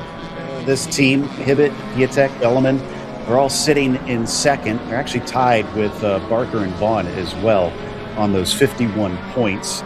But with a win to start things off and then a win last time out of race 2 at Barber, they also had another podium finish, a 4th place finish, rather, I should say, out at race 2 for Sonoma. They didn't have as good of a race for race 1 at Barber, but still they're trying to see if they can get ahead of John McClintock there in the points. So this lead of the race is going to be very much treasured by them. They will not want to relinquish this, though there is still lots of racing to go. So far, so good. And we cannot lose sight of the fact that in about 2 hours' time, Joey, we'll get the halfway mark, and there are going to be full points awarded at that moment. Yeah, it was talked about briefly, but that's a great mention, is that 6-hour mark going to be giving out those championship points. So call it 4 hours done, or just about 4 hours done. another 2 hours remaining, at least to halfway. And I think that's probably the first big hurdle in this race is get to that 6 hour, see if you can claim some of those championship points. And from then on out, it is just going to be a race to the end. Let's head down to Jonathan. He's got more for us on the ZR3s. I think you guys bring up a great point with the full points being awarded halfway. I know that's been on the minds of many of our ZR3 competitors. Remember, the tire allocations look a little bit different, at least without a penalty, for 2 of our 3 classes. For ZP2 and ZR2, you were allowed 8 tires before you were given a penalty. It is the same as it has been to the season so far for ZR3. You get 5. That's a full set of 4 that you start the race on, plus our Joker tire. But I know a lot of the teams, including some of the BMW folks, AOA and Harrison in particular, who were talking about this, intentionally taking a tire penalty to get a little bit of fresh rubber in the second half of this race. But I suspect, in conversations with the team leading up to today, that those stops will happen after the 6 hour mark so they don't lose track position making those tire pit stops. Thinking back to one of the teams that actually successfully used that, Joey. I think it was the 9.4 car, or 9.5 car for 9.4 Motorsports, confusingly, that blasted back through any penalties that they got with some of the testing they were due to try to figure out those tires. So, does anybody dare try and do that since they've got more time in this race to try and make up for that? I think the biggest difference, though, is the situation that you described. They actually went to a different compound of tire, like a different tire completely, versus just changing that one extra tire to take the 1 lap penalty. So I don't feel that saving a tire for the outright pace is going to leapfrog you up the order like we saw out of that W in rounds past. However, 12 hours is a very, very long time to spend on a set of tires, especially call it the front left here around VIR. You're really leaning on the front left quite a bit. So I would be prepared to change that front left whenever it is absolutely needed. And if you feel like you get by 6 hours and it can give you a performance advantage, go ahead and take advantage of that and gain a little bit of time out there on the racetrack. But I don't think it's going to gain you laps per se. Yeah, especially with how long it does take to get around this circuit. We ride on board with that 290 machine. Once again, we were watching Schwartz earlier, looking very, very fast. Johan doing an awesome job to overcome 3 tire changes after the car decided it did not like the rubber they were putting on the machine. And now it's finally decided to behave, and they've got all that under control. Still working on chasing down Garton, which, if the lap times have been showing correctly on that one, they've been gaining something like 10 seconds a lap on that Retro Rockets 41 machine. Oh, that's something to definitely keep an eye on, because that's a huge amount of time that you're making up out there, at least in terms of per lap. You see a 202.1, which you go up and down through our entire list of cars. There's not many cars that are turning, call it sub 205. You're going to be mainly looking towards that ZP2 class if you're turning that sort of lap time. So definitely on the move. We've just crossed over 4 completed hours riding on board with Daniel Taylor in the 777. They're in 8th in class for the ZR3s, but your leaders in each of the classes is currently Camden Hibbett, driving the number 4 round 3 racing car. As the leader in the ZR2s is currently Team GTR 99, as Jeff Siegel currently sits behind the wheel. And then Lawson Crane for Grissom Autosport for the 76 is leading in the ZR3s. We're going to step away for a brief moment, but don't worry, pictures will not go away. We'll keep the action running here on the Zenith Racing Series as we still have 8 hours to go.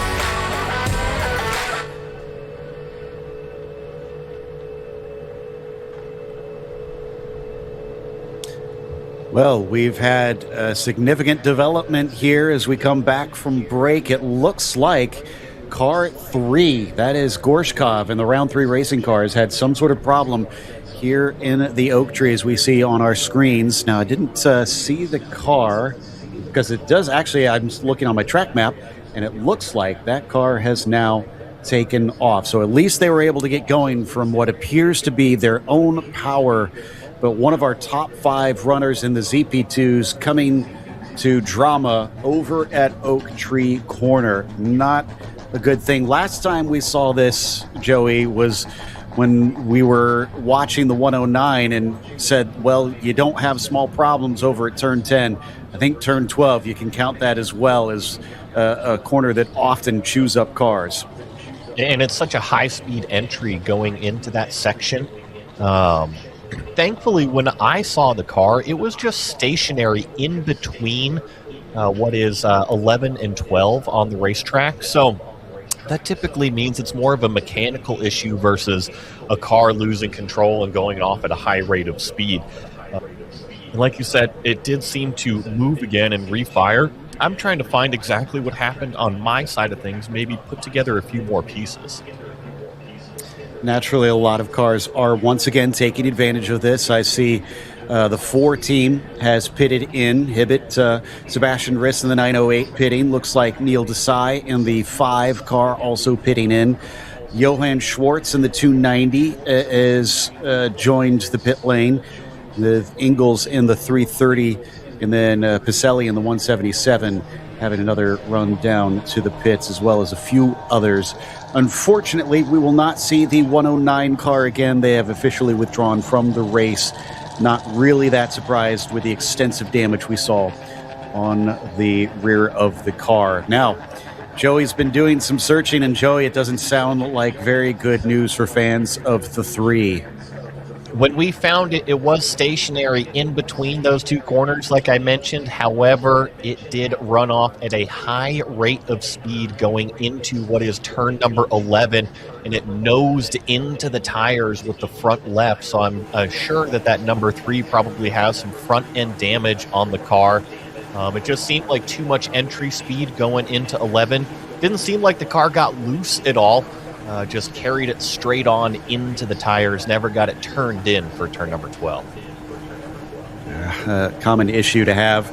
You can see one of our safety vehicles going back to their spot, as I assume now that the car has been cleared by itself, that they won't be needing them. In fact, yeah, there goes another of our safety trucks on in. So we have to wait for those to get back to their position before we are allowed to get going. In the meantime, Stratus Racing also pitting in. So Lundqvist, who we ride on board with, is going to try and take advantage of this before they go back to Green Flag Racing. And that looks like the 411 in front of him, but it does look like the front of the car, the hood is up, interestingly, as we now watch with the 59. So as we wait patiently for our drivers to take their pit stops, we're going to take this opportunity, as it looks like Green Flag is going once again, to remind our viewers what is the difference between these 3 different classes. Let's check in with Sloan and Jonathan. Our current top class in the Zenith Racing Series is ZP2, and the P stands for prototype. These are purpose-built race cars, carbon bodywork, downforce, wing angles, and they offer drivers a unique challenge to navigate GT traffic while on track. They run to a 9-to-1 power-to-weight ratio. In this example from Zemeco, is just one of the many cars eligible in this championship. These cars can reach up to 150 miles per hour on track. They're intense, they're hard to drive. Think about these cars as a rocket ship on track. These cars are perfect for those trying to work their way up through the prototype rankings. Our ZR2 class is currently our fastest GT4 class. Think of these as high-performance luxury production vehicles. You can race a homologated car like this BMW M4 GT4. Or this, the G56 from British manufacturer Janetta. Both cars are eligible to race in the ZR2 class. They may run to the same 9-to-1 power-to-weight ratio as the prototypes, but make no mistake, this is a thoroughbred GT car. Class Lastly is our ZR3 class. Like the ZR2s, these are GT or Grand Touring cars. They run at a 10.5 to 1 power to weight ratio, and they offer the same challenge of a Grand Touring car, although this is Zenith's most affordable and most accessible class. These are heavily modified cars for track use only, perfect for those club racing teams that are looking to compete at a higher level.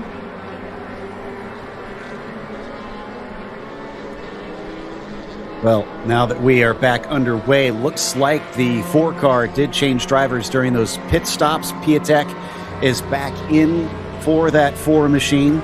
Gavin Vaughn staying in the 77, and I see Jason Alder in for the 59 as we have a slow 290 once again. I really hope this is not another tire issue for this car. They've already suffered enough. Usually you want to try and charge that pit entry, so it is a bit odd that they were coming in that slow as they just come in behind the 99.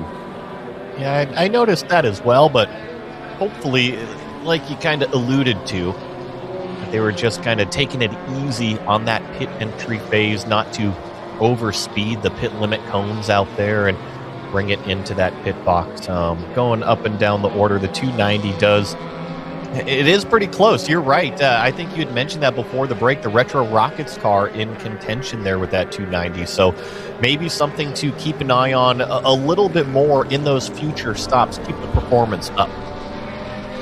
In fact, just as you mentioned it, Retro Rockets is now officially scored as 3rd place.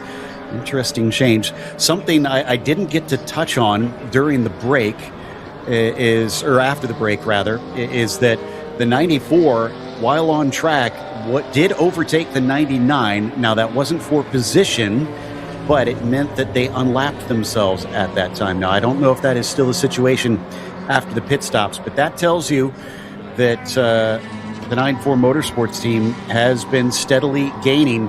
And I did look at the lap times, and they were, I think, about 2 seconds a lap faster at times than Jeff Siegel in that 99. So this race is not over, even though the 99 has had a commanding lead for much of it.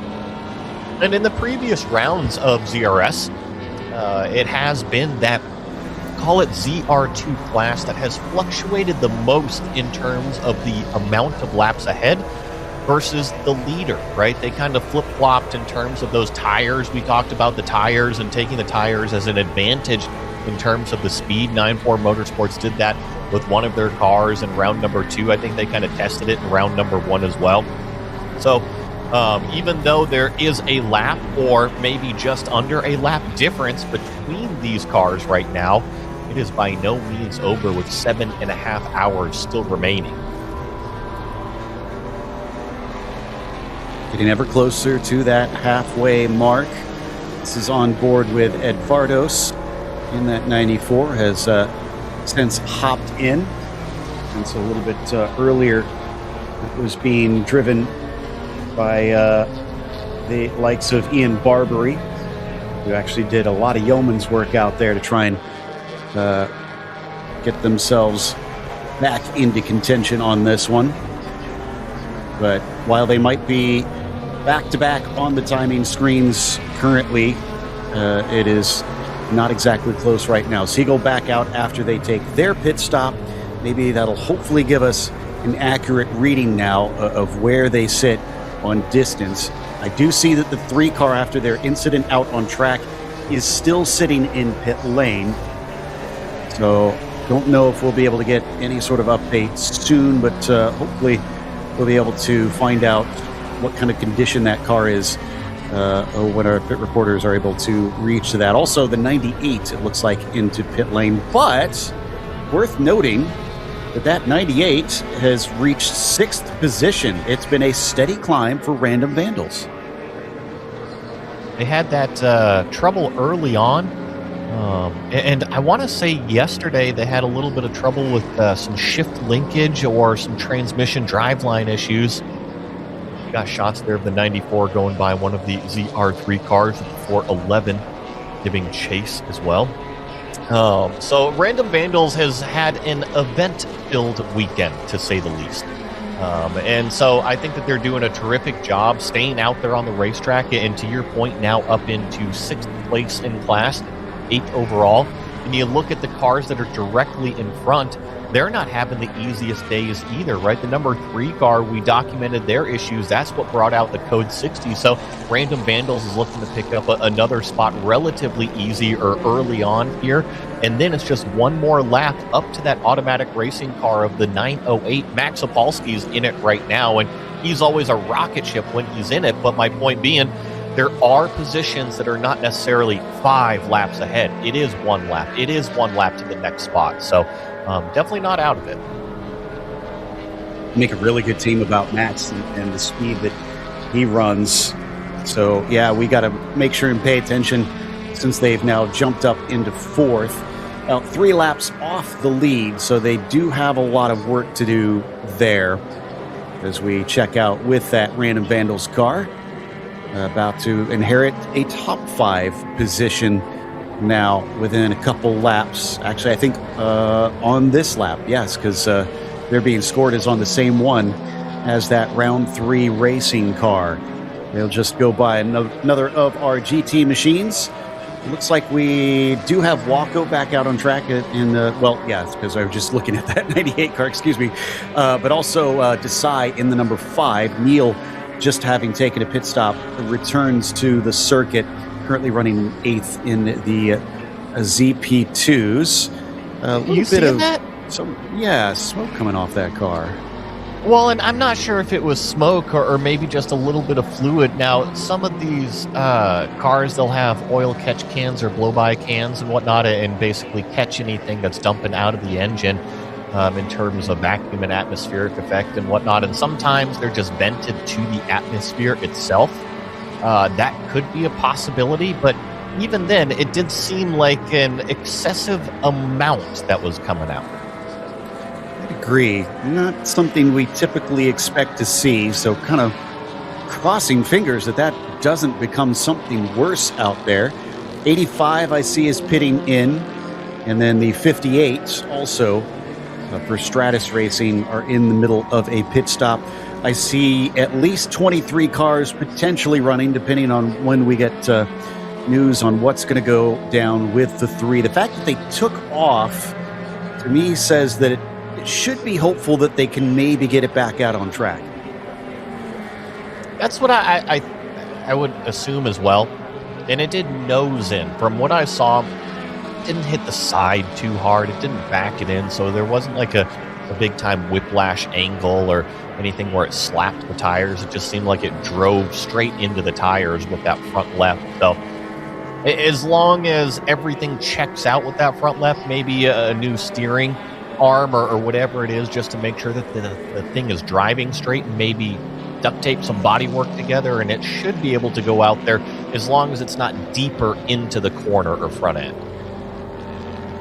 Well, I thought we were going to get an accurate read on Seagull and Fardos, but now Ed has brought that 94 into pit lane, but it does look like there is 2 laps between them currently on my timing and scoring. So the overtake that he made, unfortunately, not really helping them as much as maybe fans of the 9-4 Motorsports team would have hoped. This is the 444 and our leader. That's the 99 there ahead in the purple and white.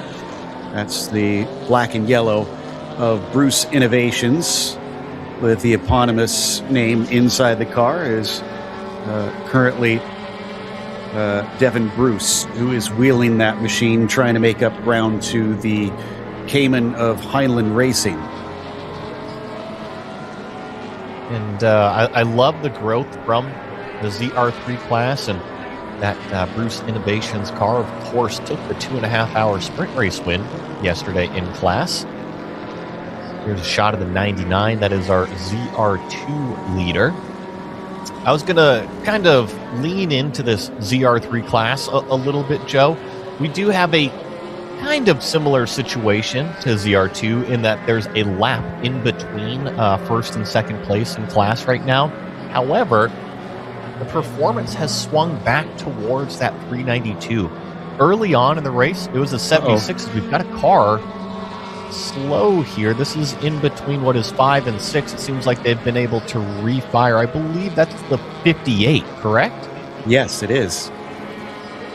Now they are on an outlap. It's showing Matt Million in the car. That might still need to update because I think they need to go across the line. So don't want to say who has spun it or had an issue until we get some more information from our data, our time and scoring data.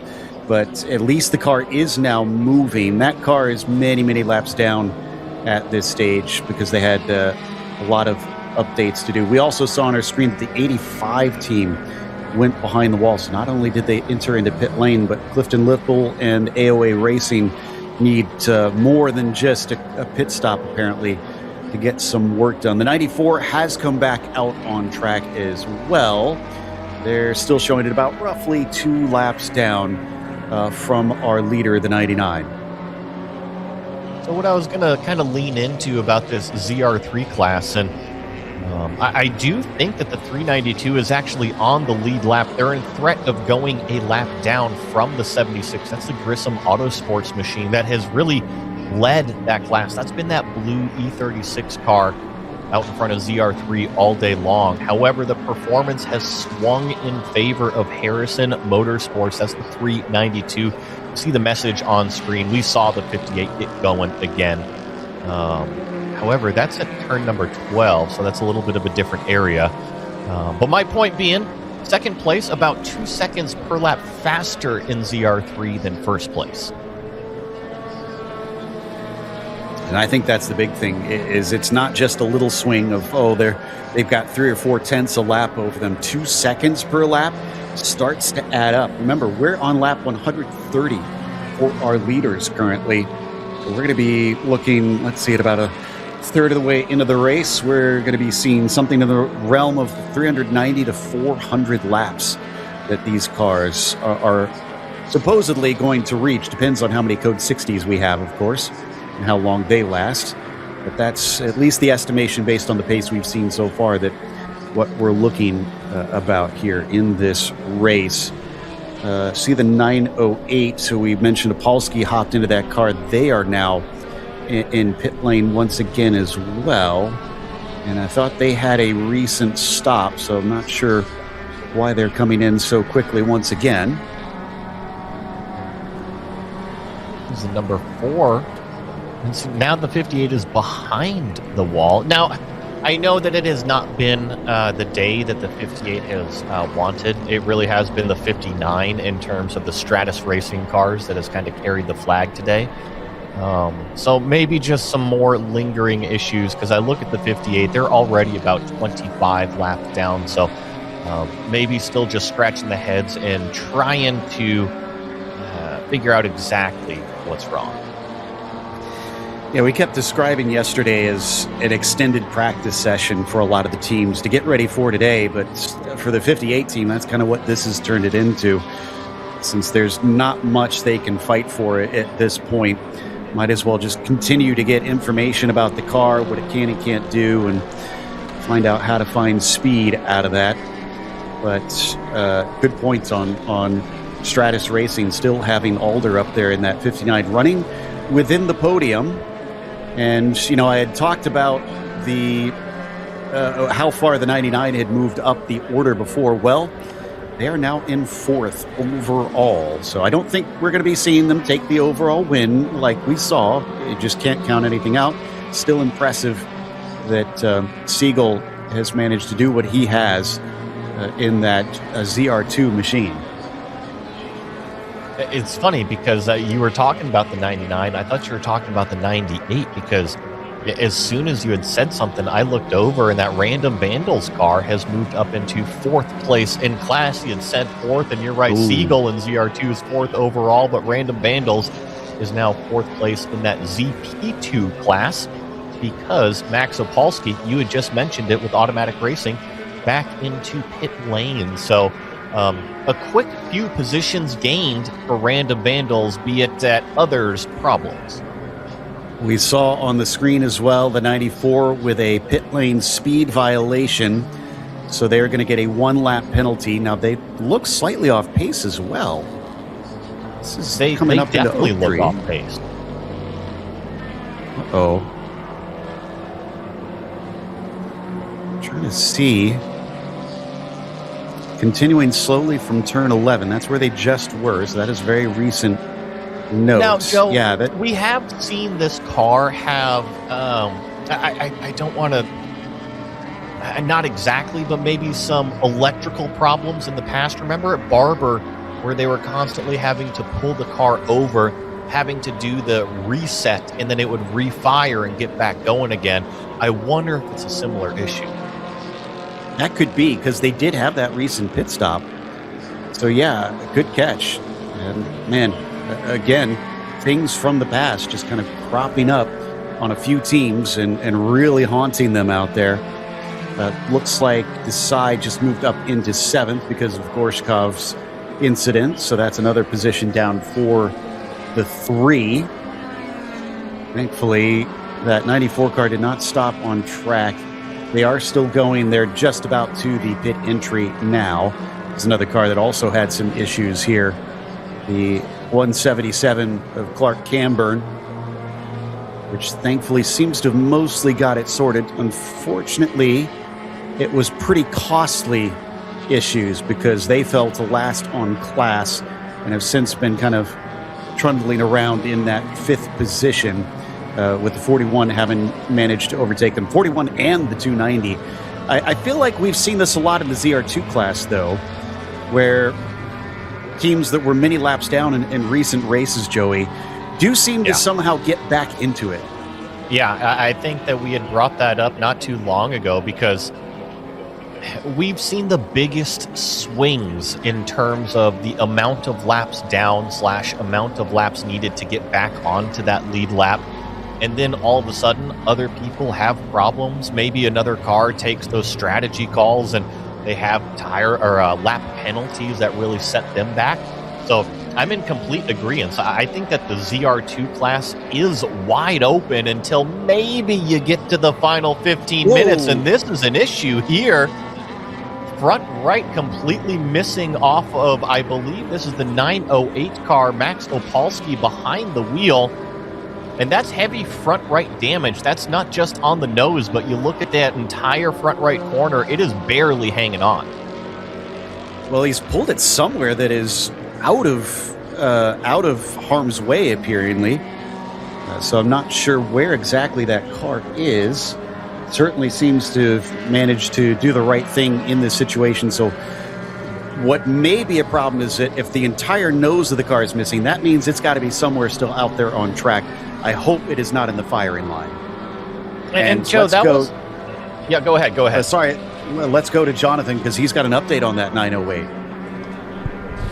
Well, it's interesting. I actually watched it leave its pit box without the nose, and I suspected it was going behind the wall, not back out on track, but the team sent it back out. The nose cone is not on track. It is safely on the cold side of the pit wall alongside some of that front-end bodywork. They had it stationary in pit lane and were examining a few things, hence why I thought it was going behind the wall for further examination. Glad it is pulled off safely, but can assure you there is no debris as that 908 car now passes me, having gone behind the wall, and it is significant front-end damage. It's passing me actually right now. That front right corner is crabbing at probably 10 or 15 degrees. It looks like it's made contact with something. It did not leave pit lane that way, so it must have left pit lane, hit something, and it's finally made its way back to its garage stall now. And that's going to be huge, huge repairs. So now the Random Vandals car is promoted up to 4th position. They're still showing about 7 laps down from the lead cars, but I mean, a podium is not out of the question. Now, this 94 that again looks slow has not pitted yet. It's been on and off. At times it seems to get back up to the pace, and then it drops off as the car, the number 15 car, now has a flat tire. I don't think we've talked about the 15. Where are they? I'm not exactly sure where the 15 is, but I have to kind of smile over here. Joe, so typically our ZRS races have been, what, about 5 hours, about 6 hours, kind of in this 4 to 7 hour window.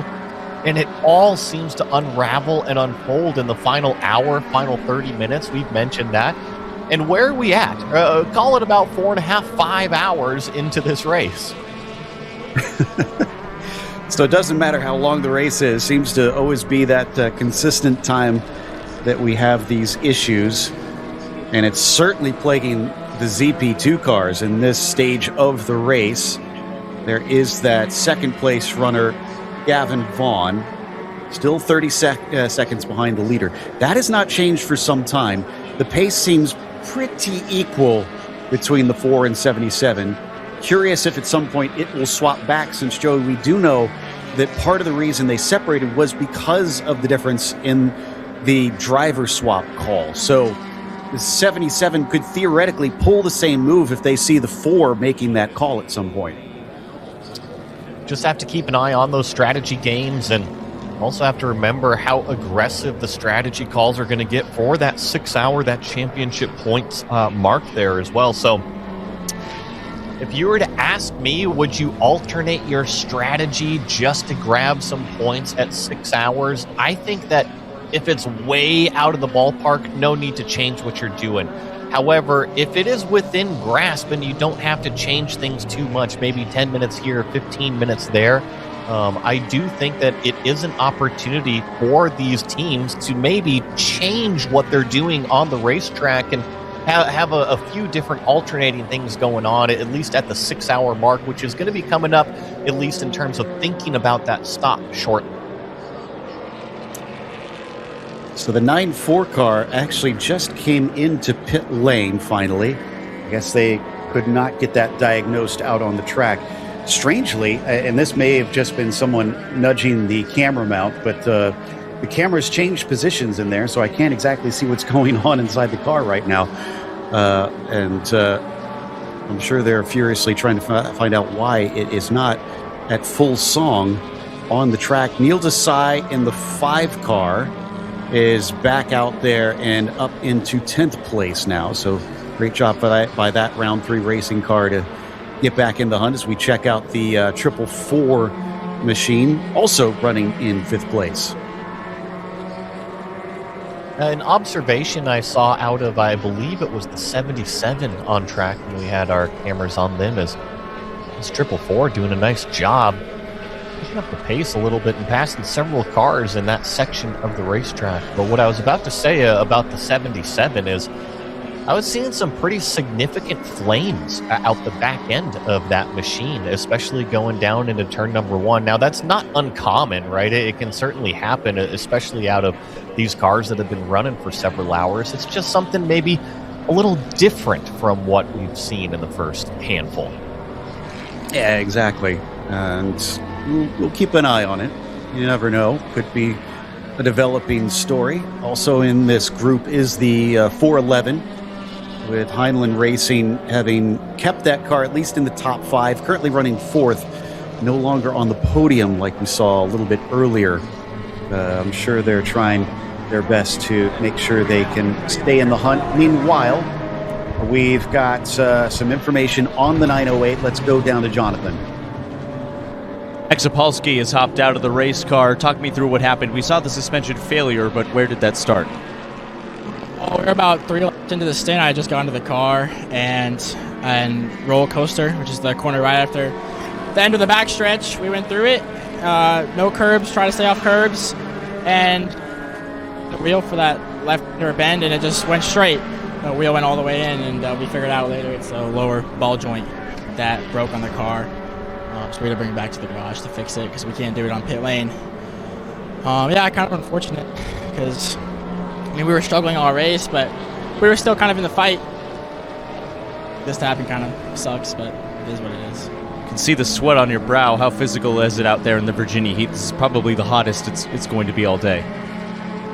And I was only in the car for 10 minutes, so it's hot out here, and I don't know. You don't think about it when you're in the car, but when you get out, you realize how hot it's been. I don't know. I'm just frustrated for the team because I want to do good. I want to do good on this one after the year we've had. Been so fast, and we didn't know we'd have the pace this weekend. I thought we could still salvage something. But it is what it is. Any chance we'll see you guys back out there, or is this day done? I know the crew is pouring over the car now. I'm sure we'll get it back out there. Multiple laps down, obviously, but if we can just get it back out, finish the race, and that'll be the goal. Max, thank you very much. Hope to see you back out there. Thank you.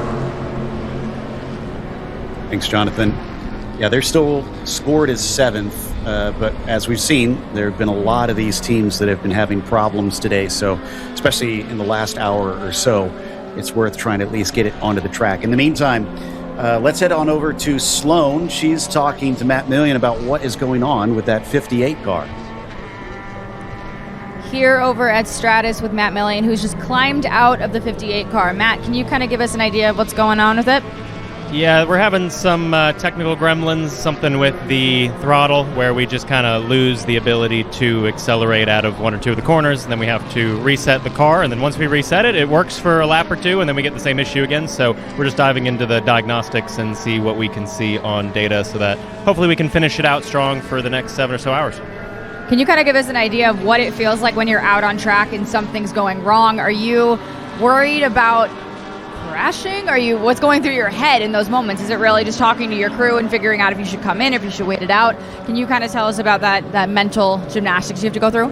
Yeah, I mean, it's really pretty simple in the racer's mind. You're just trying to diagnose the issue and communicate it effectively so that they can have the tools that they need to do what they need to do behind the scenes to fix the issue as quickly as possible. So it's really a game of good communication, a little bit of frustration, but we're here testing the V-Locks and doing the most laps that we can do on it for development. So part of the program today. Just another day over at Stratus. Are you hopping back into the 95 today? No, the 95 will be parked for the rest of the day, hoping to get back out in the 58 car here shortly. All right, sounds good. Well, thank you for your time. Back to you guys. Sloan. Are seeing pictures of the 3 car being worked on, so that's good. We'll see what kind of updates we can get on that in just a moment. Also, Jackson Lee in the 909 now moves up into 5th in class as well with the problems for the 908. Haven't really talked about that automatic racing 909 all that much today, so this is a boon to them. Unfortunately, it comes at the cost of their teammate, Joey. Yeah, a little unfortunate there, but sometimes that's racing. This is the 99 car getting around ZR3. I was going to make the comment that car that they're passing maybe just looked a little bit off pace and turns 1 and 2, but seems to be accelerating okay going into, call it sector number 2 on the racetrack, because that's a wild ride from one of the AOA racing cars that's out of turn number 10. Turn 10 is always a dangerous area, but it's not necessarily somewhere I circle that is going to be the busiest part of the racetrack, and it really has been today. All right, let's head back down to Jonathan. He's got a little bit more info on the 3. Jonathan? Yeah, down at the Round 3 Racing Garage, that number 3 that we recent code 60 after a crash at the end of the S. Speaking with the team members, hard at work repairing the front end of that ZP2 car, that it looks to be cosmetic damage only, which is great. And speaking with some of the crew members saying, I don't think they've replaced any mechanical components, just some ties, some rivets, some fasteners, and some mechanical elements, really structural, holding up the front end of that car, the splitter. There's some tape going on to the front headlights. I can see the drill at work. But mechanics, it is all hands on deck trying to get this car back out for the end of the race. They seem optimistic that it can happen, and the benefit is there's no real structural damage to the race car, purely cosmetic, which, despite the crash, I think is a best-case scenario. It absolutely is. Didn't look good before. The 908 having their problems means that, yes, there is big reason for the 3 to try and get back out on track as quickly as they can, because it's looking like it might be a race with that automatic racing team to try and take 7th in class. Big thanks again to Jonathan and Sloan for all the hard work down on pit lane. We still have 7 more hours to go, just about hitting that mark now. It started out nice and easy, Joey, on figuring out when drivers were going to pit, but the strategy is all over the map now. It really is. The Code 60s threw us a little bit of a curveball, more like a knuckleball. And I think right about now, I was mentioning those 6-hour championship points, that if anybody is kind of forecasting that 1 hour stop to make it to that 6-hour mark, it's going to happen relatively soon here. I think that the window should be open for at least another 15, 20 minutes if you're trying to only grab those 6-hour mark points. Otherwise, we're just going to see business as usual, and teams go about their usual, call it 1 hour stops, maybe just over in some of the other classes. So that confirmed my suspicions from earlier. We were told car 15 had a flat tire. We don't have a car 15. I think that was just a mistype, and that was car 14 that had their flat tire, and now they've exceeded number of permitted tire changes. They will be docked 1 lap. That is Blevins currently in that car, but it's kind of just you take the punches and you roll with them at this stage if you're that car. They've had some of the worst luck here at Virginia International Raceway, currently running 9th in the ZR3s. This is the 59 car passing what is the 392 on the racetrack. Probably outbrake them here into this section. This is always tricky. That's where we saw the number 3 car have their little oopsie daisy on the racetrack. Everybody stays right smack on the racing line. And something else that, since we did bring it up, about 5 hours into this race, the line on the racetrack, very, very clean. Now, you don't see a ton of rubber buildup off of the racetrack. However, each one of these times a car dipped a tire off into the grass, it brings dirt out onto the racetrack. And we don't have sweepers going out there, so think about every single corner of this racetrack seeing racing action for the last 5+ hours now. It is going to get dirtier and dirtier and dirtier. I'm seeing pictures of the 177 being looked at by crew members, all working on the front of the car, so not sure if there's more drama over there, but that's not a good sign because they've already done that once and had to take an extended pit stop, losing lots of track position. And the drivers obviously are starting to feel it, but we can tell that the mechanicals of the car also struggling out there. And I'm glad that we showed a little bit of that 392, because whoa, as we got a car off at turn 1, disappears behind the hill. Can't quite see what is happening yet. I think that's the 73 is going to crawl back over the hill, sheepishly return to the track. And thankfully, it looks like it does not have damage, so it did not make it all the way to the wall. And I know my memory is bad, and it's going to prove itself really bad right now. This was the car that I was just mentioning that was just a little bit slow in that same section of the racetrack, was it not? I can't remember. My memory is worse, apparently. So I can't remember at all if that is the one. We'll try and see if we can get that dug up. I remember it was an E46 BMW, and there's only a couple of them out there. And this is the car that you were talking about, the Ginetta, the 177 on pit lane. Now, that certainly seems to be a lot more splitter damage than what I remember seeing last time. We saw it spin an oak tree. That was probably about an hour or so ago. And there was another car slow exiting what was turn number 12. Yeah, I see the 177 also had that spin at turn 12. I think we saw it, and I don't think it hit the wall then, so that it's probably not from that. Yeah, it's a bit strange, but it definitely had its fair share of duct tape all over the front of that car. In fact, one of the headlights completely covered by that black tape. In the meantime, we saw a glimpse of the 411 still giving chase.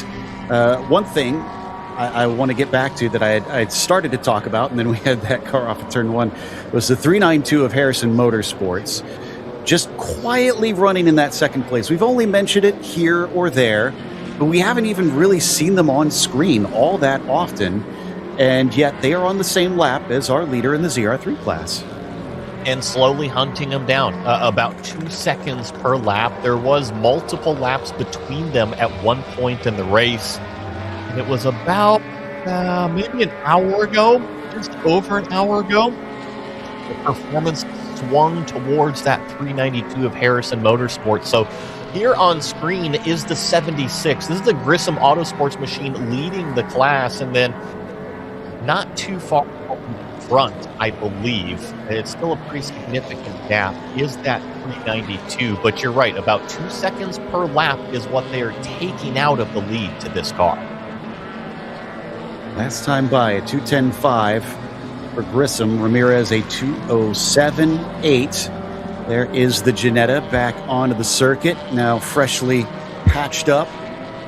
Love these above views that we can see of the circuit and just see how gorgeous the grounds are. A few of the little creeks and rivulets that wind their way around this place to try and guide all the water away from the racetrack, of course, kind of lining the side of this circuit. As the Porsche Cayman comes out of South Bend, the Ginetta going to be just ahead of that leader in the class. We'll see if they easily let them by.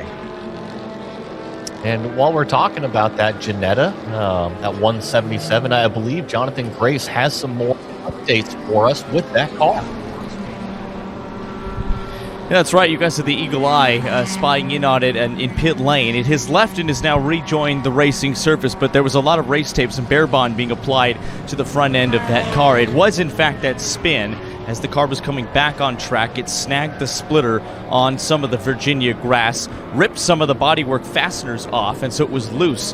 That team from Camberton Performance did a good job of bringing the Ginetta, the 177, back into pit lane, got the tape on it, and it is all safe and sound, and most importantly, approved by race control to be race-worthy and go about and continue to compete. But it did lose a heap of time trying to get some of that front bodywork safe and secure again. What that did do is set them even farther behind the 41 that they were trying to chase down. It's now looking somewhere in the realm of about 8 laps that they've got to catch up just to get to 4th place, let alone trying to jump up to P3, which is another lap ahead. Schwartz and Alsup still vying to try and decide that last step on the podium in the ZR2 class in today's race. We are under 7 hours left to go now. It's not that much longer before we get to that critical halfway mark where we expect to see cars try to take maybe a bit of unusual strategies to get some valuable points in this longest of races we've had so far this season. In one of these camera shots, this is actually from, call it the hotel over there just outside of turn 5 and 6 at VIR. Always one of the best places to stay when you think about racetracks. What's better than literally staying on the facility grounds? And if you don't have to be in one of the early run groups, you get to be woken up by the amazing sights and sounds of race cars directly outside your hotel room. A little bit of a look inside. Going to put another lap on the Heinlein Racing Porsche. Does a good job staying out of the way. They know that's not their fight. And that is another aspect of endurance racing. Just understanding what is worth really causing trouble for, what do you really try and fight for, and what do you realize, it's better to try and get to the end on this one because this really doesn't concern us. Sometimes the drivers are thinking about it. Sometimes they're not. Sometimes they are just locked into exactly what they want to accomplish out there. And yeah, there's 6+ hours remaining, but sometimes that isn't even in their brain at all. And I think for the 76 car, they are on a mission right now, trying not to bleed too much time. Remember how you had said Ramirez was at about almost 3 seconds a lap faster? This time by, it's even significantly more. That 76 car definitely got held up, a 213.6. You go back to Sergio, a 206.4. That is a massive chunk of time, that lap. It is. I don't think it's going to be that much longer that we're going to see this lap difference between the two cars. Ramirez just doing fantastic out there, and that's not to cut down on Cody Grissom, because he's doing his best. As we had a little lockup trying to get inside the Porsche, as our 909 just unfortunately is going to be plugged up for the time being. Once he gets past the snake, should be able to get out of there and get on by. But let's watch and see what happens once we get some driver changes. We have to remember that we had the likes of Alex Crane, Lawson Crane as well in that car. They were able to put down some good times. So this could swing around by the time we get to different drivers inside our top two. This is the 77 making its way through on the traffic. And that was the 909 in front. I thought briefly for a second I had seen the number 4 car, and I didn't think that they were that close to each other. Gap still showing about 16 seconds in terms of the difference between our top 2 cars.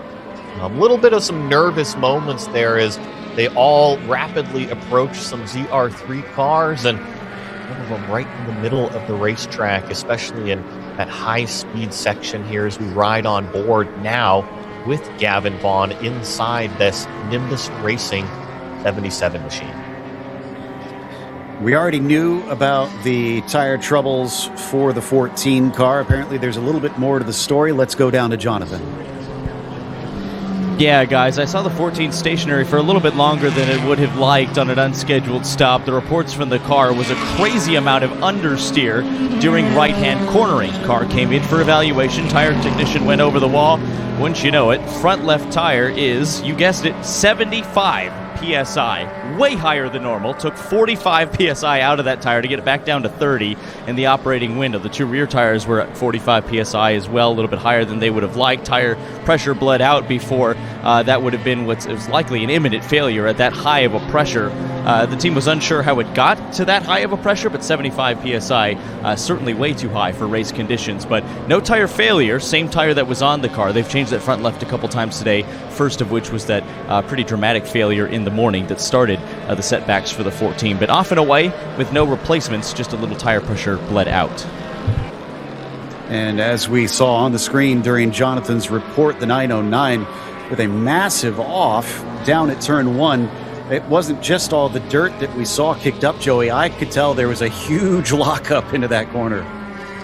Well, that's where it started, right? We were following the car, all of a sudden, a little bit of white smoke, more white smoke, even more white smoke, and then by the time we got down to turn number 1, there was a huge dust cloud, and I'm quite surprised that given how long that car was sliding the front tire for, that it actually got it woed down before reaching the tire wall. So a nervous moment there for automatic racing, and you saw the car kind of weaving back and forth when it rejoined the racetrack, try to assess if there was any more damage.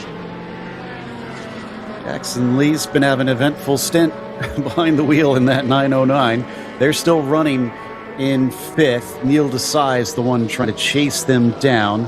I'm showing 3 laps between the cars, so it should at least keep them in the position. The fact that he got it back on the track and rolling, but he can't afford to do that too many more times, especially in certain parts of this track, because as I had mentioned yesterday, there's not really much in the way or any gravel traps that are around this circuit. It is off into the grass and dirt, nothing to slow you down, and you can easily find yourself in the Armco if you put a foot wrong.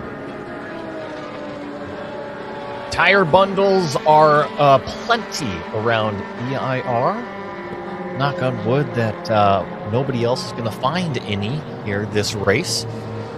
Had plenty of cars try to make it there. We saw a couple cars down there in Oak Tree. I think the closest one that we've seen has probably been that 177, which did the full 360 on the outside of what was turn number 12. But once again, they didn't make it all the way to the tires, as a little bit of a stack up here between the 2 ZR classes.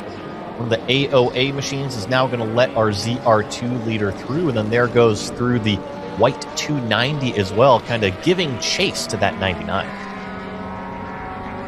Oh, and the 290 has passed the 41. I believe that was switched around last time we looked. So at some point, Alsup has been overtaken by Johann Schwartz. Podium is now in the hands of the 290 ZR2 team that you see on screen. What a comeback for them. I would not have predicted, especially after the 3rd tire that they had to replace, that they would have any hope of getting a result today. Was it 3 or was it 4? I believe I believe they were. Well, I think I know they had to come in 3 different times, so they shredded 3 tires. I want to say an amazing comeback, nevertheless, right? And props to that team, right? Because it is not easy when you have that many problems early on, right? It wasn't in hour 3, hour 4. It seems like the majority of the issues were in hour 1, right at the smack of the green flag. So huge credit to that entire Moorhead Speedworks team over there campaigning that 290 to keep their head down and their car in the fight. I think that's the best you can ask for in this series, especially in today's race. Stay in the fight. Just make sure that the car can get out on track and it can circulate. And you never know, something could happen that really changes the complexion of things. But for now, we carry on, and so does that 290. Just putting the laps in now that they've finally gotten that position. They've been working multiple hours to eventually regain in this race. We're watching a few more of our GT cars now battling down through the left hook and now into the snake section. We're hearing from Sloan that the 77 may have had some interesting stuff happening at the back of the car. Okay. Well, Joe, remember, that was the car that they were putting the tape on the right rear. It was, you're right. And making sure that the taillight was in. It didn't seem like there was any damage to the bodywork. I wonder if it was just literally a taillight kind of flopping around, hanging out back there.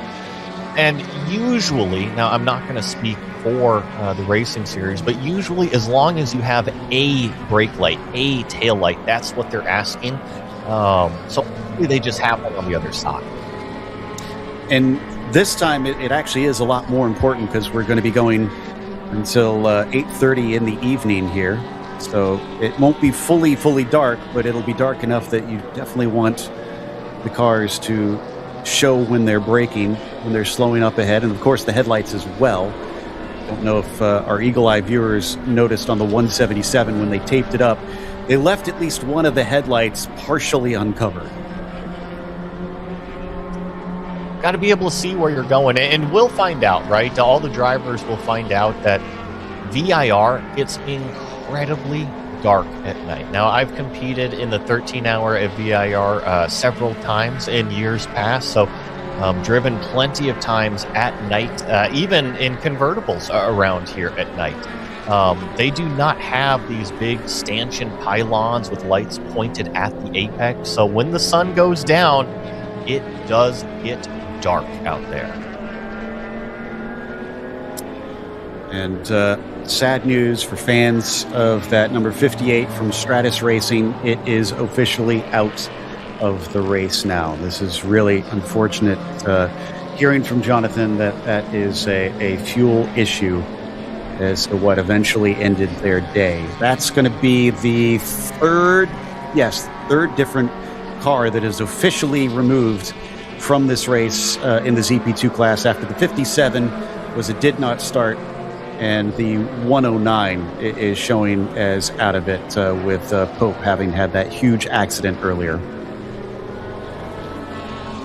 Really in the smack middle of the race, call it, right? I know that we haven't reached the true halfway point, but it feels like if cars and teams are going to start to have these maybe little nagging issues, it's going to start to creep in right about now. The drivers might feel a little something with the car, or everything is rolling all hunky-dory out there. Just in the case of call it the 4 from round 3 racing, everything has seemed to go their way so far. And when everything is going your way, you just want to keep it nice, tight, and quiet out there. Don't change anything.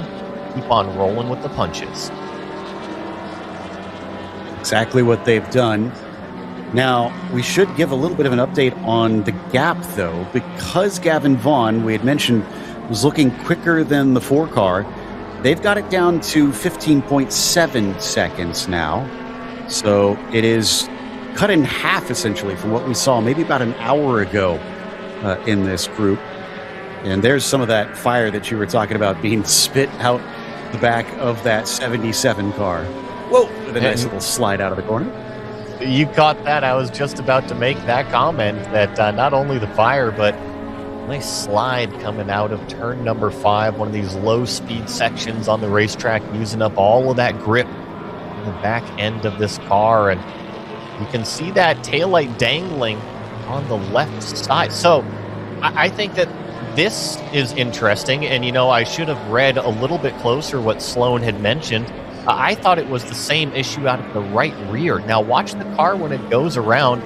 It's actually the left taillight that is dangling out of this one now. Going to have to do another tape job, Joe.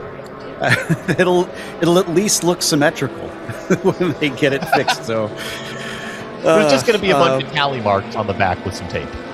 Apparently. So another notch on the bedpost if you are the 77 team, as we've got, well, it looks like the 98 has come into pit lane.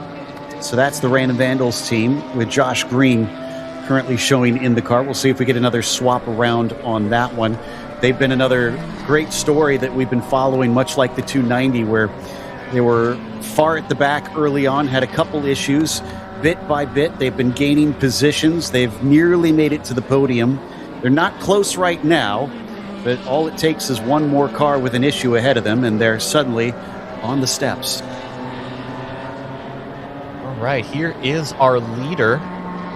So this is the number 4 of Oliver Piatek, and this is actually what I've been waiting for, is physically a camera on the number 4 car, because I am watching the 77 onboard.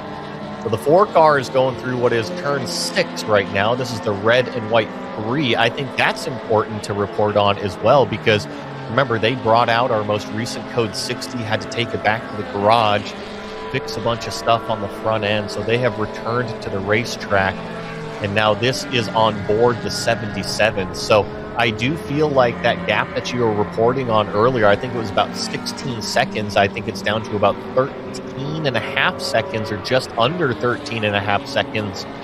And the 77 is on its way.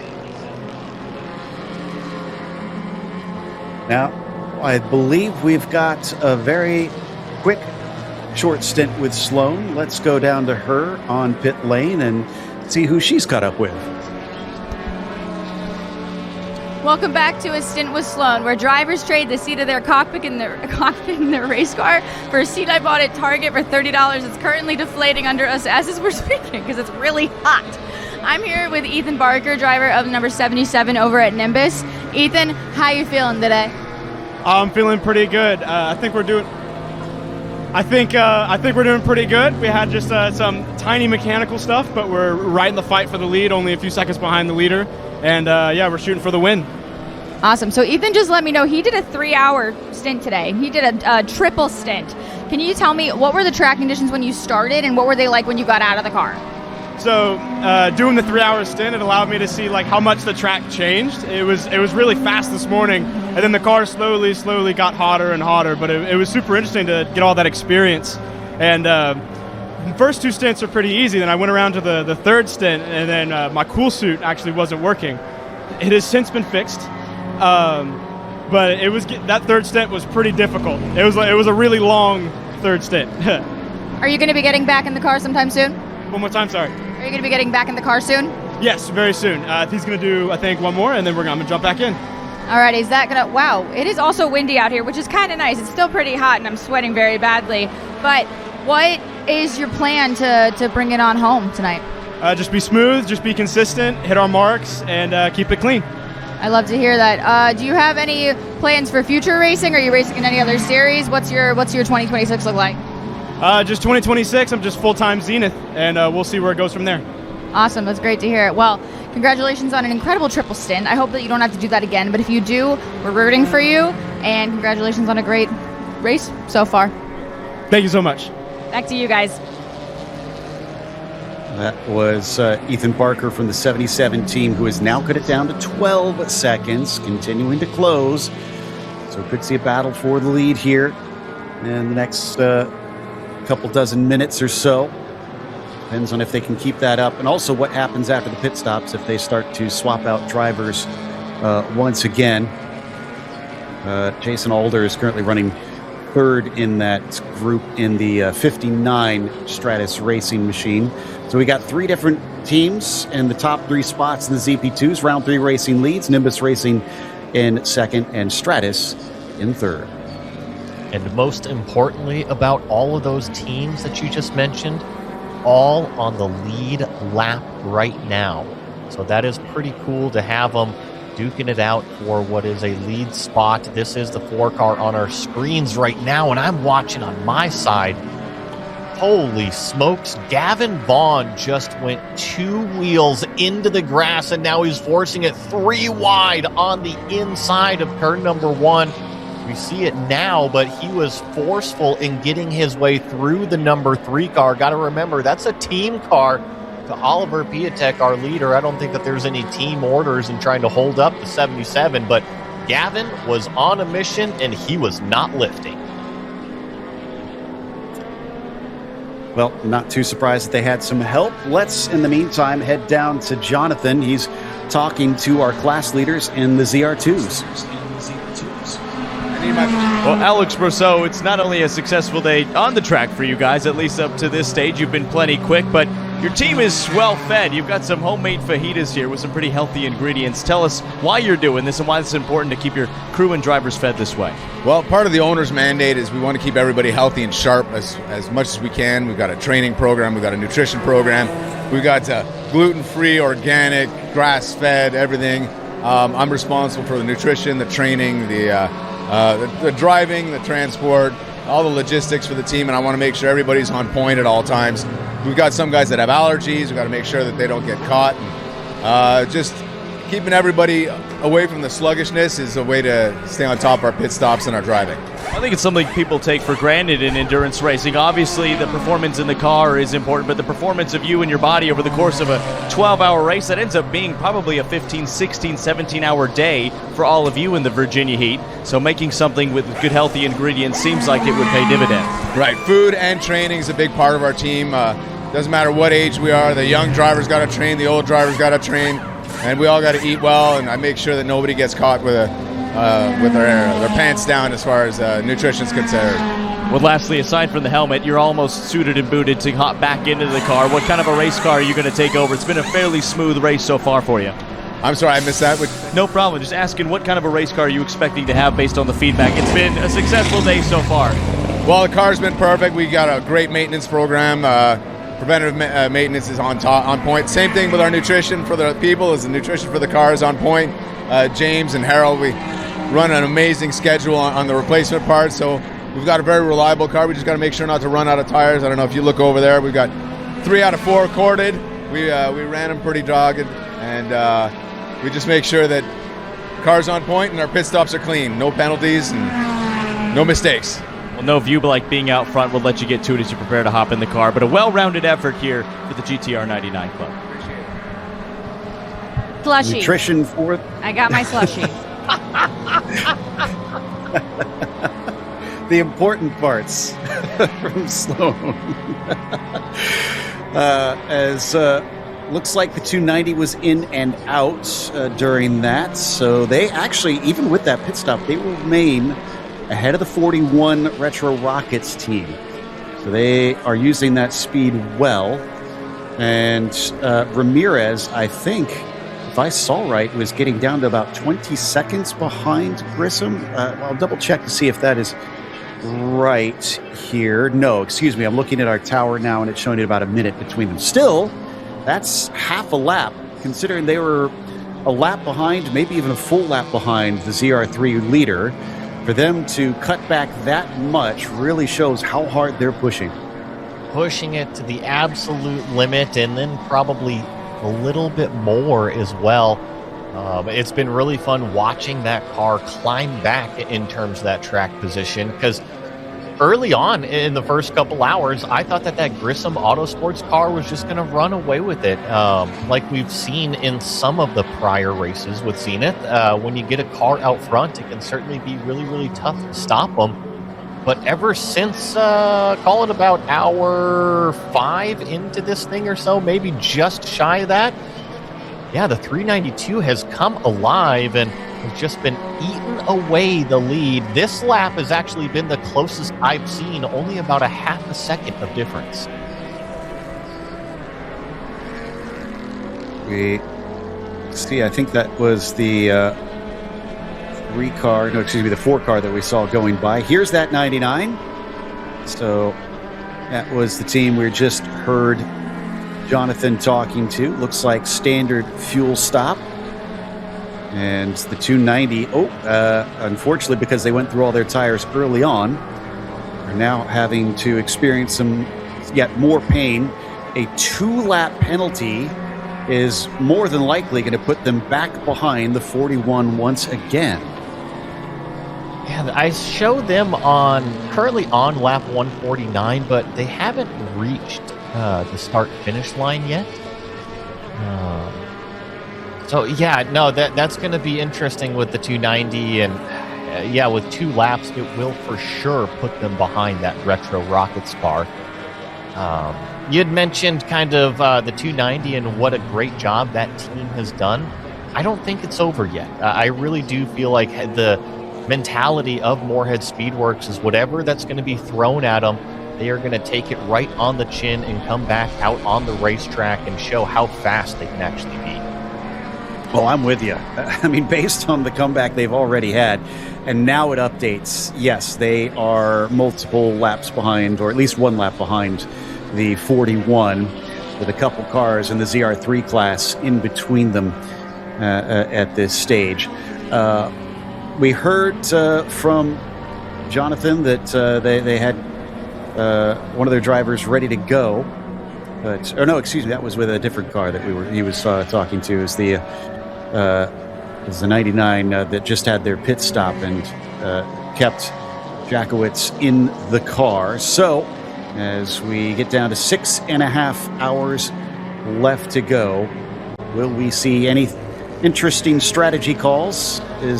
Are most drivers going to try and keep the cars out on track until that 6-hour mark? I think the most interesting part for me is this yellow car that is being held up. He's got 3 cars that are not of the ZP2 class directly in front, and the lead is all but gone. Under 10 seconds. I think I saw just about 7 seconds at one point between the number 4 and the number 77. So going to be very, very interesting just to kind of see what this is going to do, given that there's only 27 minutes left until we get to that 6-hour mark where the championship points are given. And while we have seen the lead exchange hands a couple times, and some of that was in the very early laps in those ZP2s, we haven't seen it change hands since, I want to say it was about 2 or 3 hours into the race when I think it was the 3 car had a bit of an off and handed it over. So since then, it's been very firmly in the clutches of that number 4. And then, of course, we had a lead change off track with the pit stops between the cars. So this could be and Joe, a first. And hard to interrupt you. I see the 77 jumping onto pit lane right now, and so I believe the number 4 is on the pit lane as well. This is important because these are our top 2 runners, and I just noticed the 59 has just left pit lane. So they got in 1 lap earlier. Our top 3 cars that were all on the same lap are on the same pit stop cycle. Interesting. Okay. Someone could maybe try to break out, and maybe that's what the 59 is trying to do, is pitting a lap earlier than their rivals. As work now carries out on our 2 cars. Let's see if we get any driver changes between them, and also where they emerge, because as I was just about to mention, this was how it exchanged hands last time, was that the 2 teams had differing strategies on those driver changes.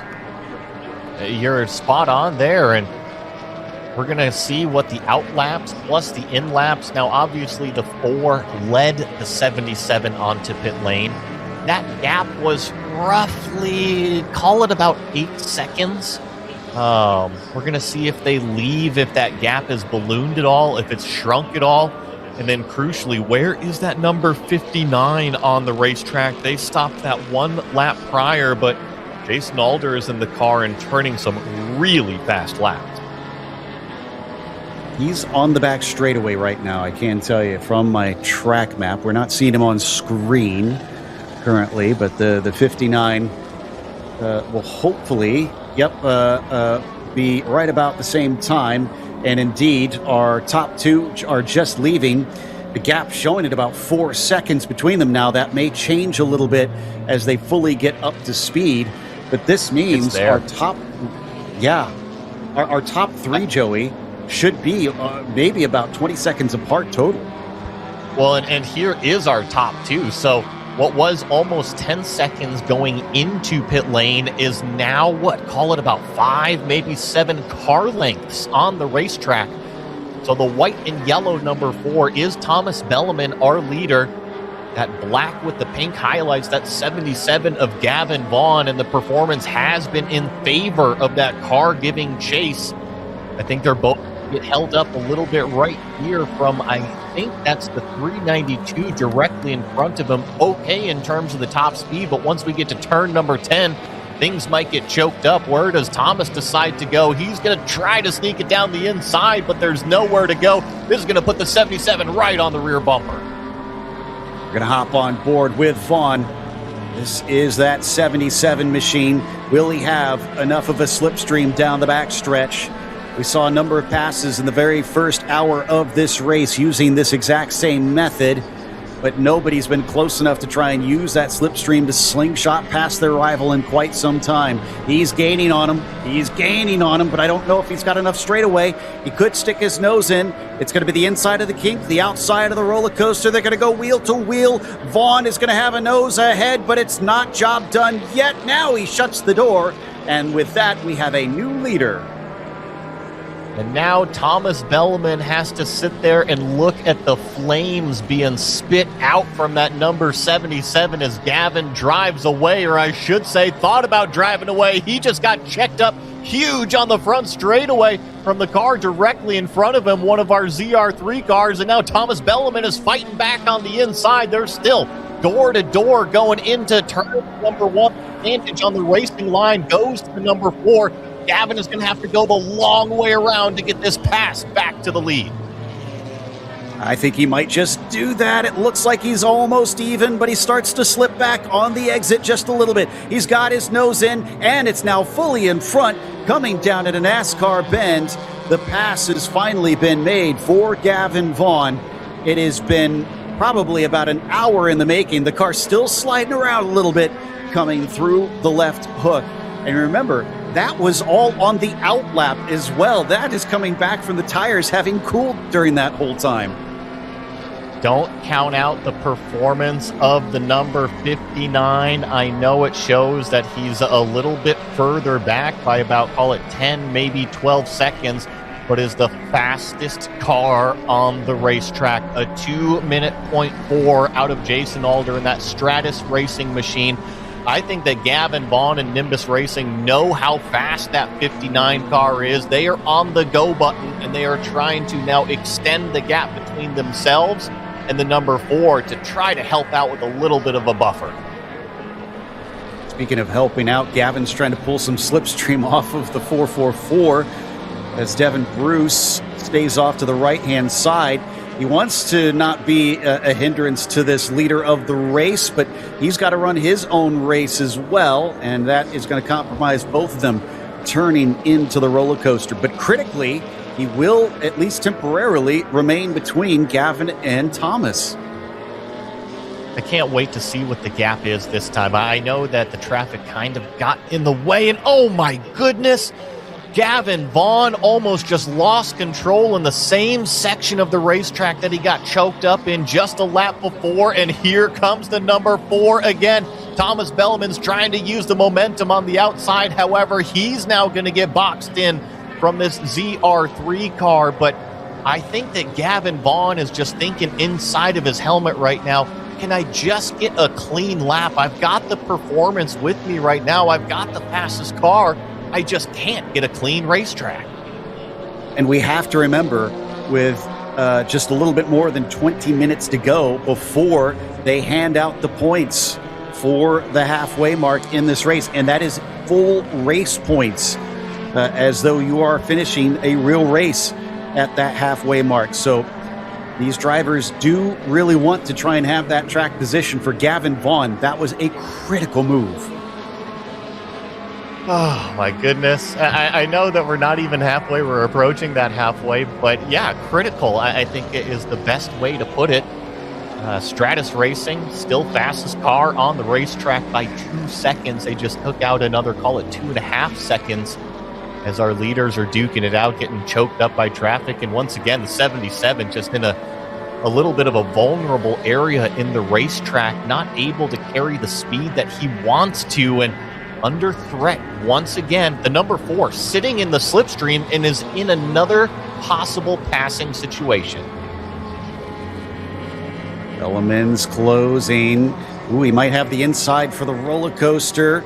He's not going to have the shorter distance through the kink, but he's on the racing line. Still, he has to back out of it. That may be smart in this situation. That was going to be risky going too wide into there.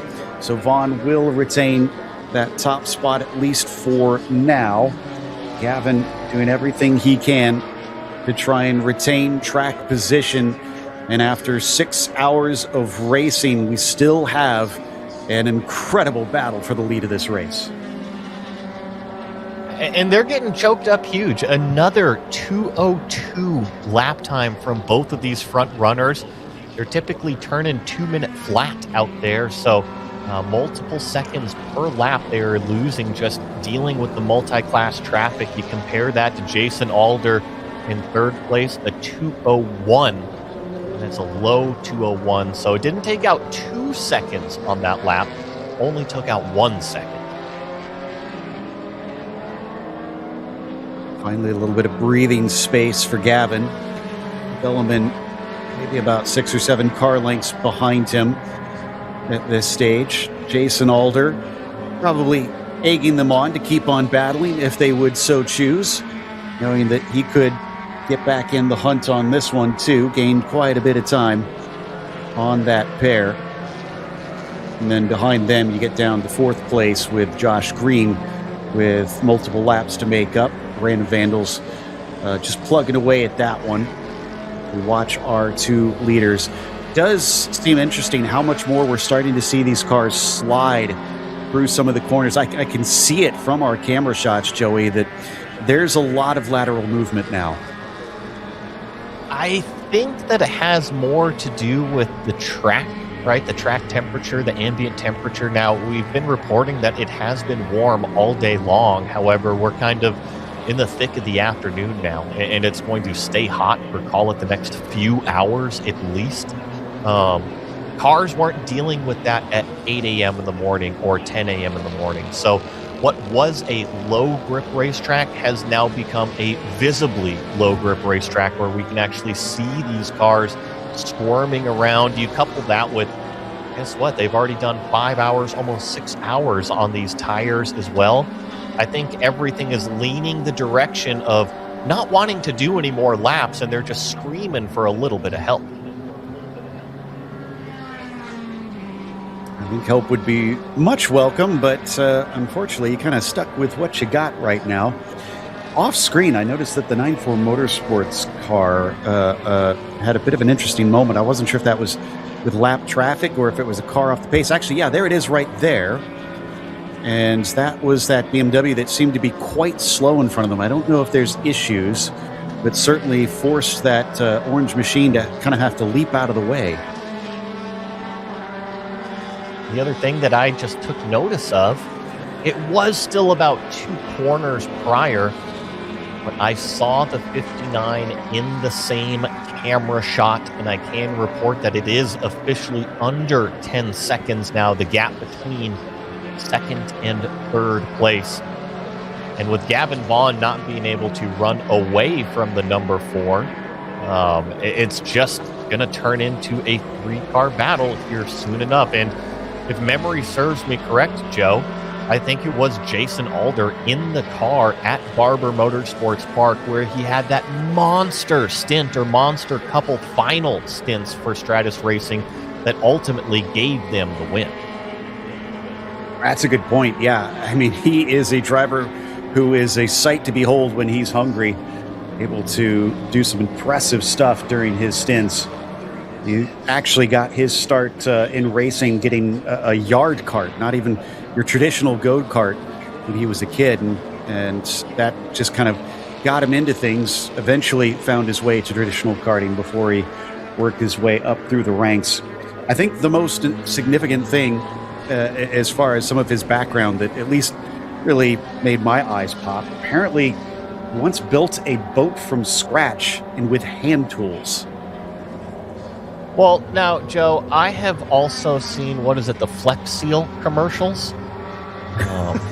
So it depends on how big it is. It was clarified. He did clarify that it was a completely legal boat, too.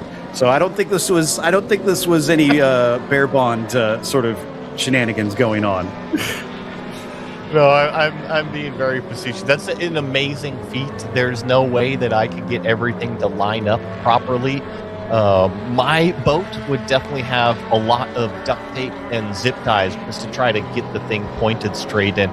Did you see that? There's a car stopped on the racetrack just past the lower S's, but before the bridge on driver's left side. And oh my goodness, that's a huge piece of bodywork right in the middle of the uphill S's, right before you get to the top of them. Yeah, that is not a good place to be. It might be slightly off the racing line, but we've seen cars go side by side there frequently. I would not be shocked. Oh, and there is the answer to some of our questions. That's the 14 with a delaminated tire. So that is where that piece of rubber that you saw came from. There it is, right there. You're right. That is the tire. I thought maybe it was like a bumper or a piece of a splitter because you're never quite sure. And you're right. Call it 2/3 of the tire that is just completely torn itself off of the wheel. And my goodness, yeah, some drama. Okay, so is this related to the 73? They're creeping along, and in fact, they should be coming close to this camera shot now. They've got Gray in the machine. That's Eric Gray. Go ahead.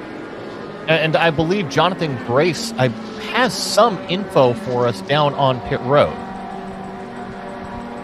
Gentleman Brad McCall, team owner at Round 3 Racing, not related to the 14 with the tire going down, but is related very much to the battle for the lead of this race, with full points being scored in just over 12 minutes' time. How eager are you to get the 4 back to the 4? Yeah, that was an unfortunate delay during that pit stop. We had to come in. We were running out of fuel, so we had to pit. And we did a driver change, and just unfortunately, the net got caught up, and we weren't able to secure the driver in the car in time, so lost the lead on that driver change. But we got a real fast driver in the car now. Hopefully he can get back to the lead in the next few minutes. Strategy-wise, this is very interesting. In the time that we've begun this interview, the field has fallen under a code 60. Does that hurt you or help you? Probably hurts us. Gives us a little less time to get back into the lead. But yeah, it's too bad. We really had this in mind, going for the 6-hour win. But yeah, stuff happens. I suppose the knock-on is if this code 60 can be cleared quickly, you still might have 10 minutes or so with the field well and truly bunched up. You were right on the tail of the 77, so potentially a benefit there? Yeah, it could be. They're two really good drivers. They're both really fantastic. I mean, just watching this battle's been a lot of fun. Thomas is in our car now. He's just lightning quick, really smart driver. I saw a couple times there he had an opportunity to go for a pass, go for a move that maybe would have been a little ambitious, and he backed out of it. So he's still got heads-up driving, thinking long-term about a 12-hour race. But yeah, we really wanted the 6-hour win. It's not over yet. Feeds beautifully into my next question. How eager are you to be there at the end and fight for the overall win at the end versus the points potentially on offer in the next 10 minutes? Yeah, the overall win at the end is absolutely the goal. I mean, that's what we came here to do, run 12 hours, finish at the top of the podium. And believe it or not, our other cars are not completely out of it. This is a long race. A lot of things can happen. It's grueling to go through 12 hours here is tough, especially in this heat. So anything can happen. We're not giving up, even with the cars that are several laps down. Appreciate your time. Round 3 has been quick all day, guys. They sure have. Now, we saw on screen the 73 limping its way back home. And initially, I thought with some of the smoke that we saw coming off, Joey, that maybe there was something under the hood wrong. But you noticed exactly what I noticed. That car was leaning to one side. You and I thought the exact same thing. I was very worried when it rejoined the racetrack, just given where the smoke was coming out from. But then once we got a couple of other TV angles on it, the left rear certainly seemed to be towed out pretty significantly. Didn't seem to have any other bodywork damage like what we saw out of the AOA machine. That BMW had pretty much shredded that front left tire as well as the fender as well. So more significant damage on the AOA car than what we saw out of the 73. And that's what slows us down. Obviously, they do need to go and try and retrieve the tire bits from around the climbing S's, which is probably going to be an interesting cleanup. That's, I guess, perhaps one of the shortcomings that we've got of this Code 60 is they'll have to try and get cars to navigate around the cleanup crew for situations such as this. But that hopefully shouldn't last too long. And then, of course, with that car with the suspension damage, that actually helps them out tremendously, because not only are they losing less time, but it's much safer for them to get it back to the pit lane. Seeing some more pit stops go on right here. This is the number 909 car from Automatic Racing. They are in pit lane, and watch this pit stop take place here. Back to you, Joe. Yep, Random Vandals have been on our radar for some time, but it is also on the radar of Jonathan, who's with them now. Well, you might want to keep a closer eye on them. They had about a half a tank of fuel when they came in, just about a half fill to top that car off under service and take advantage of the Code 60. Random Vandals in their number 98 machine, running fourth in class at the moment, fifth overall. This might help them jump up the order, because I think they've timed that Code 60 stop perfectly. Noticed something as they were working on this 909 car, Joey, and something I hadn't noticed before. Is that a flap for letting heat out that they just raised up on the front there? The roof, did you see that? You know, I'm not sure. However, I do have the YouTube feed pulled up, and that is just about 10 or 15 seconds behind. So I will go ahead and see exactly what you're talking about. Typically, anything out of the top of the car is going to be airflow related. And I do see kind of two little pilot holes up at the top. Now, those are still open. And I would assume that that is feeding fresh air to the driver. And those are those pilot holes that I'm seeing on either side of that roof light. Is that what you're mentioning? Yeah, those things. Yep. Yeah, no, little eyebrows, if you will. And I would assume that those are being dumped straight into the cockpit. Well, hopefully they're not giving a concerned look by the end of this race, because they're still sitting. You can put some googly eyes on those, right?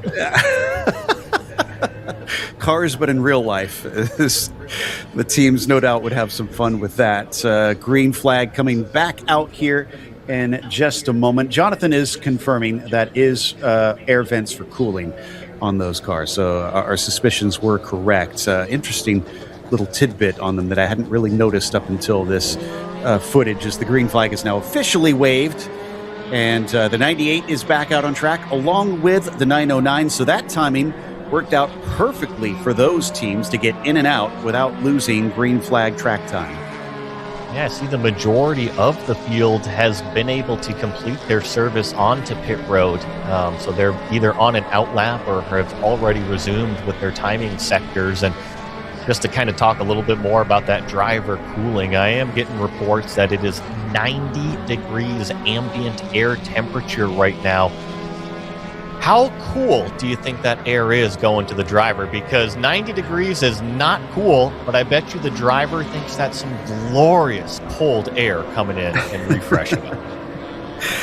It's all about perspective, right? And comparatively, it's going to feel a whole lot better than, 120 or something inside the cockpit. So, yeah, I'm sure it is going to be very difficult for all of our drivers. In the meantime, Sloan has a little bit more news on the 73. And Sloan, what's up? Here over at the 73 pit box with Austin Webb. Can you give me an idea of what was going on? I know the car's back out now, but he was in here for a little bit. What happened? Actually, we're going to take it back to our pits. It looks like we have a bad left rear control arm. Looks like it bent. We're going to go head back to the pits. We're going to throw another one on, and you'll see us back out here shortly.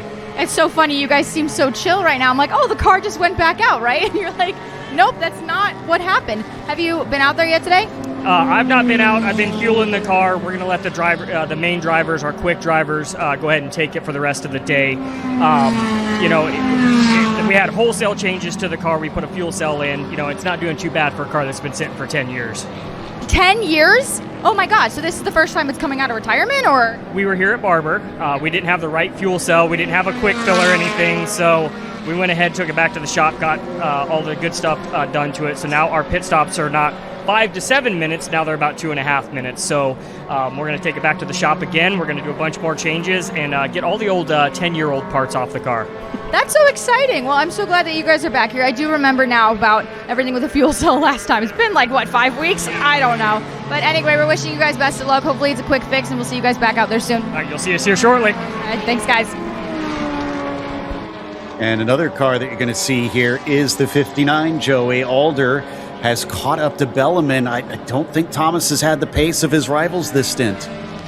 He has not, and he's dropped 6.5 seconds off of Gavin Vaughn. Remember, they were really locked into combat, and that was only about 15 minutes ago, because it was about 6 hours 20, maybe 6 hours 22 left on the clock when number 77 snagged away the lead. So in that span of time, 6 seconds has grown to be the gap, as well as Jason Alder eliminating himself from 10 seconds behind.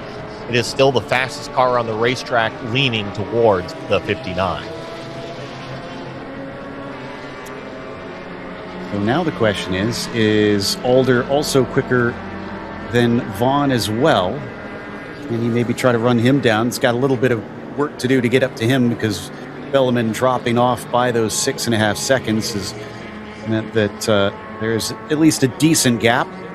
And I can't say that I have ever seen a Rastafarian tire before, Joey. What? That's not the first we've seen, but it certainly seems to be a trend today. You've got to take care of your rubber underneath you. Down into turn 1, Jason Alder in that 59 Stratus racing car is starting to hassle Thomas Bellarmine. Bellarmine was not able to keep Vaughn back, but he definitely made him work for it for at least a couple laps. What did he learn from that fight? He's going to learn something new even more, because when the 77 got by, he found out that Gavin kept getting choked up from the ZR2 and ZR3 cars. Might be a little bit of a different story when the 59 gets by. I say that and I look out the windshield, and there's two multi-class cars that might either help Thomas or hurt him. And in fact, both of them are very far up the order in their class. Well, that's an ambitious move from Bellarmine. He's going to try to use it to great effect. Unfortunately, it is not going to be a buffer, at least for now. Nice move by both of them to get that done. I'm sure that gave a fright to both BMWs. It took Jason Alder for surprise. I think that he was expecting the number 4 car to roll a lot more speed through turn number 10. And I mean, the 59 almost pile drived into the back of the number 4 car. And that's really kind of what ballooned the gap even more. Alder couldn't get back on the gas, and now that we're in the racing rhythm of going into the brake zone of what is turn number 14, you see him right back closing it up once again. This battle is not over. Now, thankfully, they have a lot of clear track in front of them, because the next car up is the leader, so he's not going to fall back to interrupt it. And then I see the 290 a ways up the road. So might be another lap and a half of just a straight fight for second between these two. Let's see where Jason decides to try to make the move. catching and passing are two totally different things, and sometimes you have to have a pretty significant advantage in one section of the racetrack in order to get up close enough in order to make a big-time lunge. And I think we're kind of seeing that response out of Bellman right now, is that you don't need to be turning laps that are 3, 4, 5 seconds a lap faster than somebody. You just need to be on the rhythm, in the right gear, in the right section of the power band, and the other car can't quite get the momentum to swing by you. Can certainly make life difficult for that 59 if Bellman wants to try and defend here. Starting to see a little bit more in the way of marbles here and there around the track. You don't expect too many of them, since the tires do have to last so long in this series, so they're not going to be shedding quite as much rubber as you would typically see in many races. Even still, you want to try and stay on that racing line. Coming off of Oak Tree, Thomas Bellman has to keep an eye in the mirror, because Alder looked like he had a decent run, and he's going to follow in the tire tracks, but as we watch from above, it's still about a car length back. He's getting ever closer. He's going to show himself to the left-hand side, coming up into the braking zone. He's going to go as deep as he dares, but he's not completely past. Now he is, and that is going to be Alder up into P2.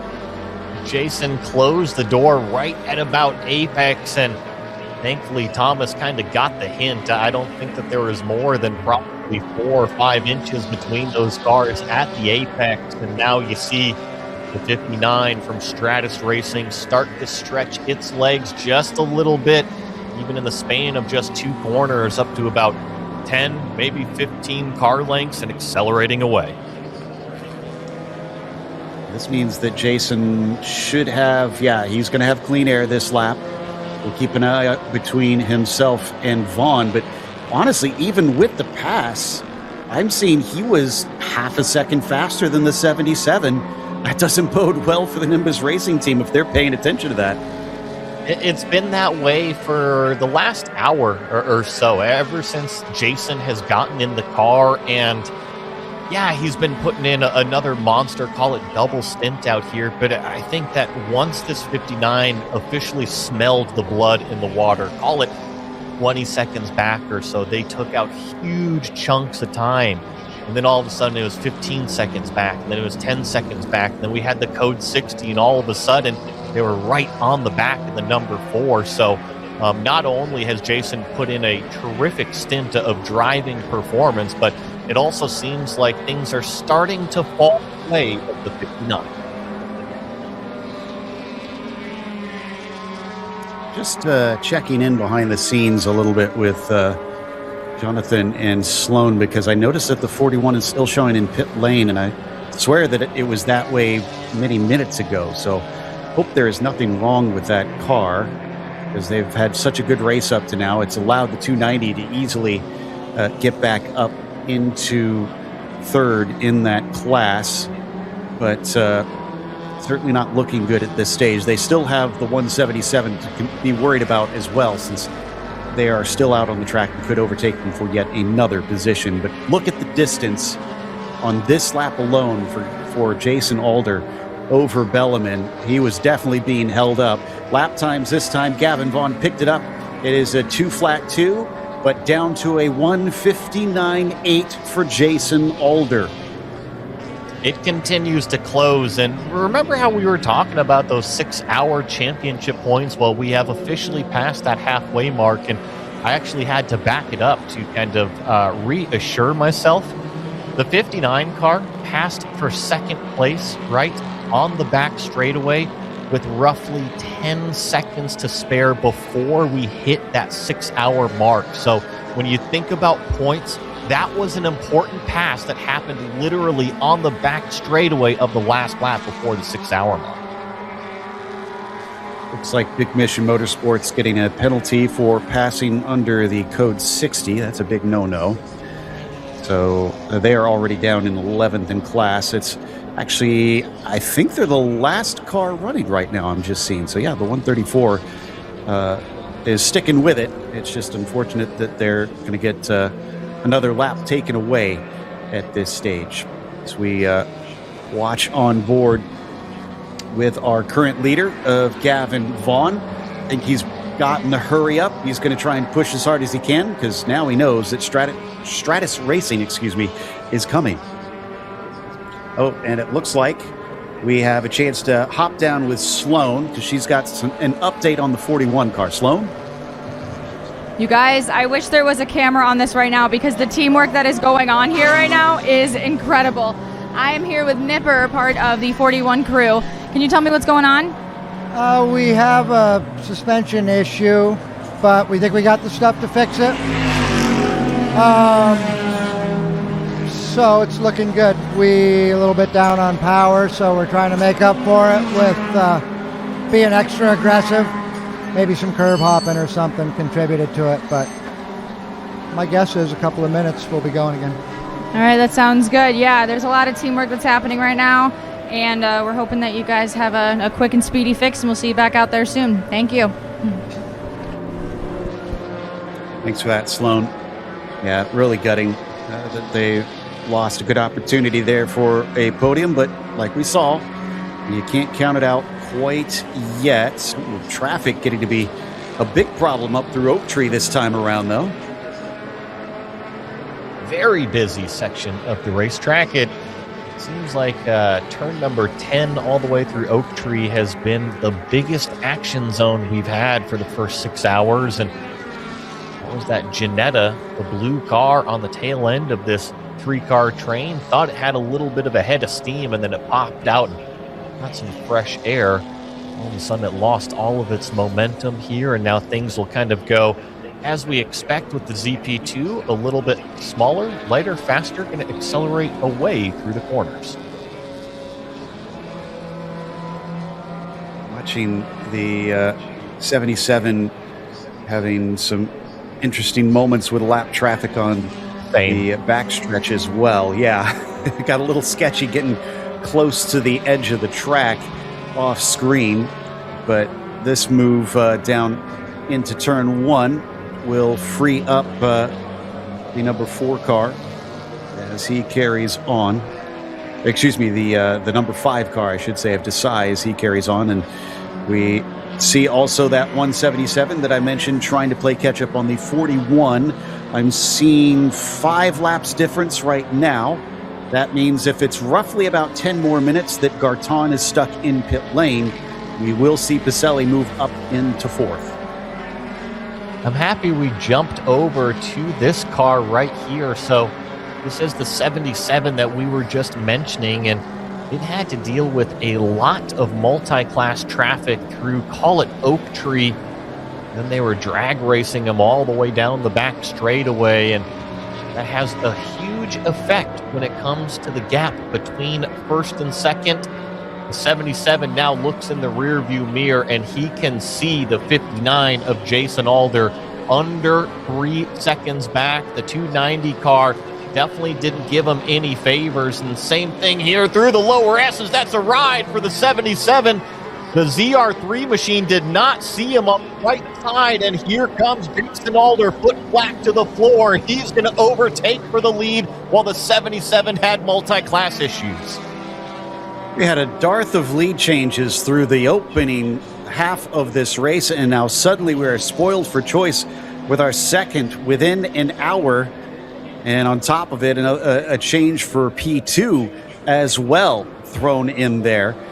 I'm not sure that we're going to be seeing the 77 be able to respond on this one based on the pace that Jason Alder has shown, but they do have that lap traffic. That could offer a chance if Vaughn wants to be sneaky. Alder is a smart driver, though. You see him use the slipstream all the way until he was tucked up behind that number 24 car from Montgomery Motorsports. So he utilized the slipstream off of the bigger, faster car in terms of the top end as long as he possibly could, and then made the pass into the brake zone down there. I think that now that Alder has fresh, clean air, nobody out the windshield, a new leader with Stratus Racing, everybody take notice about how fast this car is. And this is literally a last to first moment for them. Starting from 11th on the grid, of ZP2 cars, and now suddenly they are up at the front. I think they can be pretty darn proud of what they have achieved today.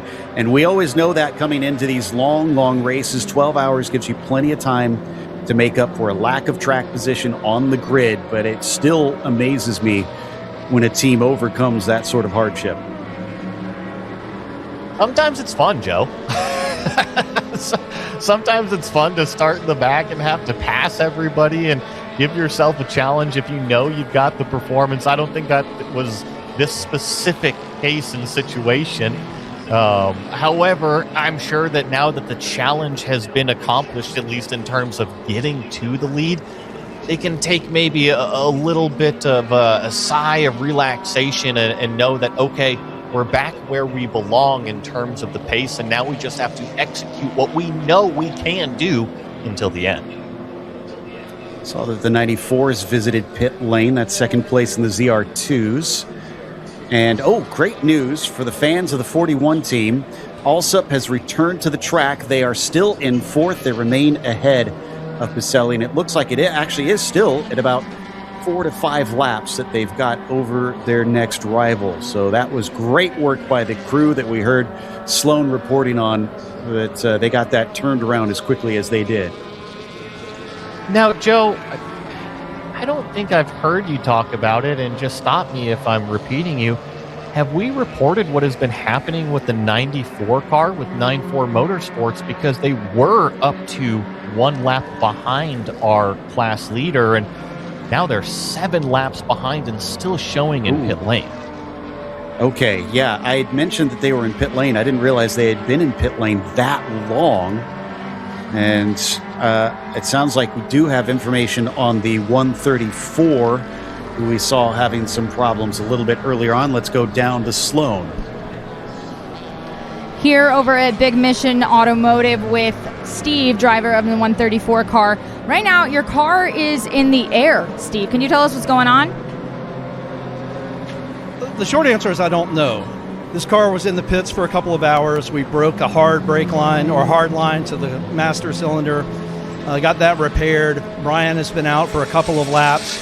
We haven't fully resolved the braking or clutch issue, but he radioed in lap ago, 2 laps ago, just complaining of a pretty significant rotational vibration somewhere in the driveline. That's what I know. Guys hopped over the line. They're taking a look at it. What do you see, Jimmy? Probably the same axle that we replaced last night. Different car. Drive axle in the rear. All right, you heard it here first, folks. Unfortunately, having to replace another part on, or same part on another car is never what we want, but hopefully they'll be out of the pits soon. Back to you guys. And Joey, if it is the same part on another car, that to me says a trend. So, at least it gives them more information on it, potentially, to make sure it doesn't happen on a third car. But it's never a good sign if it's happening to both cars. Hopefully they'll be able to identify what the call it inducing cause is and be able to fix that, so that way it doesn't constantly arise for them on any of the cars. As we jump on board here with one of the onboards, this is on the 777 of Steven Smith.